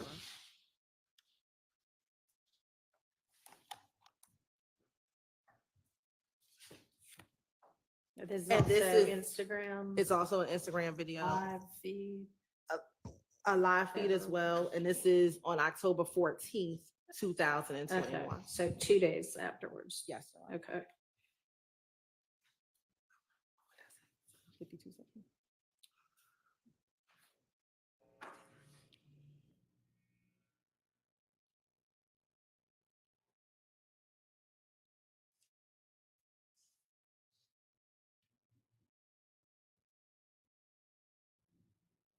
What? Why that girl? You don't hold a line. Oh, a lot of snake face up. They locked snake face up. They did. Yeah. Damn, everybody did. Yeah, they wound up. You snake face, man. He said, what? He said, so where you at? You still on the way up there? Yeah, we on the way to the room. We on the way to the room right now. All right, I'm gonna call you. Yeah, all right, motherfuckers. Cigarette, yeah. Slap theater, man. Huh? Hey, I'm at the studio. You at bullshit? Yeah, I'm gonna lock in right quick. About 4 or 5 hours. You'll be back by the time you're here. All right. Yeah. Hey, wait.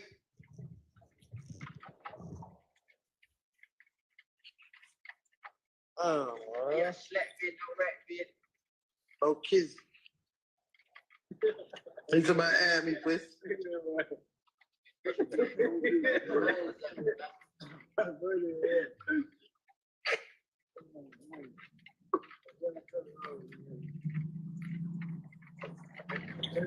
What that is?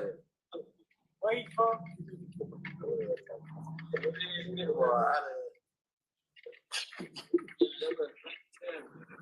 Boy, how the I hope I get out of this shit. Hit the phone.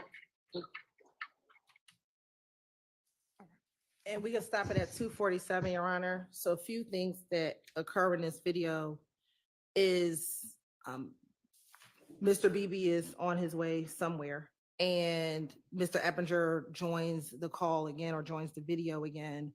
You hear him say, as he's holding up the chain that they just stole a day before, says slap business, and then later again they say slap business, no rat business, Your Honor, and believe that testimony will come out during this portion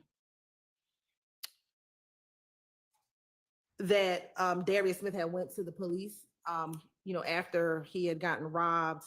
I believe there is some information that he was being threatened after he went to the police. Okay. After he went to the police, Your Honor. Furthermore, also in this video, you see another co-conspirator, Miles Farley. When they pan the camera to the individual who's in the front, he appears to be sleeping. That is another co-conspirator in this case, which is Miles Farley. So for those reasons, and you see them also in this video putting up the YSL sign as well.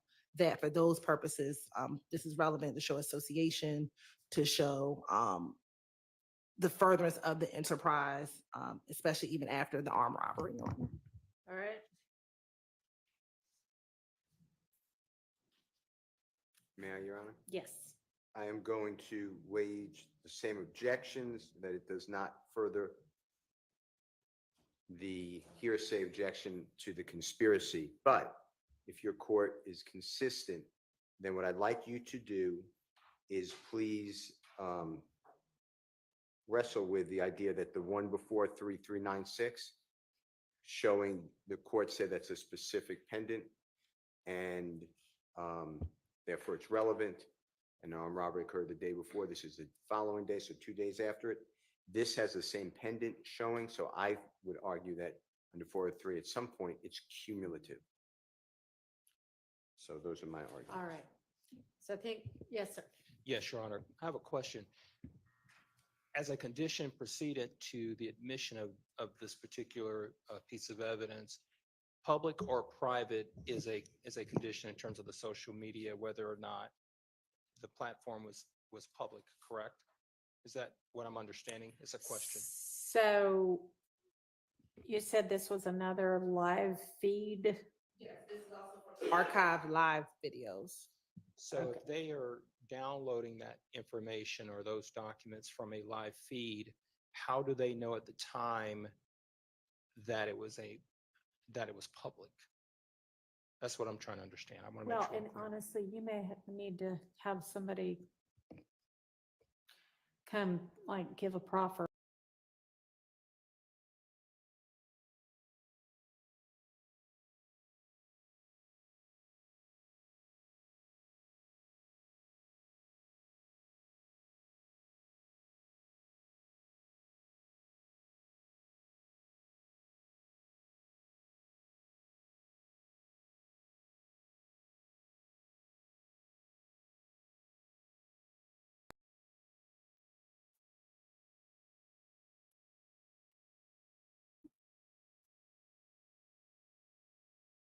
Whether or not it was a public or a private. I don't know if that, to me, that goes to weight, not admissibility of the evidence coming in, whether or not it was a private or public page. But what we know is a live video. Other individuals can see that, whoever may follow him, or if it's a public page, people who don't follow him can see it. But other people besides himself could view the video. So, I mean, this one it's a communication between and amongst several co-defendants and alleged co-conspirators.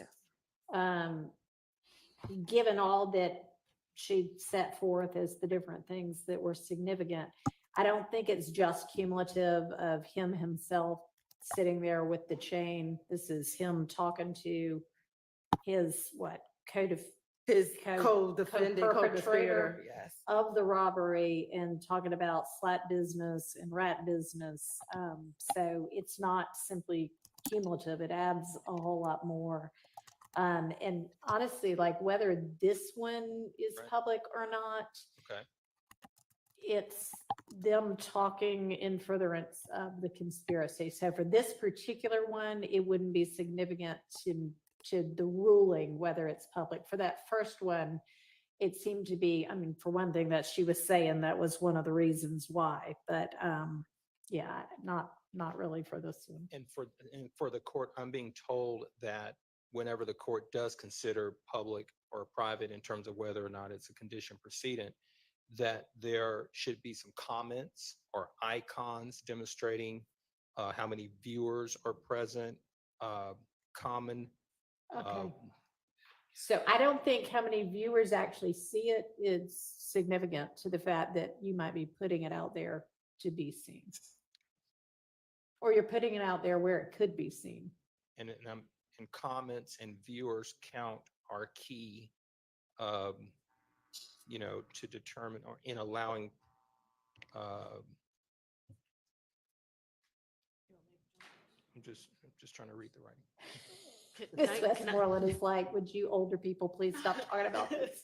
But Your Honor, the reason why Attorney Matthews is bringing up comments and things of that nature is because when it is public, even just public, meaning that your own followers can see it, you would tend to see commentary from even your own followers. Okay. So I just don't think that the state has proven that the videos, at least the videos that you're considering, whether it's public or private, even your own followers being able to see it, I just don't think they provided any evidence of that. All right, well, I don't think it really matters for this one.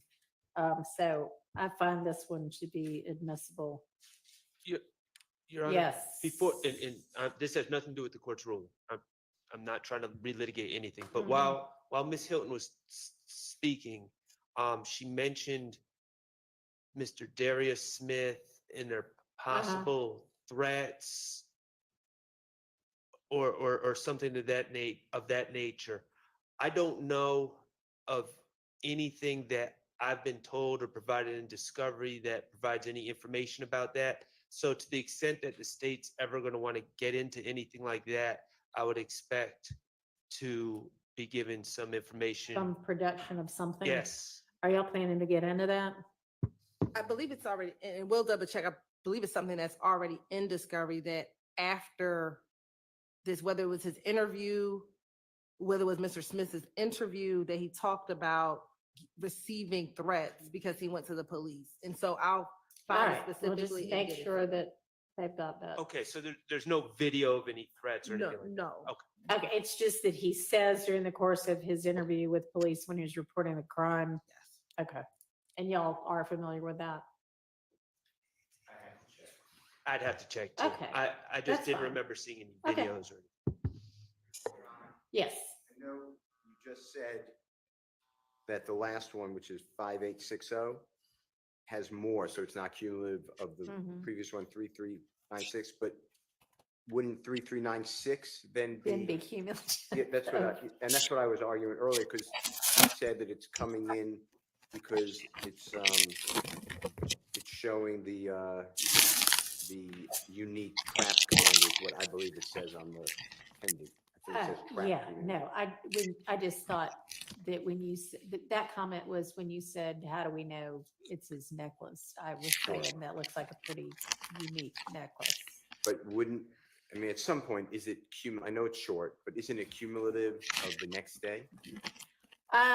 You know, that is much more to me, him really kind of flaunting the necklace that had just been stolen a day before, flashing money, throwing gang signs, saying, if he said, I heard him say this shit YSL.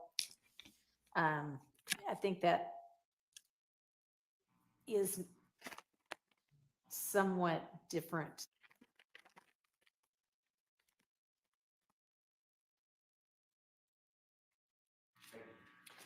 Your Honor, after all of the The specific- videos, okay. Yes, after all of that, I just wanted to make a general, ask the court's instruction on a general matter about Okay. cumulative nature, but I'll let the court go through all of this. I just didn't want to. Well, what do you want to know? Generally, what I'm hearing is that whenever a video, a picture of something is shown that's slightly similar in nature to something else, there's been the cumulative of the 403 objection. And the court knows, and everyone does, that there are 65 counts in this indictment and 8 defendants currently on trial.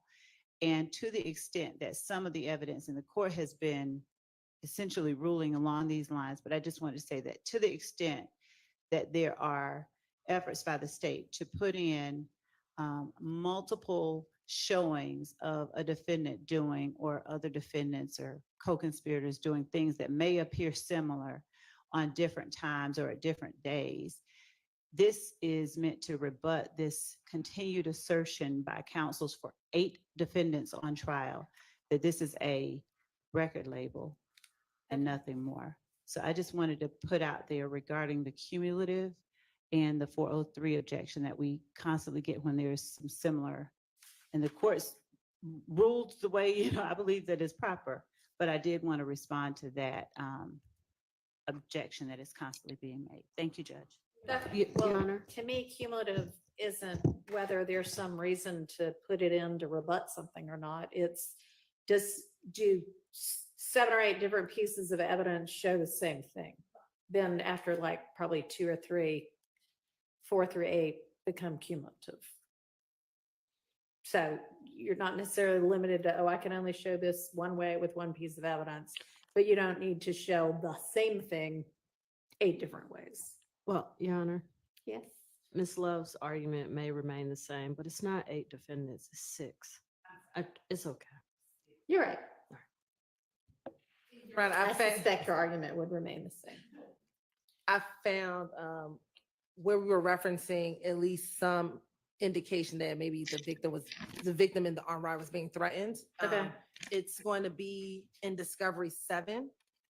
And within Discovery 7, the last police report, it's the first paragraph from May 18, 2022, and then the actual text messages that is referenced in that particular portion of the police report is also found in that same folder in the digital evidence folder. Okay.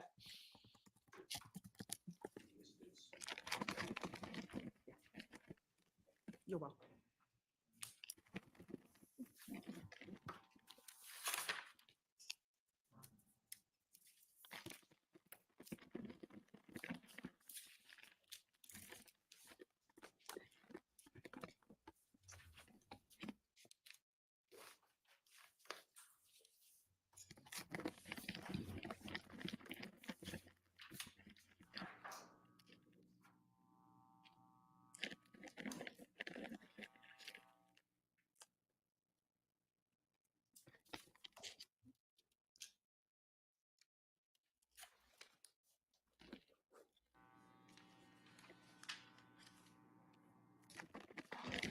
All right, when do you think we all can circle back on the evidence that y'all were gonna get together on with regard to Mr. Ryan? Mr. Boston, right before the court came out, we were trying to figure out a time. So we'll talk some more after lunch. I mean, after lunch, at the end of the day, just to try to solidify a time within the next couple of I'm days. just not sure we're gonna have a non-jury day before y'all might get to that. I mean, we might, but. Okay, so I have some notations on, if we go back to, I guess it must have been on this wiretap, because that's what we've been going through. Your Honor, you did ask the state to look at least before we get to Mr. Harvey's motion, you had notes on 2 of the recordings. Okay. I believe it was what was identified as 513 Yes. and 5/523, Right. and then 1109 and 1124. I'll start with the easier one, Your Honor. 1109, 1124, the state does not intend to use. That does make that easy. And then I'm not sure if the court just wanted for 513 to 523, the relevant portions of that call.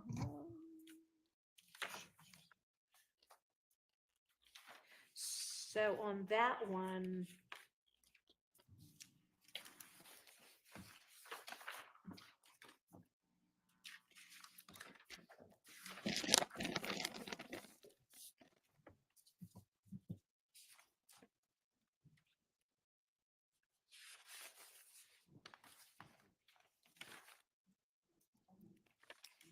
it was the part, yeah, the flipping the car and laughing part.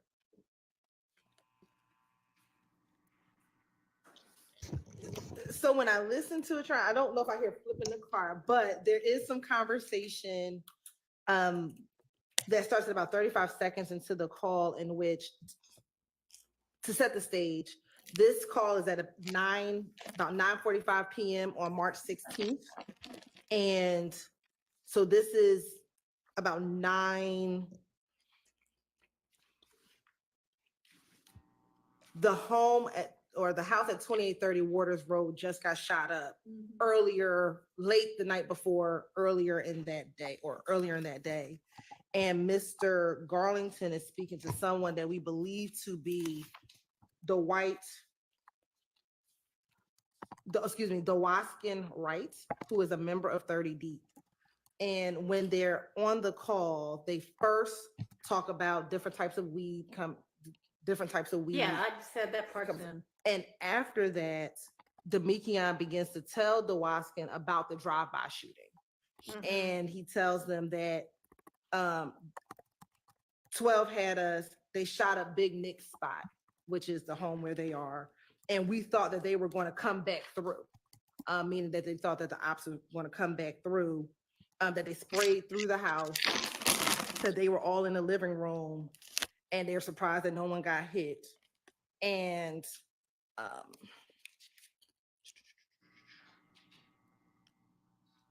Dewaskin asked, well, essentially, why do you think it happened? And Mr. Garlington says, one of their little partners just got shot or just got killed in Mechanicsville, which would have happened on March 14th, 2 days prior. Then at some point in time, a little later within that call, Mr. Wright says, do y'all have a drop on them in words? And Demekion responds, I would need to play it again, what exactly his language was after response to that. And that portion is from 035 to 140, and then from 148 to 231.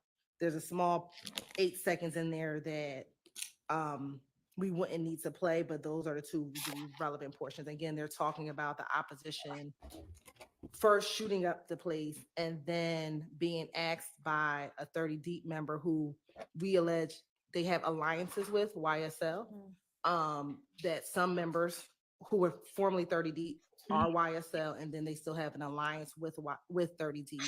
He then asked, do you have a drop on them? Meaning, are y'all going to retaliate is what we would think that they say. And those are the portions that we believe are relevant. And those are the only portions of that. Yeah, the call is only 2 minutes and 30 seconds. So it's really the entirety of the call, except for that 8 seconds that is between 40 and 48. Yes, sir. Yes. There's a portion, I believe it's the same call. I have it as call 513. Mr. Shark gave me that number. Yeah. That it says something to the effect, and I was going to object. It says something about McMiller's funeral is going to be private, and his mother doesn't want Thug there or his money. And I don't see how that should come in. That would be a hearsay statement. I don't see how that furthers a conspiracy. If it's not on that call, then I have the wrong number. I have 513. It's not that call. No.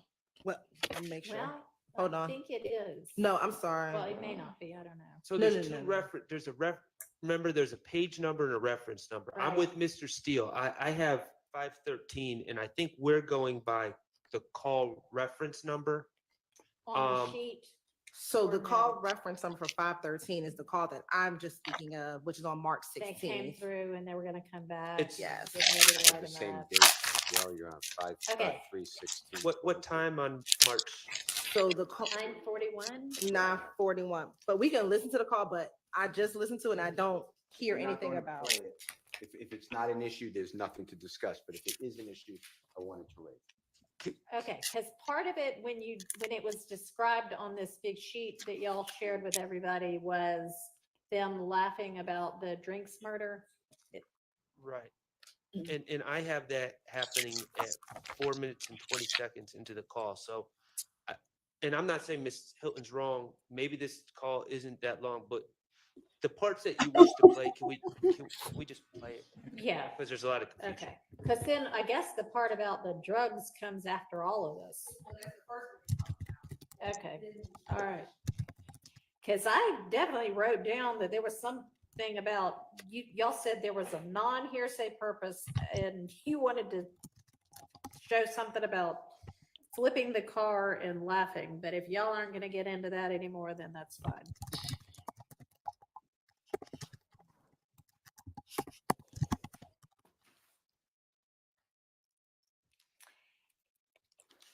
And I think this one and the one before reference a quay, and understandably, there's some concern about confusion. Is it going to be clear?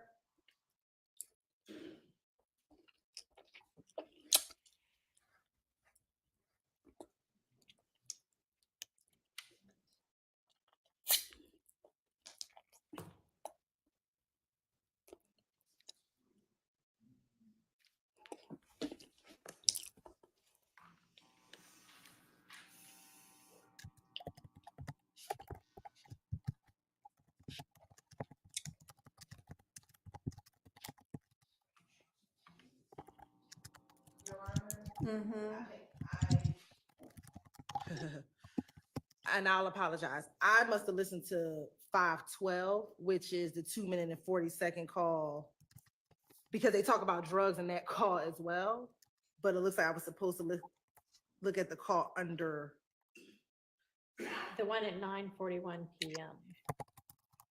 Of course, it doesn't for one moment. No, that's the 5:02 is also 5:12, and that's talking about Big Nick's. And that one also says something about not having to drop on people.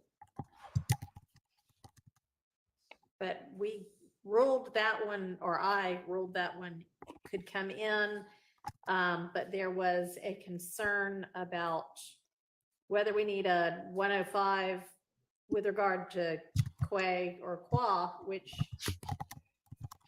I'm happy to consider. On call at lunch, I listened to the 2 minutes and 40-second call, which is the call right above it. If we could have the one that says 5:02. Yes, Your Honor, at 6:49. If I could have a brief moment, I can listen to the correct call, Your Honor. So that, I apologize. Okay.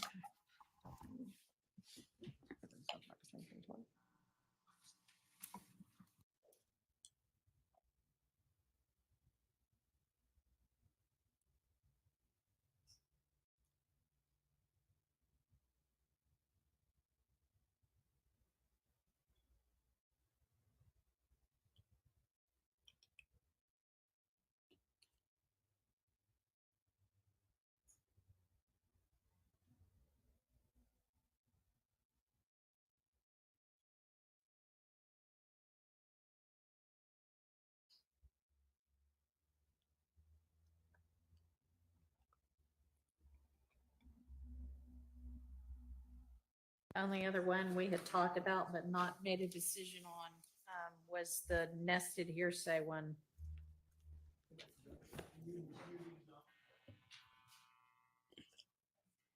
Do we need a quick break? Why don't we all take a quick break? 10 minutes.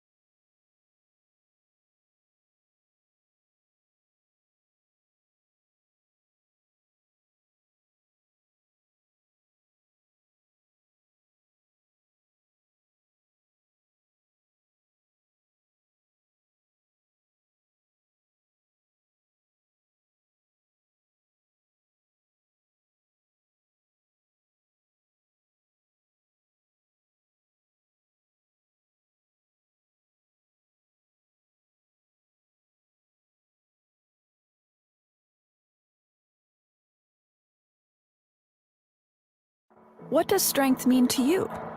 Some say it's how fast you run a mile, but there are other ways to define strength.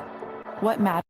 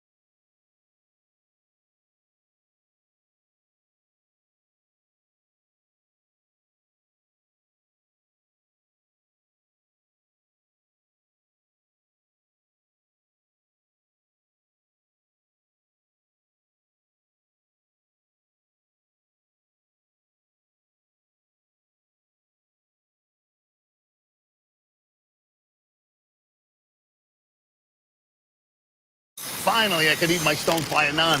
Naan? What's that? You telling me you don't know about Stonefire naan? The delicious fluff.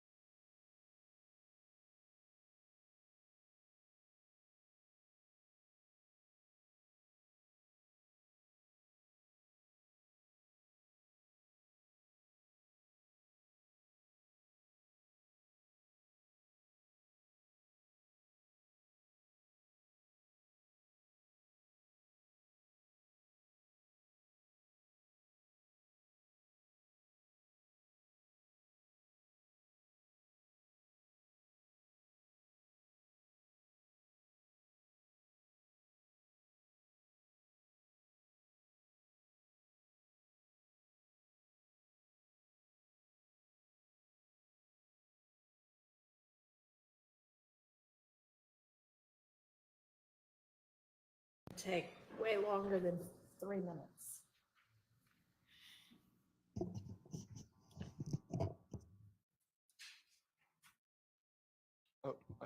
I'd just like to recap, if we can, before Ms. Hilton. Can we recap where we are just for a second? Sure. You And there can she help me is. with that, please, Judge. My notes from our previous sessions said 513 was open, 624 was open, 806 was open. The state today said 1109, and I'm going from the reference numbers. They weren't going to try to get that in. Was there a ruling on 513? That's what she needed to go back and Okay. listen to again. So that's what we're about to hear from her, whether she's narrowed. Okay, great. And then, okay, so read those out to me again. All right, 513 we're going to deal with right now. Yep. 624. I had that, my notes reflect that that was open as well. What, Open meaning you hadn't ruled we on had it. a, Yeah. yes, agreed. That's the one that's the nested hearsay, right? No, the nested hearsay, well, Oh, okay. it nested hearsay was 2119. That's on the next page. Okay. At least that's the one that, Yeah, you're right.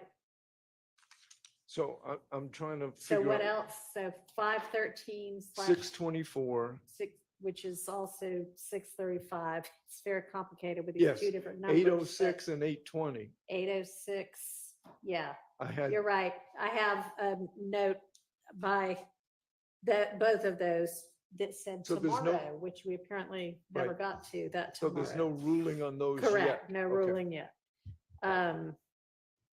And on both of those, if somebody from the state could listen, I think the question for both 636, I don't know which reference numbers which, but 624/635 and then 806/820, I think, was who is the other talker? That's what we were waiting to hear back on.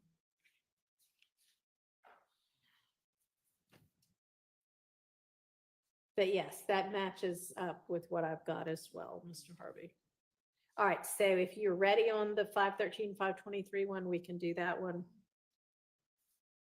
So I can answer the 624 and 806. Okay. We just know right now there's a person named Unc, but we don't know who that person is. Okay. Name, what's the first name? Unc, like they call him Unc, okay, which y'all knew also, and they don't know who that is. And so are y'all asserting that Unc is a co-conspirator, or you have no idea? No, we're not going to circle. We don't know who. Unc Okay, is. and so then is there some other basis under which you're asserting those two, whatever they are, conversations could come in? It's JCPenney's fall fashion event. More fashion, bigger savings. Enjoy up to 50% off with coupon. Save on trends, classic looks, and standout accessories. More fashion, bigger savings. JCPenney, make it count.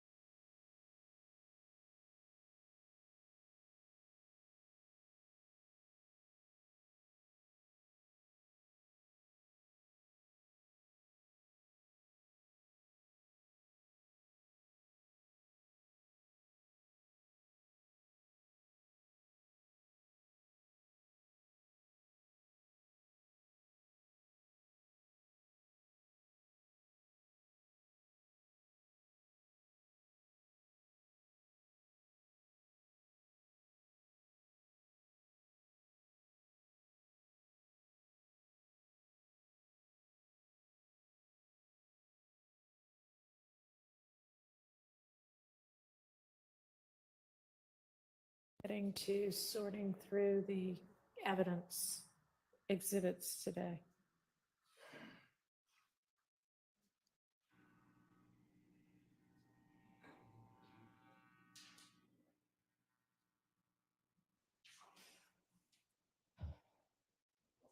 And also, Judge, while the state is discussing Sure. among themselves, I think that's almost as far as we got. It is, because we Um, stopped, we stopped with, I mean, we got much further, but we stopped with the one that is 2119, that Right, is that's- that nested hearsay. Yes, that's what I mean. Yeah, And then there's a page That's and as a, far as we there's a got. page and a half. I know, Okay, after that. yes, that's, Yeah, no, there are many, many pages after that. 3 pages after that. Judge, forgive me for missing the portions of the conversation that Mr. Harvey was just having. I was looking with my colleagues at number 624 and 806. Are we correct that those are the two that the court is now inquiring about? Ye- As to, yes, Unc, 513 and no, 513. we're not, we're gonna come back to Okay, that one. all right, sorry. That's, So, go ahead, sorry. so Your Honor, in advising the person that he calls Unc about the search warrant at Waters Road and Ms. V being on him, one, and I'm not yet through in saying this, but one, the familiarity of the person to whom Mr. Garlington is speaking with Ms. V, and without further explanation as to what Ms. V being on him means, it becomes apparent that this is a person who is aware that at the time, Investigator Vivarito is someone who has been, who's had Demekion Garlington on his radar. So Demekion Garlington obviously is talking to someone that he trusts. But the 806 call where Demekion Garlington is telling the call Unc that he said on the news they got 2 and 1 outstanding warrant. They just hadn't said my name. He just wanted to make sure he didn't know what was going on. You've made it back, okay. And the person advising him to keep it to your chest, and that Mr. Garlington is advising that person that he's trying to make as much as he can now. These words all lead us to conclude that this person, though we don't know his identity, he is a person on whom Demekion Garlington is relying, who he is getting support and advice from, as it relates specifically to the conspiracy, arguably in telling Mr. Garlington to keep these matters to his chest. This person that he's talking to knows all about Waters Road, knows what it's there for, knows that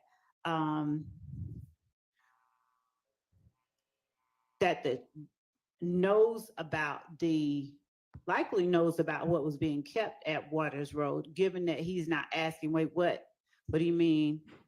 What about Waters Road? Who is Ms. V?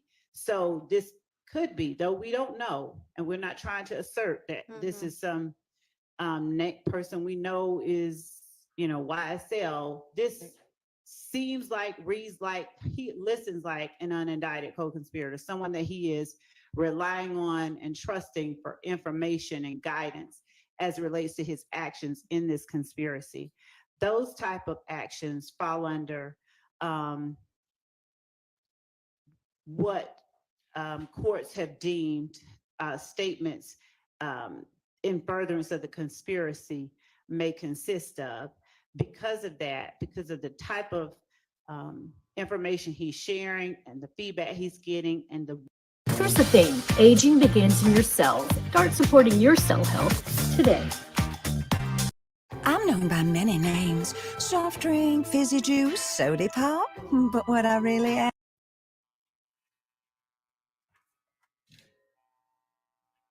Does anybody need to hear them again? I don't know. It seems to me that if we don't know who this person is, I don't know. My understanding of the case law, and I don't have it, but I'm certain of it being the law. I can get a case, is the statement itself cannot establish the conspiracy and the prerequisites of 801 D2E. So without knowing who the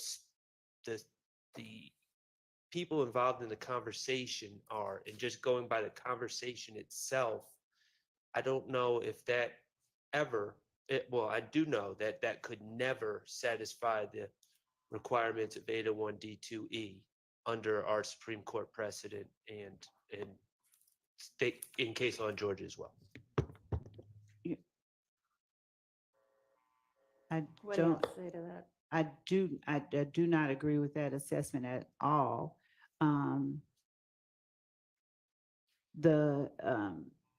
In 502, this is an 11th Circuit case, but United States versus Miles 290 F3D 1341 is from 2002.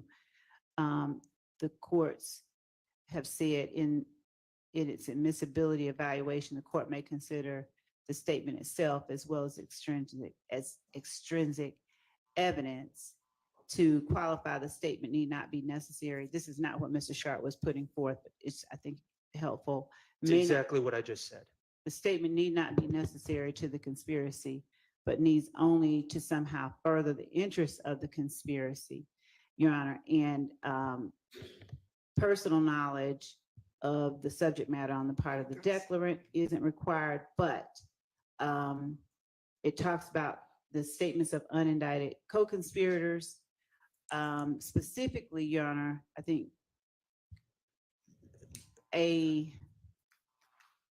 All right, we know Statement statements of unindicted Right. co-conspirators Right. can come in if they otherwise qualify. What Mr. Shard is saying is the, conspiracy and it being in furtherance can't be established by this statement alone? Is that what you're saying? Correct, Your Honor. I haven't seen It that. can't bootstrap itself, and right. I'll get you. So, All right, Your Honor, he'll get us a case. So- and we'll take it up. I'm reading It's not from, in the It's statute. it, yes, it is. The statement must be considered, but does not by itself establish the declarant's authority Your Honor, under the existence or scope of the relationship or the existence of the conspiracy or participation in it. Your Honor, I'm reading from United States versus Rivera, Okay, and I'm reading from the Hang statute. on, don't talk at the same time. Let me pull up the statute. That would certainly be the easiest place to go to if it answers the question.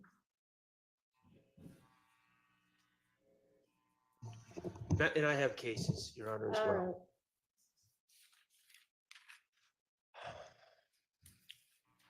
Give me a second.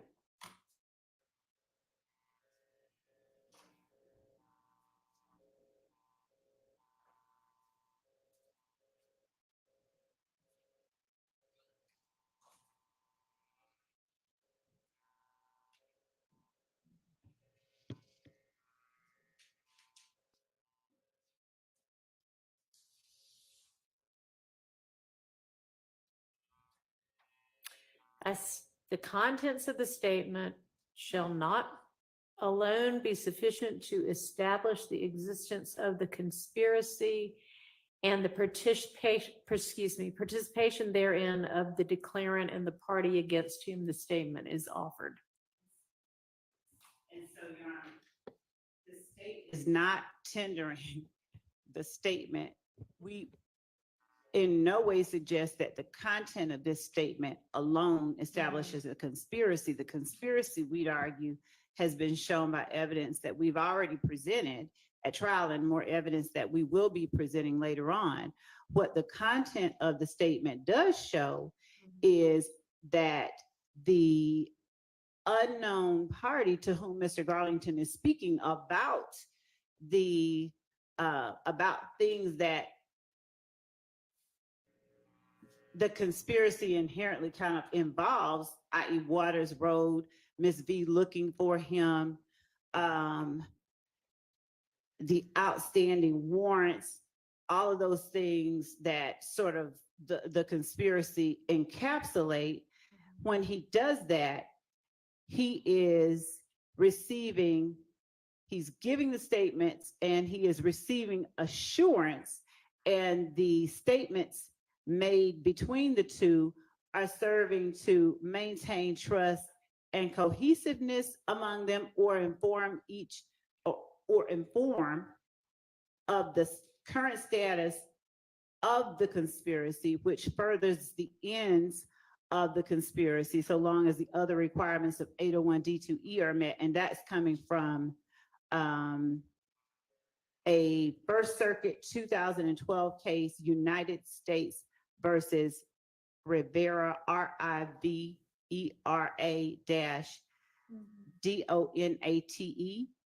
at 682 F3rd 120.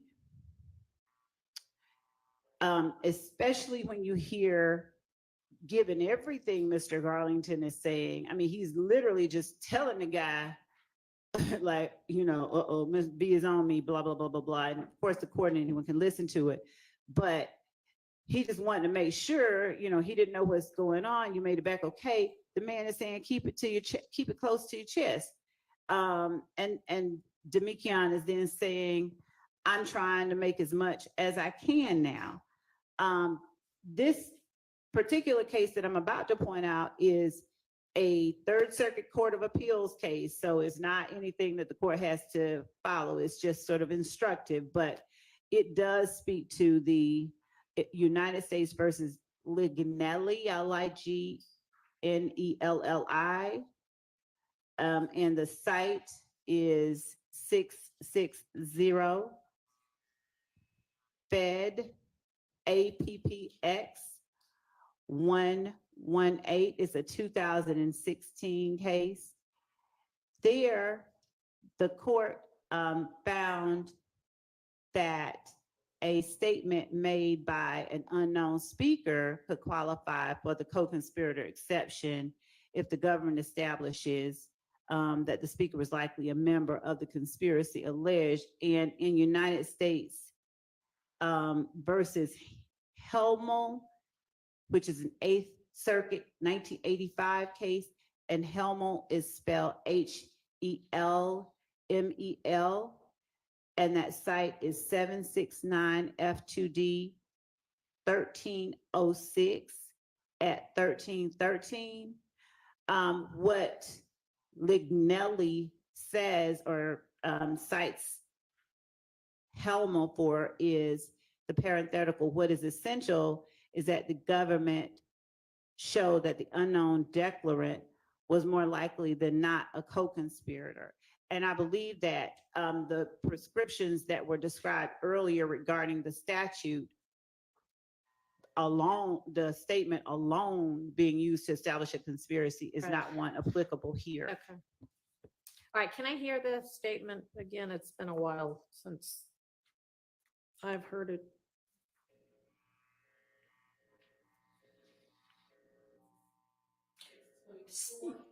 Yeah.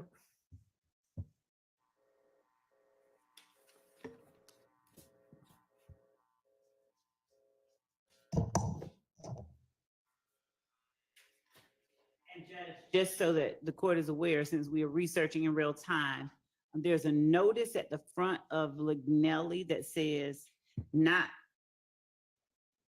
presidential opinion under Third Circuit Internal Operating Procedure Rule 5.7. Such opinions are not regarded as precedents which bind the court. I want to make the court aware of that notice.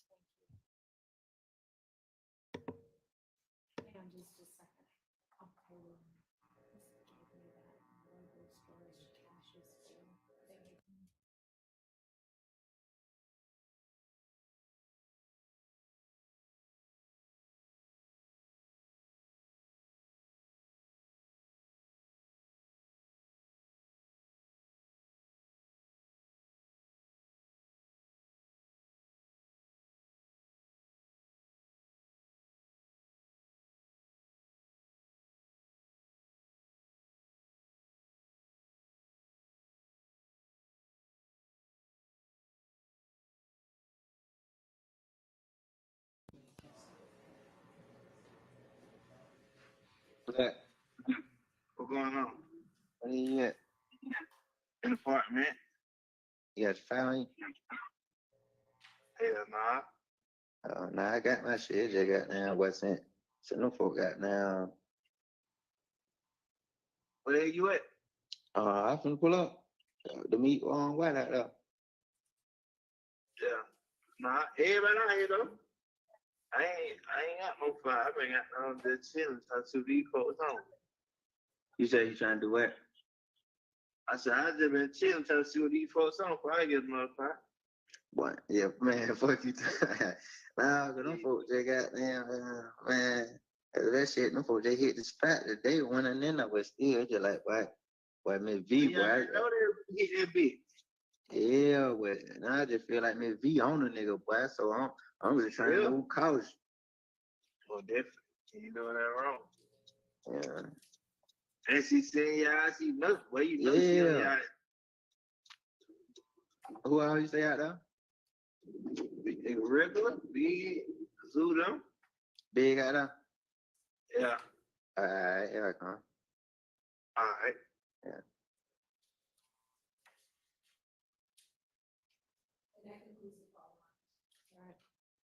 Your Honor, I'd also point out a thing I left out. The UNC person to whom he's speaking is also advising Mr. Garlington, giving him more information about the circumstances out there that Mr. Garlington was describing at Waters Road, where he's talking about who all else is still out there. So that adds to our argument as well. All right. Let me hear the next one, if you don't mind.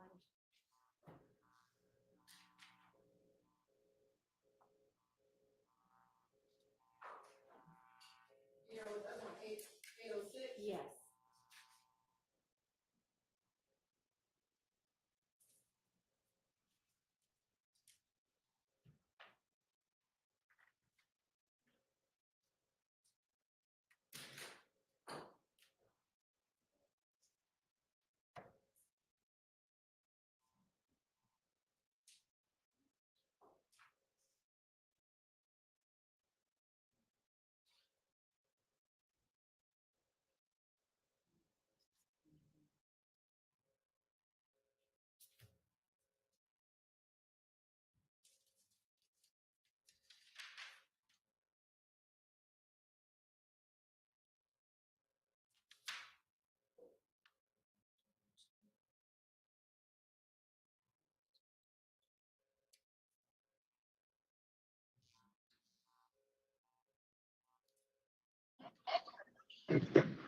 Hello? Hello? What going on? What's up? Hey, what's up with you? What happened? What is that? That, oh, my bad, no, look, I just seen the news, I seen the news, they said who they got, and they said one they got on, outstanding one, they ain't say the name. Oh, okay. Yeah, well, I just still. Well, I just want to make sure I don't know what's going on. Yeah, you know I'm back though. I just really let you know 2 hours back. Yeah, you don't made it back? Yeah. Okay. Yeah. Well, shit. You just keep that shit on to your chin, really, and hold on to that paper. Yeah, that's what I'm doing. I'm just trying to make as much as I can, Yeah. Exactly. Right down I'm here though. I'm gonna let you pull up on me. Check out answer the phone. All right. All right. And if the court notices, I think Mr. Garlington does not even start giving details until he's reassured that it's UNC, who of course then tells him, you just keep that close to your chest, and so forth. So I think that both of these calls make it apparent that this person is giving information that serves to reinforce the underlying purposes of the conspiracy itself. They're providing reassurance. They're informing of what's going on, that is putting members of YSL in peril. Ms. V out there looking for Mr. Garlington. He knows who she is. So we believe that these all form to tell the court these are statements of co-conspirators that should be admitted. And yes. I'll hear any defense argument.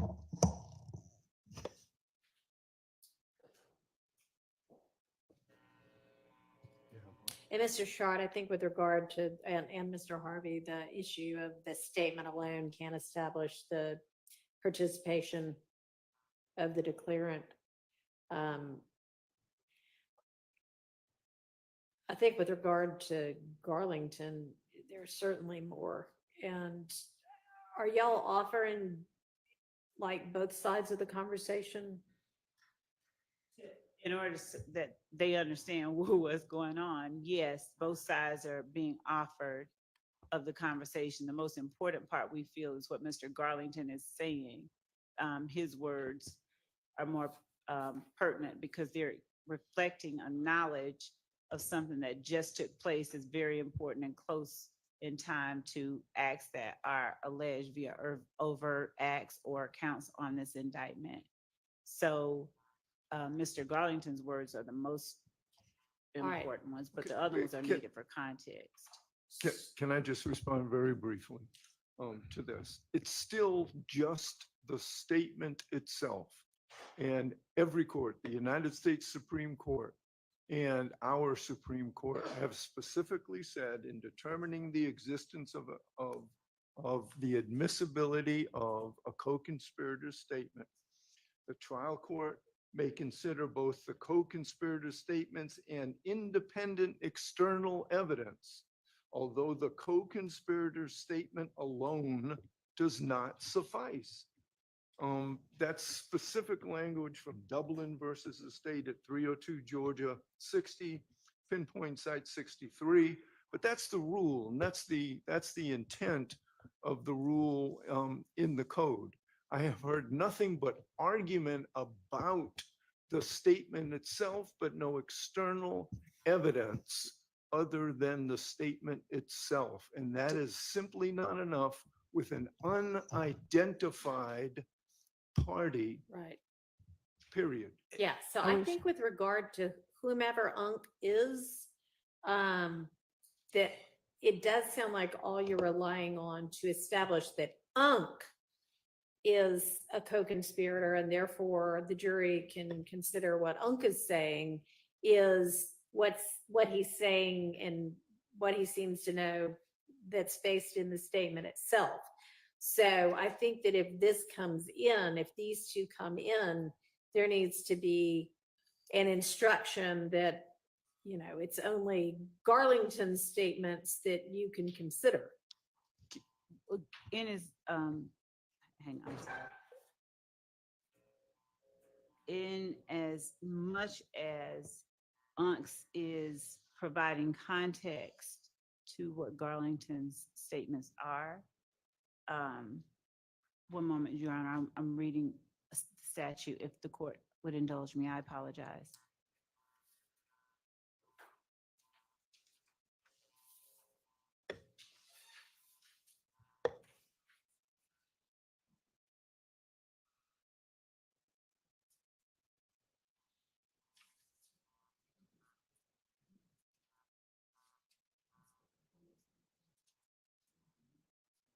Your Honor, if I may jump in, I just have actually a couple cases which I think may be. All right, can you wait just a second? Because I think Ms. Love's trying to absorb the statute right now.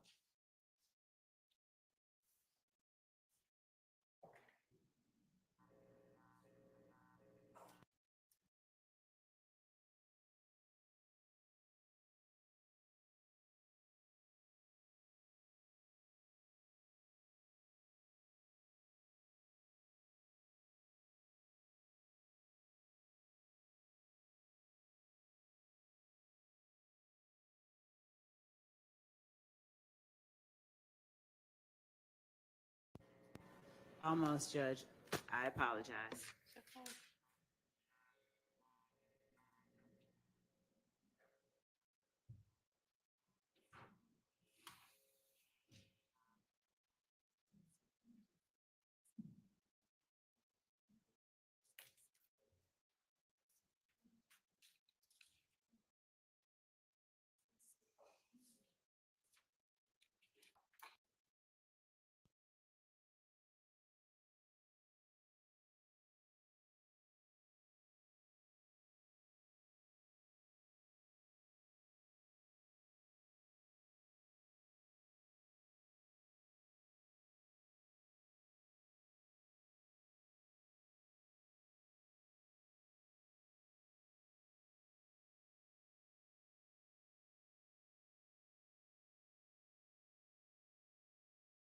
Making sure that I'm reading the right area. It's the portion of the statute that says the contents of the statement shall be considered, but not alone sufficient to establish a declarative authority under paragraph C, which is not applicable here Right. because we're not talking about B that. is not applicable, and then, yeah. Or the existence of the conspiracy and the participation therein of the declarant and the party against whom the statement is offered under subparagraph E. Right. So if I'm reading this last portion that Mr. Harvey references, we're not trying to establish both The existence of the conspiracy, right. right. That part's not the issue. and the participation therein against the declarant. That declarant being Unc. The Garlington statements are one thing. I mean, y'all have other evidence that Garlington is a member of this conspiracy, but you don't appear to have others for Unc.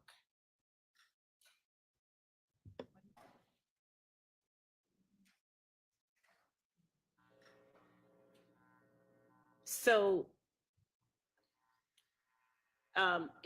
it's not, and I hesitate to say it, but it's not so much Unc's statements that are important. Unc's Right. statements are the ones that give context to Garlington's statements.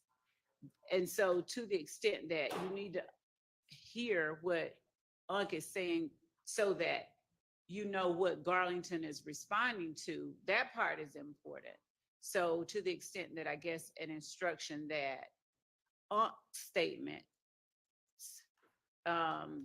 you can consider them for context for Garlington's statement. This break is brought to you by Adobe Photoshop. Fun fact, the latest release is packed with innovations, so you can go from The declarant of concern is Garlington, and we're not really that concerned about Unc. Well, you might not be that I know concerned that. about I know Unc, that. but if the jury's going to hear it all, then why don't you look at both of those portions again and see if there's some way, if it's Garlington's that you need to have just Garlington statements come in, and if not, what limiting instruction would be appropriate.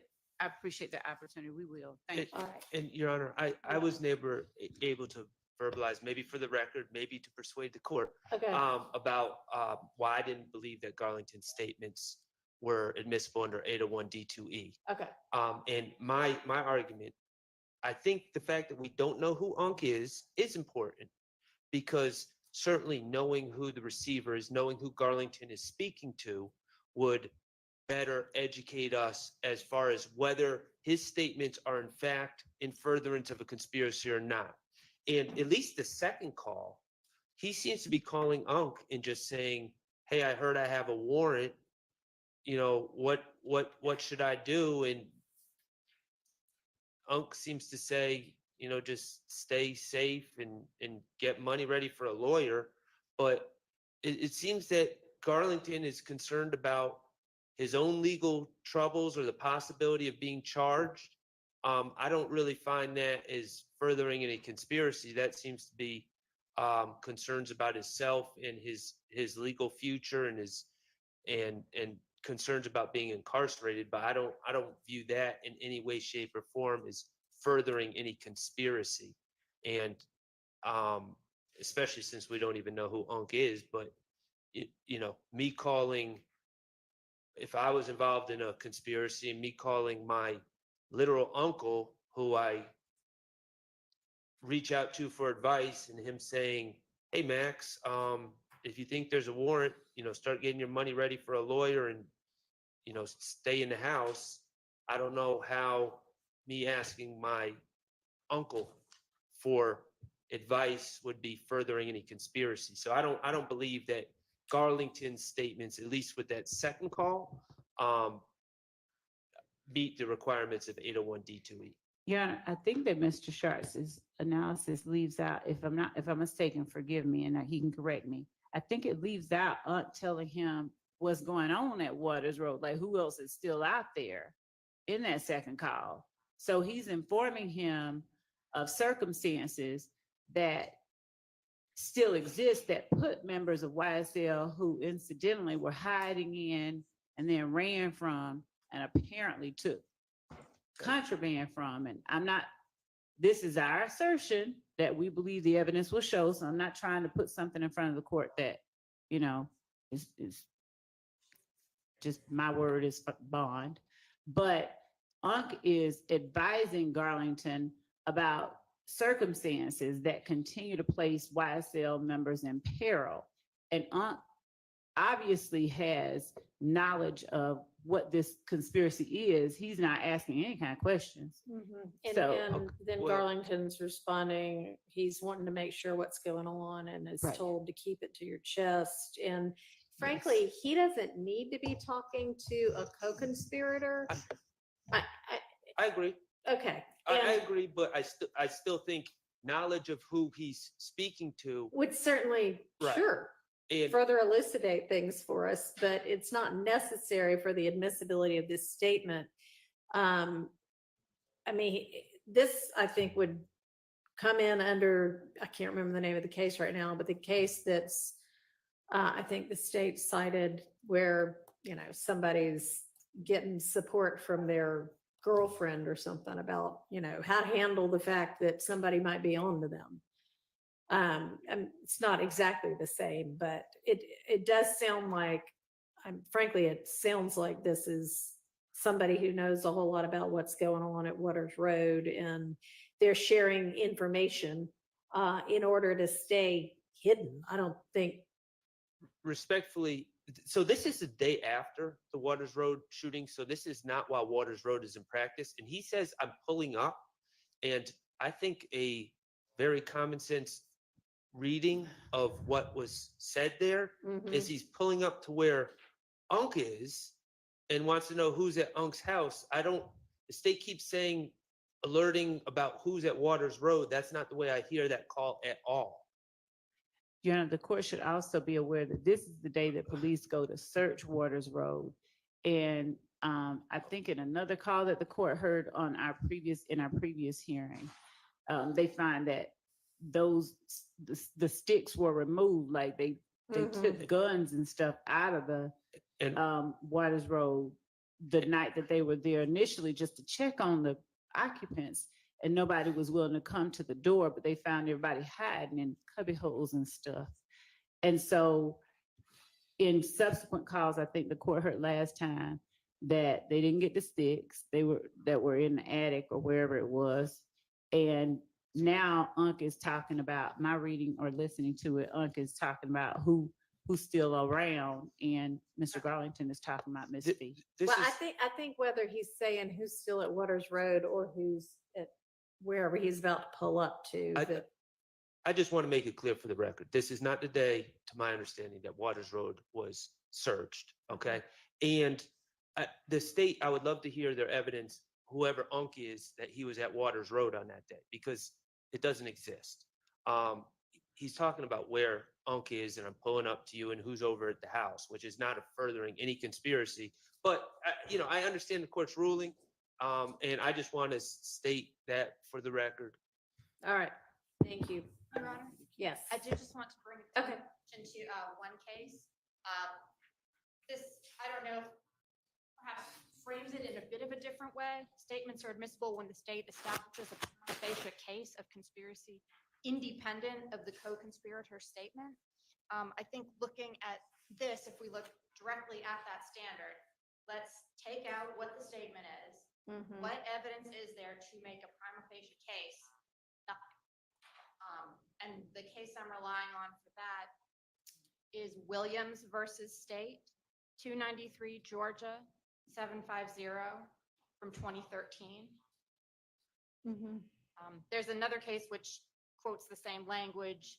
It's Newer Franklin versus State, 298 Georgia 636 2016. And in both of those, they go on to discuss some of the other independent, separate, apart from the statement evidence, which did justify using that co-conspirator exception. But here, where we have no information about Unc except his name is Unc, I don't think the state can make that prima facie showing. I don't either. I mean, I think that with regard to Unc, there's not enough. So that's why I've directed Miss Love to figure out whether she can either get in the Garlington statements without Unc's statements, or if not, come up with some appropriate limiting instruction. And we can do that, Your Honor, and just as a matter of the prima facie showing of the conspiracy itself. Yeah, no, we're not dealing with I that. get that. And there's enough to show that Garlington is a co-conspirator and that there's a conspiracy. This Thank is you, just Judge. with regard to Unc, as far as I'm concerned. So let me write myself a note.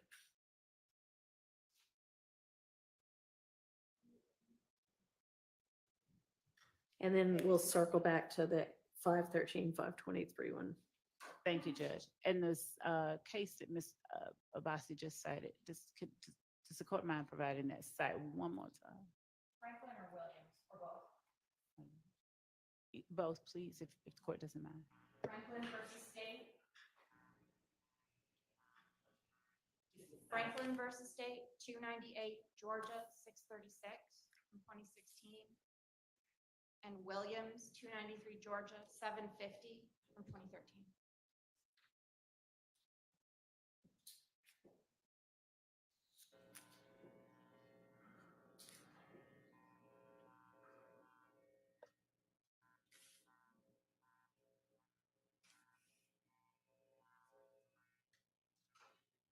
Thank you.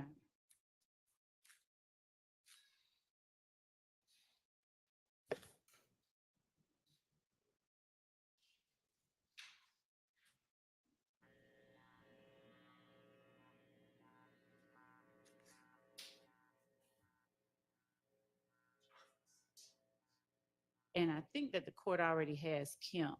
I do, thank you. All right, let's go back to the 513, 523 or whatever it was, one.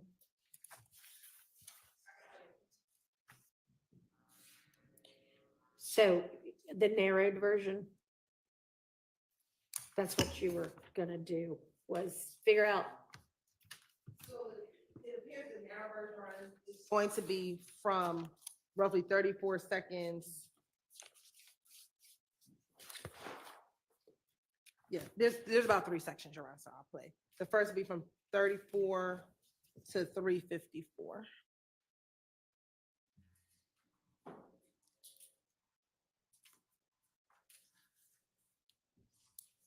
I don't need to hear the drug part again. We already rolled on that. I believe we're past the drug part. What right? Something free. Last night, well, you know, I wasn't even gonna come out. Man, it was like, goddamn, pull up. We were finna be on one. Goddamn. So y'all was in there? In there, boy, about 6, 7 deep. Tunk just had them pulled out, boy. Damn, that's a fool. I thought they already went over there and shot one upside. They did, but still, man, I'm on some everyday shit. They double back. Oh, you talking about oh, yes, right? Yeah. Oh, ain't nobody went next, right? Oh, no, I heard it a couple days ago, somebody, they said they went over there. Oh. That one ain't no. No. You said they just went over there last night. Yeah, well, we down, man. I'm like, yeah, man, boy, I wasn't even finna come over here, man. Yeah, you talking about, yeah, I ain't even know that. Finding the right roofing contractor takes careful consideration. GAF.com makes it easy. Read reviews on local roofers certified by GAF and get connected. Let GAF help you find a contractor today. We hit them folk like, cause we got our lights out. Them folk like, we're gonna have to come in. We're gonna have to come in and goddamn make sure ain't nobody dead. Man, I hit the back door like, hey, boy, I'm on parole, man. All this shit in here, man. Hey, you come back, hey. Y'all have to come in. Yeah, no, we just heard them talk to the other officer like, yeah, we go in, make sure ain't nobody. Man, it be them up under the house. Goddamn, man, but 4 of us in the house, they keep saying, man, you don't go out. I'm like, man, I got me fucked up, man. You took out right? No, I hit the back door. Them folks on. It was on both sides, and I was just like, I seen them on one side. 'Cause I was just gonna sit in the car in the yard. Yeah. I seen them looking at the cars over there. Go through the other way. They know they was over there. I feel like, hey, come here. I'm like, hey man, I just heard some gunshot. Yeah, I'm like, hey, I just heard a gunshot, man. Okay. Yeah, that's like, where you coming from? Like the wood. I'm dry here. It pouring down rain. No feel like, man, you ain't wet at all, man. I'm like, man, I'm chilling, man. I was in the woods. I don't know how I ain't wet. I was in the woods. But I ain't no savage. Man, y'all check that out, man. I went in up, well. Yeah, man, I ain't got nothing to do with that. They still went in there, though. They checked that. That was good, well. It be safe. Oh, they ain't certain. They just looked around. Make sure nobody dead. Yeah, so when nobody know when they went in? Yeah. They felt loud. Goddamn, look quick. And another name. Okay. Yeah.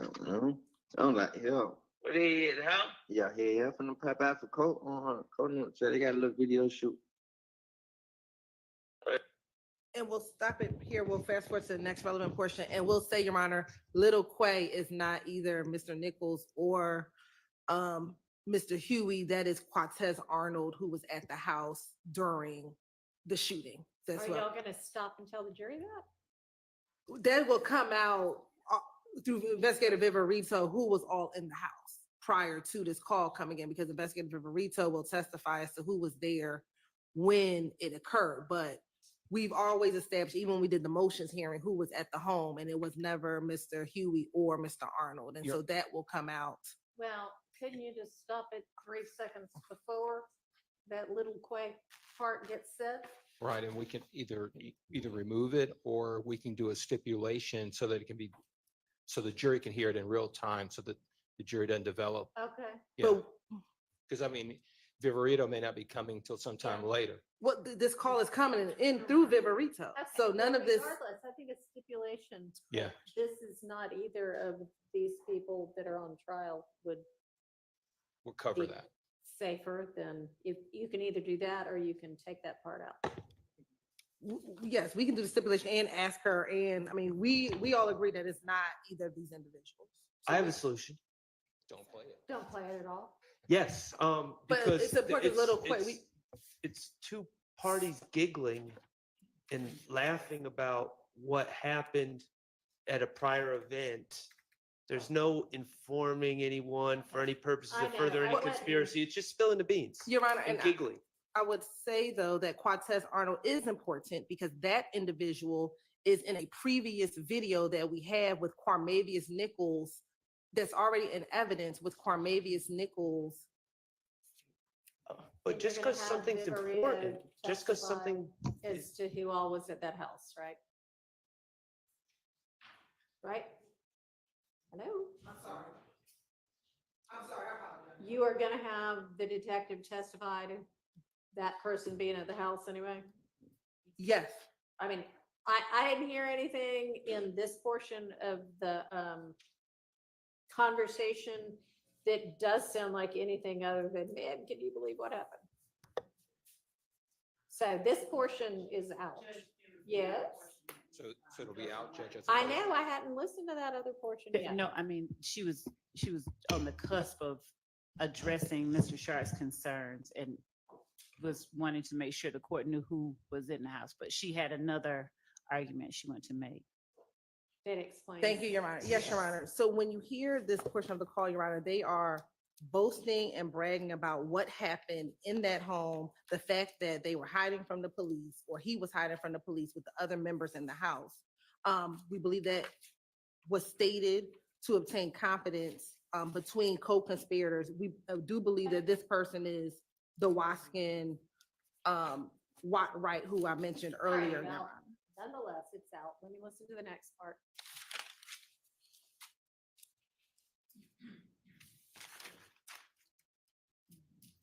The next portion starts at 4:18, Your Honor.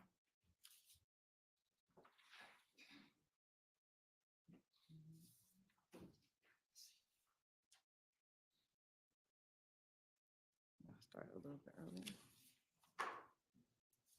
Too much going on, oh yeah. These mushrooms make you feel better. Like I heard.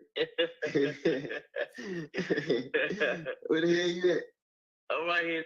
So, Your Honor, that's when they say they flipped under the bridge under burden. We believe that they are referencing and laughing about Shamel Drinks because he just got killed under the bridge, which would be the I-20 bridge in Mechanicsville 2 days before this phone call. Okay, and you had said before that you had some non-hearsay purpose for it, that wasn't even hearsay that you, I mean, I don't know what it was, but you said that there was some non-hearsay purpose to introduce that. So that it didn't need to come in under an exception. I don't know, I wrote it down, I don't know what it was.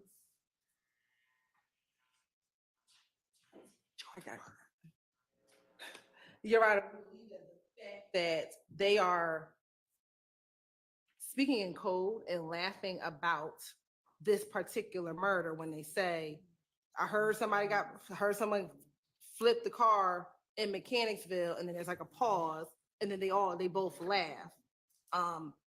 Given that this is again 2 days after the murder of Mr. Drinks, and we believe that Mr. Garlington was a part of that homicide, the fact that they are laughing about that particular instance at that time is a non-hearsay purpose of why this portion of the call will come in.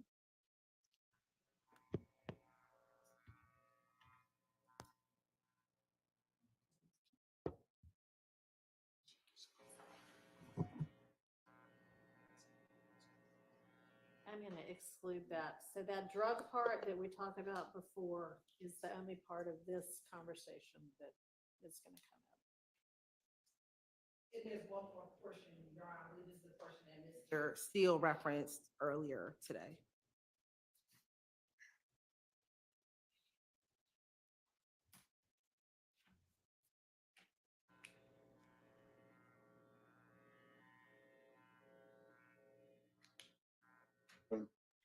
Oh yeah, they were like, they said your mom like, well, she don't even want him to come. Yeah, they said she don't even want him to come.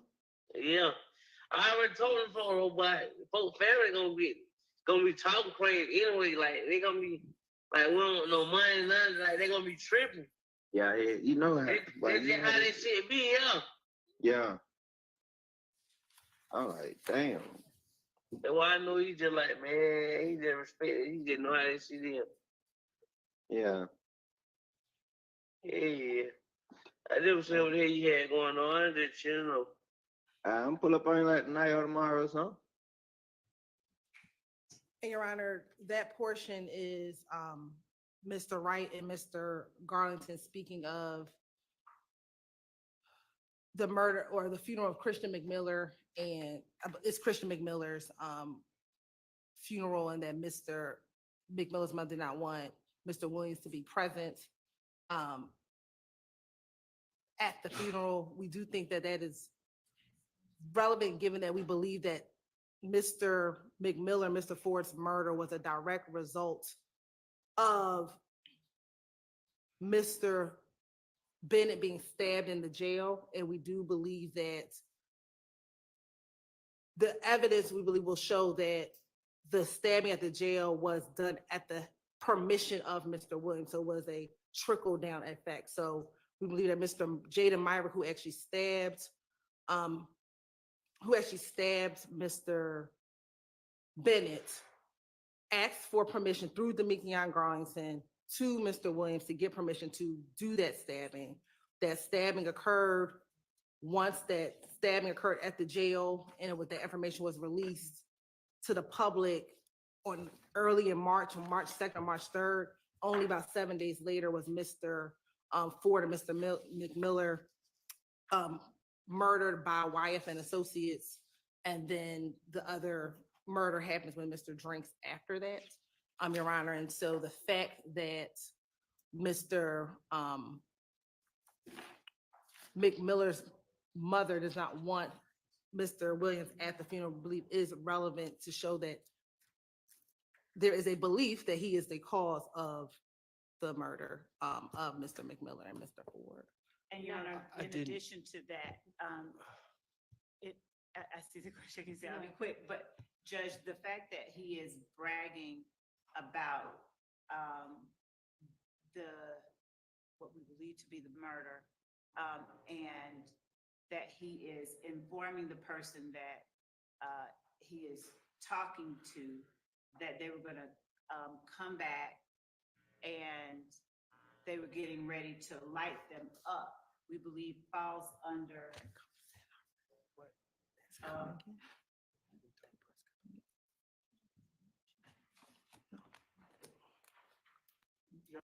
that in that clip. So It the part was- about That the, part is the fine. funeral Oh, is the definitely funeral is out. not- If there's some other part where somebody. That's the first part, Your Honor, I think is coming in, that, Okay. that you allowed. My understanding is everything from the drugs to everything before Little Quay can come in when we talk about what it, No, or, no, nothing from this call is The coming other in. part is the only part that can come in. but Your Honor, we, Yes. but there's portions of that first part where they discussed that they were going to get ready to shoot back at them, shoot back at the opposition when they were going to come through. And So earlier in the call, When they're talking about shooting up Big Nick's, is that this part? right, so before, And being surprised nobody got hit? right, but D'Amican says we were getting ready to shoot back at them, but we thought but it ended up being the police and not the opposition coming. And so I think that that's important, that they were willing to shoot back at them if they came back through the, Your Honor, this And, through the and, location. and to augment that, Your Honor, just to add a little to what Ms. Hilton just said, them boasting and bragging to one another, we would argue our statements used to obtain confidence between co-conspirators, and it is serving to up and maintain trust and cohesiveness among them, and to inform them of the current status of the conspiracy. And in doing so, furthers the ends of the conspiracy. As Okay. Ms. Hilton. Thank you. I Thank you. understand the argument. I appreciate y'all perfecting your arguments for the record. My ruling stands. So the drug part can come in, and that's the only part from that wiretap.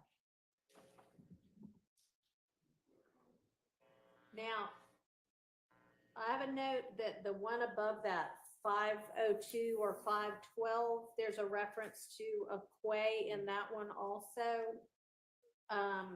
And there was a question whether there needed to be 105 instruction, or there could be a stipulation that as to who that was about, if y'all know it wasn't, you know. In Your Honor, I'll just add to that. My notes indicate that the reference to Quay is that he's locked up in that call. Okay. So that made it So decided- especially concerning.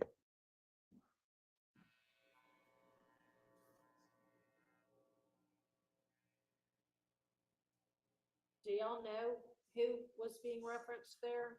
Probably. If they're talking about Quay on March 16th, they're always talking about Quattrez Arms. That is who was at 2380 Waters Road. There were outside of Mr. Garlington, Mr. Stillwell, and Mr. Farley was Quattrez Arnold. A young man that begins with a K that's escaping me right now, and one other individual. So every time at Waters Road on March 16th, there's only talking about Quattrez Arms. All right, and so y'all are gonna enter a stipulation that says it's not either of these defendants? You can't. Okay. I mean, if it's a stipulate, I mean, would you rather it be that? I can't hear you. I rather that it not come in, because it's an assumption, Your Honor, that they're saying we believe, we think that it's Martinez Well, Arnold. no, And there's- it's gonna be a stipulation that it's not either It's not either of these defendants. And again, Your Honor, we intend to introduce testimony through Investigator Viverito, who was at the house when she arrived, along with the responding officers. Okay. We'll talk about who was detained on that day. So is it gonna be a stipulation that it is whomever Arnold, the Quay referenced in here? Yes, that is Cortez So- Arnold. Yes, we okay. will stipulate that the Cortez Arnold, that there's the Quay that they're talking about is Cortez Arnold. So that's another Quay that's being referenced. Fair enough. Thank you. Okay, so that takes care of that as well. Make sure y'all get that stipulation together before that gets played. All right, let's get this nested hearsay issue taken care of before we break for the day.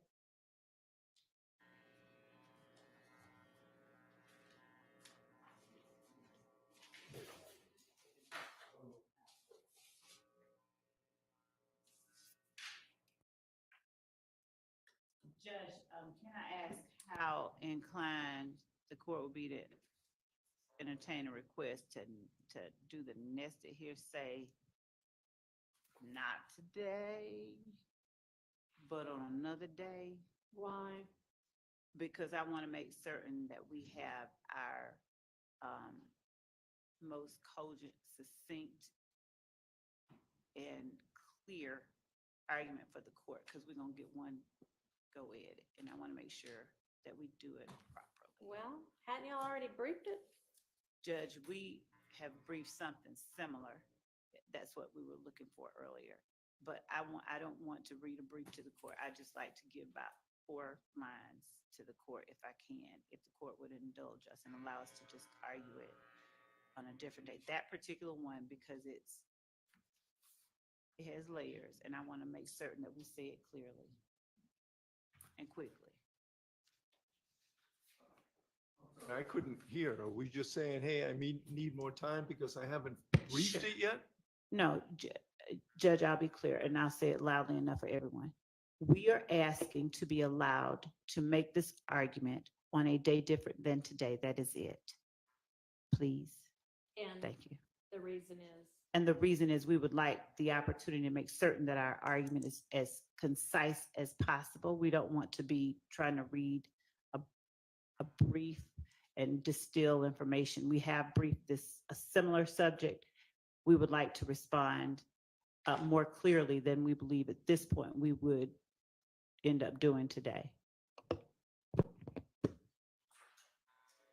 Well, the state has already sent what they thought was the issue to the court, which was 2 pages from a brief that was filed when in November of 2023, maybe? No, 2022. And that was in response to Mr. Copeland's statement.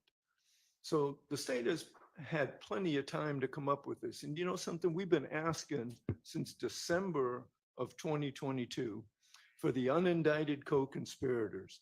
They were supposed to have been given to us well over a year ago. And now we get in here and unidentified people are being identified now as unindicted co-conspirators. And no, I object to any additional time because we got some unknown person referenced in this phone call. And I don't want to hear anything about, oh, well, now we know who the hell this guy is. Now we know who we're referring to. And now we know that this dude is an unindicted co-conspirator as well. And I don't even know whether it's a dude. So let me undo that reference. And I apologize. And the unindicted, the whomever it is that's unknown that you're referencing is Rel? Yes. Or what yes, sounds like Rel? Yes. So Judge, I'm sorry, we got the 9:30 PM Monday, 9/9 supplemental brief by Mr. Harvey. And we want to just address everything and be concise. That's all. Okay. And you know, y'all have had this for a couple of years now, and you indicted it. And you've had this wiretap. All right, you don't need to be talking to her. So, I mean, I think your biggest sticking point is probably the fact that some of this is only coming through REL, and we're probably gonna have the same issue we just had with UNC, which is, unless you're gonna be able to tell us more, it's only this statement that is gonna be able to establish anything about, and obviously REL is very knowledgeable about what's going on, or they wouldn't be talking to REL about this kind of thing, but that's only the statement that establishes that. So if we could be allowed at the same time that we address, that we provide the court the additional information the court said it'll allow us to do on that one, the call, or if we have to do it before, I'm just asking for an additional time to address the last call, just this last one. Okay, so I haven't given you any additional time at this point to do anything about the call, right? That's out. No, it was out. I thought that the court had said something about redacting, and if there. Right. Yeah, yes, figure out a way to, yes. Okay, I'm sorry, I misunderstood you. I mean, honestly, I'd like for us to do, what do you want, to just skip over it and move it to another one? Yes, if we can, and then come back. Well, we certainly have 3 more pages to get through. Have y'all looked to see whether you really want, or you really feel like all of what's in this is necessary to establish different issues? I'm sorry, yeah. It is 3 pages. Have y'all done that yet? Because the court repeat the last part. Yes. So we still have 3 more sheets worth of this printout that you gave us, which is probably 10 calls or so a sheet. So maybe 30 more pieces of a call. Have y'all taken a careful look at that to see whether you really need all of this to establish the issues in the indictment? Because, I mean, this is going to take a long, long time to get through. And so obviously, Your Honor, we are trying as the court, as we go on, to pare down where we can, as much as we can, but at the same time, keep defense apprised of things that we may use so that there's no argument that we didn't, but we can look at it some more. I'd like for y'all to start making some decisions about, oh, we're not going to use this. So have you done that evaluation yet? We on a lot of others, these are the ones we said we wanted to use. So yes, we can do that more. And as it relates to these that the court has in front of it, Your Honor,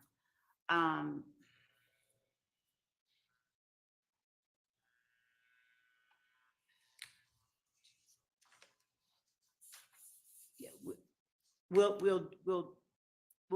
give it another pass. Okay. We'll give it another pass. Appreciate that.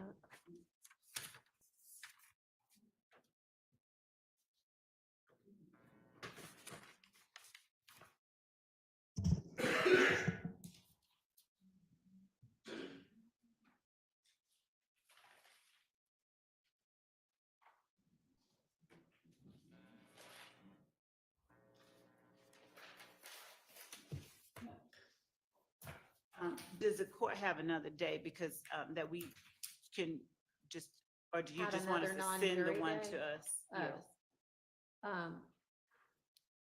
I mean, can y'all get that done by Monday too? Or no? My team is saying we're gonna. I mean, I'm asking.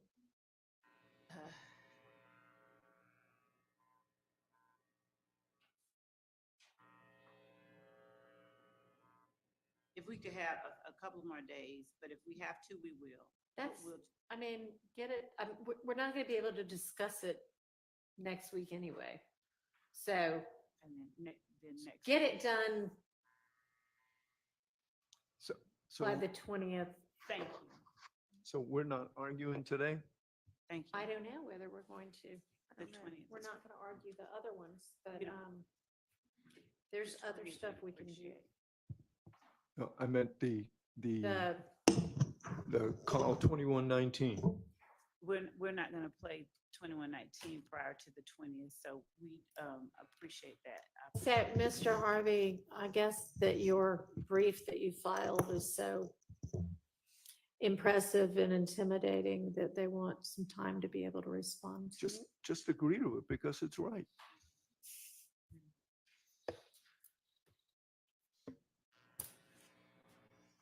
So have y'all gotten together yet on, Mr. Steele made us all a nice chart of where he thinks the evidence, the status of the various exhibits is.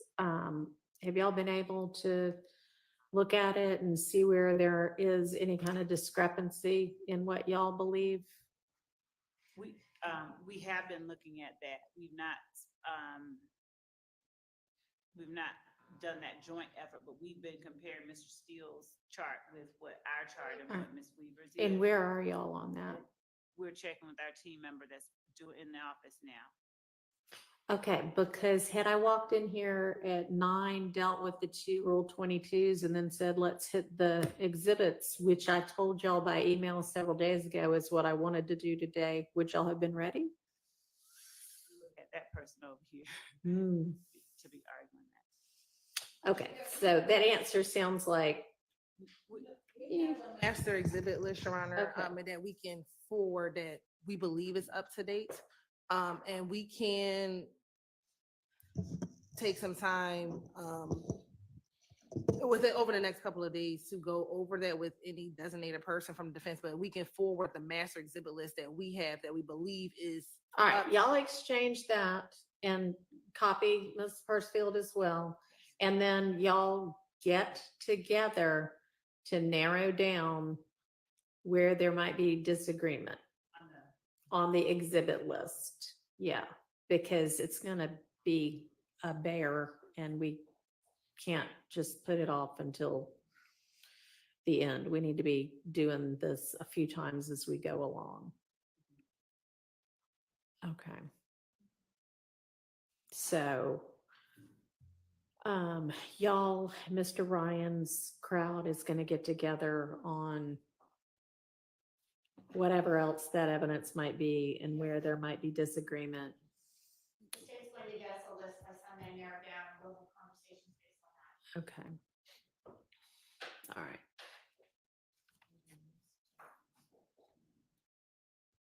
And y'all are both gonna get me briefs by Monday, I think is what I said on the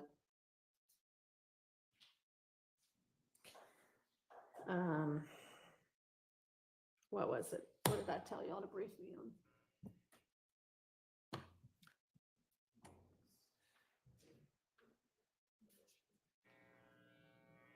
Anybody know? I believe we were supposed to. Yes. Over, and whether or not It was over. some of that- acts- Yeah, Is someone in jail or it ends the series with that one? well, somebody wanted to do that a long time ago and never did. The other one was whether or not an overact not listening indictment could solely be the basis of a conviction on count. one. Okay. No. Yes, that's what was. Today, we're going to be showing you how to make one of our favorites, the Blackberry Moonshine. First, we mash it. Actually, Jason.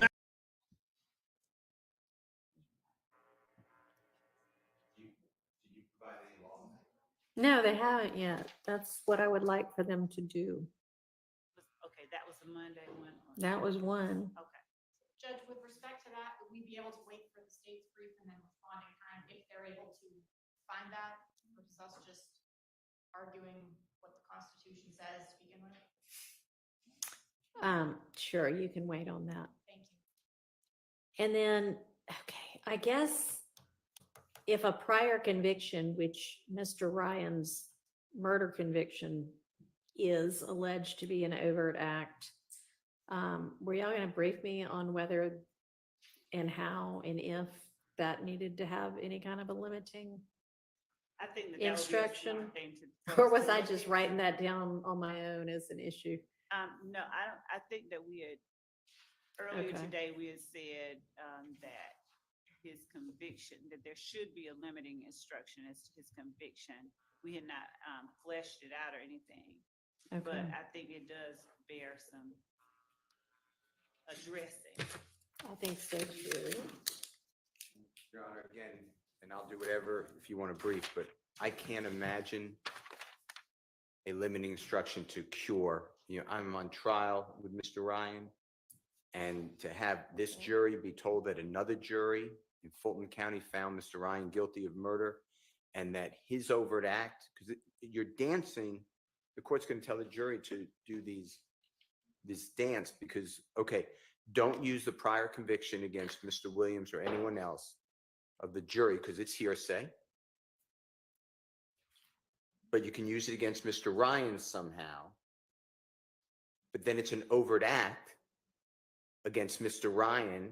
And if Mr. Williams and Mr. Ryan are in a conspiracy, even though Mr. Williams is not part of that overt act, you can use that evidence against Mr. Ryan to find the overt act. And therefore, Mr. Williams gets convicted on that piece of evidence. I don't mentally understand how you're Well, going to I mean, cure that. The determination is going to be made separately as to each defendant, whether they participated in those.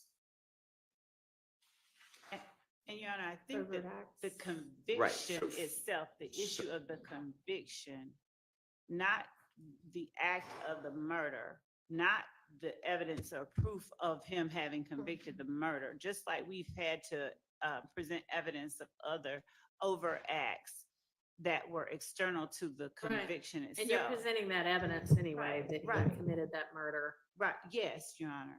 And so the conviction itself, and by conviction, I mean the certified Right. isn't the overt act, it's the actual murder that we are putting up evidence of that we. Right, but you're also wanting to put in the certified copy of the conviction of Mr. Ryan for that overt act, right? Right, and that's what we were Right. discussing with the limiting instruction. Right, that's and so there is certified. a danger, or it gets complicated about how to tell the jury what they can do with that evidence. And Your Honor, I think. And I hadn't looked at the two, cases that you cited yet, the 14 F third 881 and the Choco 200 F third one. That was you, right? Yes, Your Honor, that was the state's cases. So maybe those will elucidate it somewhat. I don't know. Anyway, I just want to follow the court and aid the court if we can. So whatever I need to do to write, but I think that would be very prejudicial against. And that's the danger is it going to be, is there a way to correctly limit it?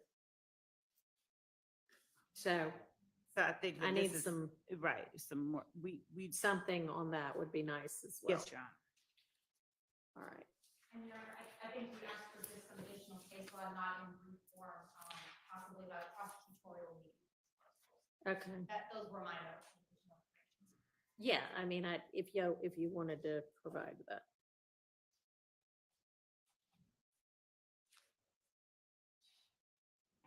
And.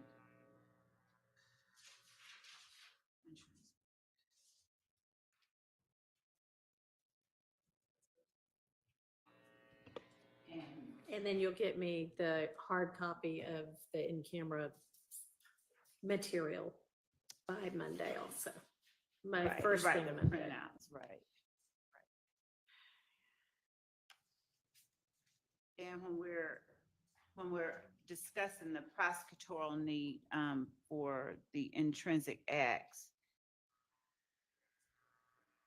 we're looking at it through the lens of.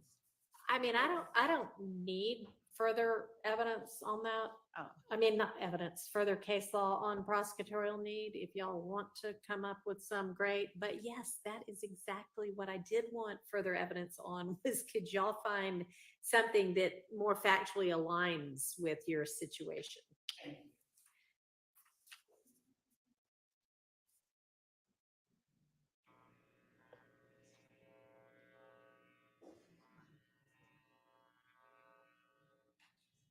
And obviously that one, y'all were gonna file at the same time because you can find case law that factually aligns and says, no, it's out.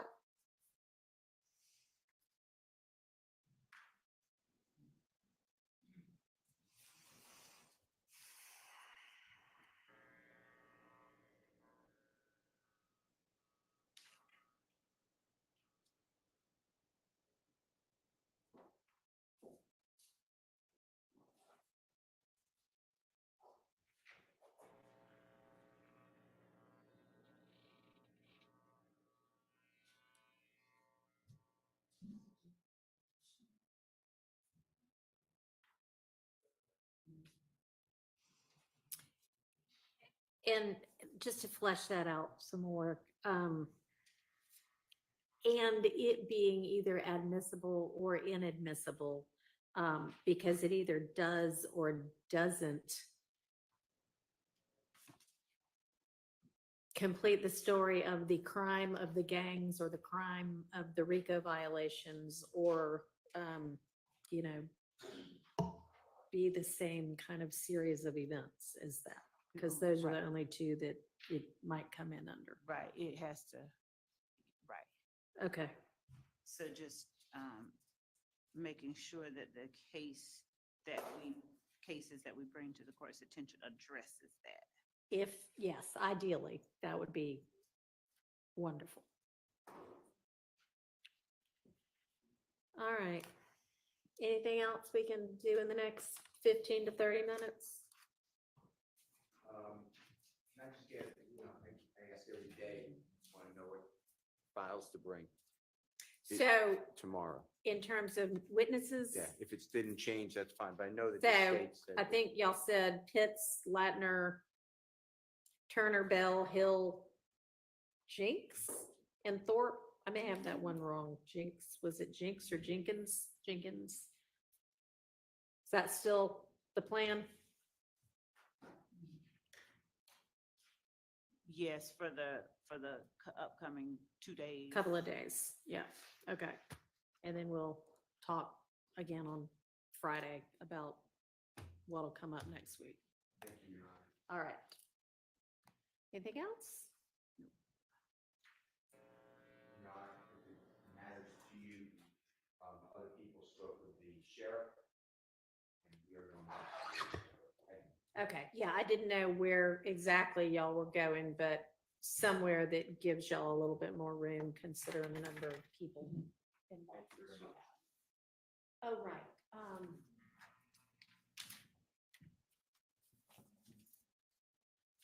I'm sorry, I don't mean to just point at you. Miss Borden. Yeah, come on up to the podium.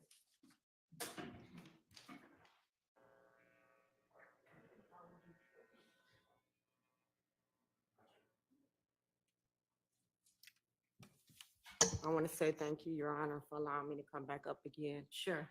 And I'll be real brief. I just want to share something to you and also on the record. Okay. I appreciate being granted the access to the camera pool. And I just want to respectfully express my concerns that that solution does not fully align with the principles of transparency and equal access. The decision to limit the media coverage to a single camera controlled by a pool, which restricts the diversity of perspectives and raise concerns about control, suppressing, and also withholding crucial details that can be caught by several angles. And I know earlier, I think I might have shared, I am a civil rights leader. I'm also a noted and awarded community advocate for the state of Georgia since 2009. The Rule 22 provision was designed to ensure that the public and media has open access courtroom proceedings. And it is not to be limited to a singular source because that risks tampering with the spirit of that rule. By only allowing one feed, it is inherently biased. It ends up being biased with that coverage. Are you reading from a case or are you just reading? No, I just take some notes. I didn't want to spend extra time and I'm almost Okay, done. I mean, so this is just your position. It's not case law, is I it? do have some case law. I got two of them. Okay, all right, go ahead. So it assumes that one viewpoint is sufficient for capturing the full scope of the trial. It's essential that different media outlets are allowed their own access so the public can be provided with a fair and transparent view of all proceedings. So I am asking the court to reconsider this limitation and the transparency of the Rule 22. So when it comes to, for example, O.J. Simpson trial, also I was a part of Derek Chauvin trial. We were permitted live streaming to ensure full and unbiased representation of the proceedings. If you look up Press-Enterprise COV Superior Court, 1986, also Richmond. I don't know how to look that up. Oh, from I'm what sorry. You just said. Okay. Do you have a site to a reporter, like a case reporter? Well, It's usually like numbers and then a book and then some numbers again. I didn't, so basically I pulled it. If you was to type in Press-Enterprise COV Superior Court 1986. COB? I'm sorry. I got Enterprise. C is in Charlie, O is in Oscar, V is in Victor. V. Yes, okay. V is in Victor, Superior Court 1986. And I have another one. What state? This, wait a minute, this is in the state of. I mean, I can Wait a try minute. that, but I don't think that's gonna bring anything up for me. But anyway, what's the next site? Okay, the next one is Richmond Newspaper, INC versus Virginia Supreme Court.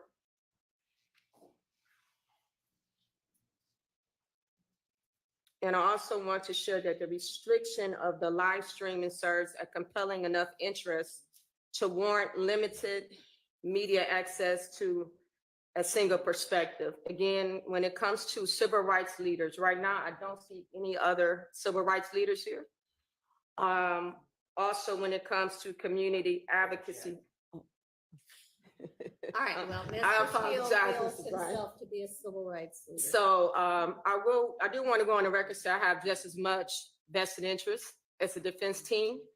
And I did look at the media room, what is required, I do not have. So therefore, I would ask the courts if I can bring a computer into the courtroom. I don't have to have my phone, but just a computer to do it physically in here. And To do what? I'm sorry, physically? to be able to do my notes, also to do live like commentary from my computer. And I'm also asking the court to uphold the First Amendment protection of public access. All right, there is full public access. Anybody who wants to can watch this trial. It is being live streamed with a pooled media of at least 6 different news organizations. It is also being live streamed by an individual who is pooling with another individual whom you are welcome to pool with. And so you can do that as well. Okay, so then are you saying at this point, you just want your computer in here so you can do live commentary, but you're okay with not filming it because you don't have the capacity to do it from the media room? Yes, Your Honor. Okay. And also, I would like to, I know I brought it up earlier, I still would like to submit to the courts. Maui Davis, Davis Bozeman Law Firm did a letter Also, Channel 11, I work closely. Oh, yeah, I mean, and I Yes. said before, I'm Okay. happy to, and I would I like know to Mr. submit- Davis and happy to, but again, I don't not believe that you are a civil rights leader or that you would be able to add something to what's already in the news. And you are certainly welcome to report on, Okay. everything about this trial. So in there also is a letter from DeKalb, Mr. Robert, he was the DA, DeKalb County. Yeah, I know him as well. Also, Channel 11, I work closely with their investigative team. They also did me a reference letter as well. Okay. All right. Yes. Yes. I just wanted to, this young lady referenced Richmond newspaper so v. much. Virginia, and I believe the site is 448 US 555. from I 1980. thought that was a pretty big Thank you case. so much. I was familiar with Press- that. And Press Enterprise is 464 US 501. Okay, thanks. So, yeah, those numbers and then letters and numbers, that's how we lawyers look up cases. So, I mean, the title's nice, but it's the numbers that we actually need. So, okay. And what would you need to do it from back in the media room? Is this, Just be able to plug up my computer and that's it. so you're not worried anymore about being able to film? No, I could make everything work from my computer. Okay. All right. Well, I mean, I just gave somebody else the ability to do that. So I will revise your Rule 22. I don't know if I think it might have already been emailed to you, but Yes, it we'll was. withdraw that one and do another one. And just to make sure I'll be able to But come into again, the y'all court. are gonna have to fit in the media rows that are available here in court. So it might get pretty, I mean, sometimes there are only a few people here. Sometimes there seem to be a lot of people here, okay, Thank you, Your Honor. thank you.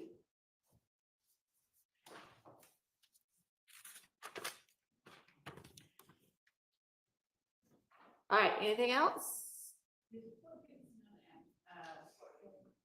Well, tomorrow is your next court date. Is that what you meant? Or no, the jury's coming back tomorrow. Did you mean when are we gonna have our next non-jury date? I don't really know. Hold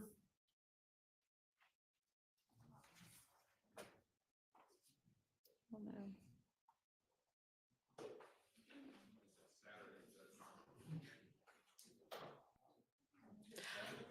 I'm thinking we could.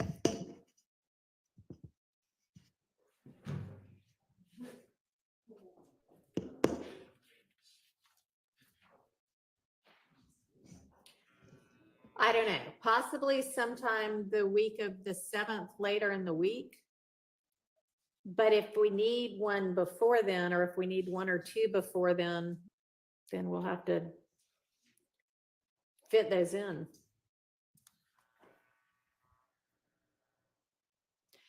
I mean, I'm planning for us to have 2 full trial weeks for the, next 2 weeks of September, but do y'all think we're gonna need one or two non-jury days? I don't foresee that, not with how far out the issues that we still have. Okay. All right. So then we'll plan to do full weeks for the next 2 weeks. And then maybe sometime the week of the 7th, we might have a non-jury day or two. And if not, I mean, certainly sometime close thereafter. Okay. Thank you. And Judge, one Yes. last inquiry, the matter that the court brought to our attention, from the sound of things regarding the request that we dealt with at the bench, no further. I don't know what I don't know what you mean. I'm sorry, my memory just may not be as good as yours. I'm not quite sure what you're referencing. May I approach with just any member of the defense so that I can Yes. deal with it appropriately?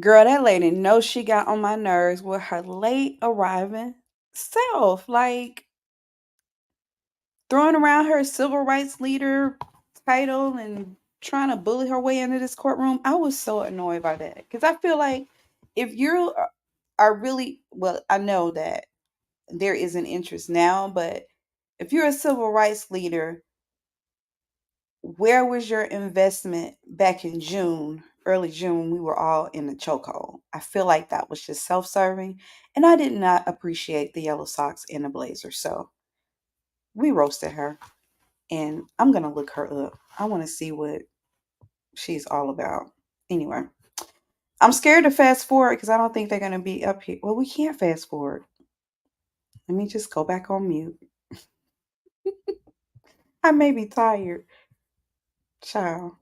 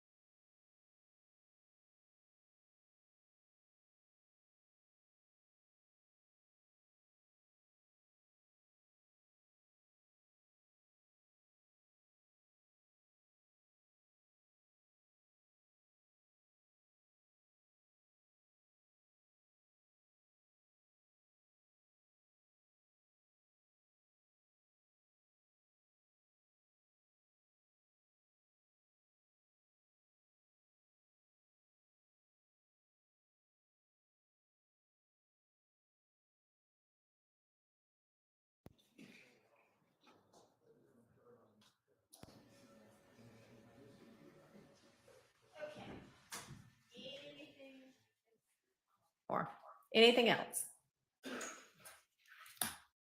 before we break for the day?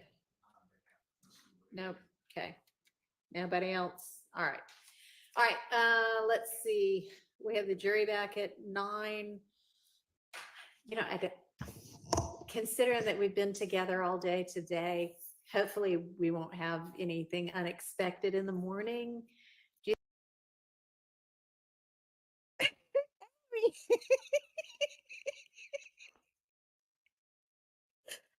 Pictured the whole scene. I pictured the whole scene. Like I put her in the infinity and everything with Grimace and the hamburger. I had to pause that. That was so funny. Oh my goodness. I needed that laugh. Hilarious. Okay, let's hear her closing statement before we get out for today. Oh boy, that lady came in at the wrong time.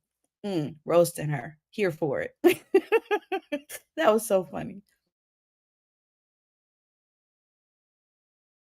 Do you think we could just plan to convene at like 5 till 9? Okay, let's do that. See y'all tomorrow.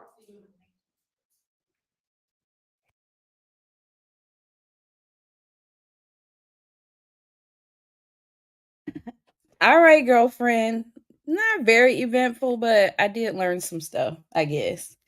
We'll see what they got for us tomorrow. We are in court with the jury. It doesn't sound like Miss Love was prepared for that.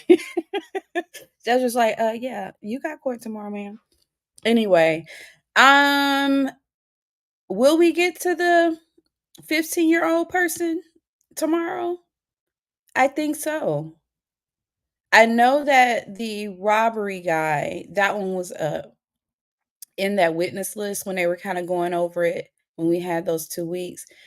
And maybe we will get to this 15-year-old thing. I'm interested to hear about that. Not really energetically, but I want to know what happened with that. So, woo, that was funny. I'm going to find that lady and see if I can find her on social media.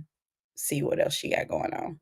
Anyway, this was fun, fun, fun. And I will see you back tomorrow. We will start. I don't think it's going to be very eventful. So we'll start at 11 just so we can kind of, not be here till 7. But we'll start at 11. I don't think it's going to be too crazy. Let's see. We did.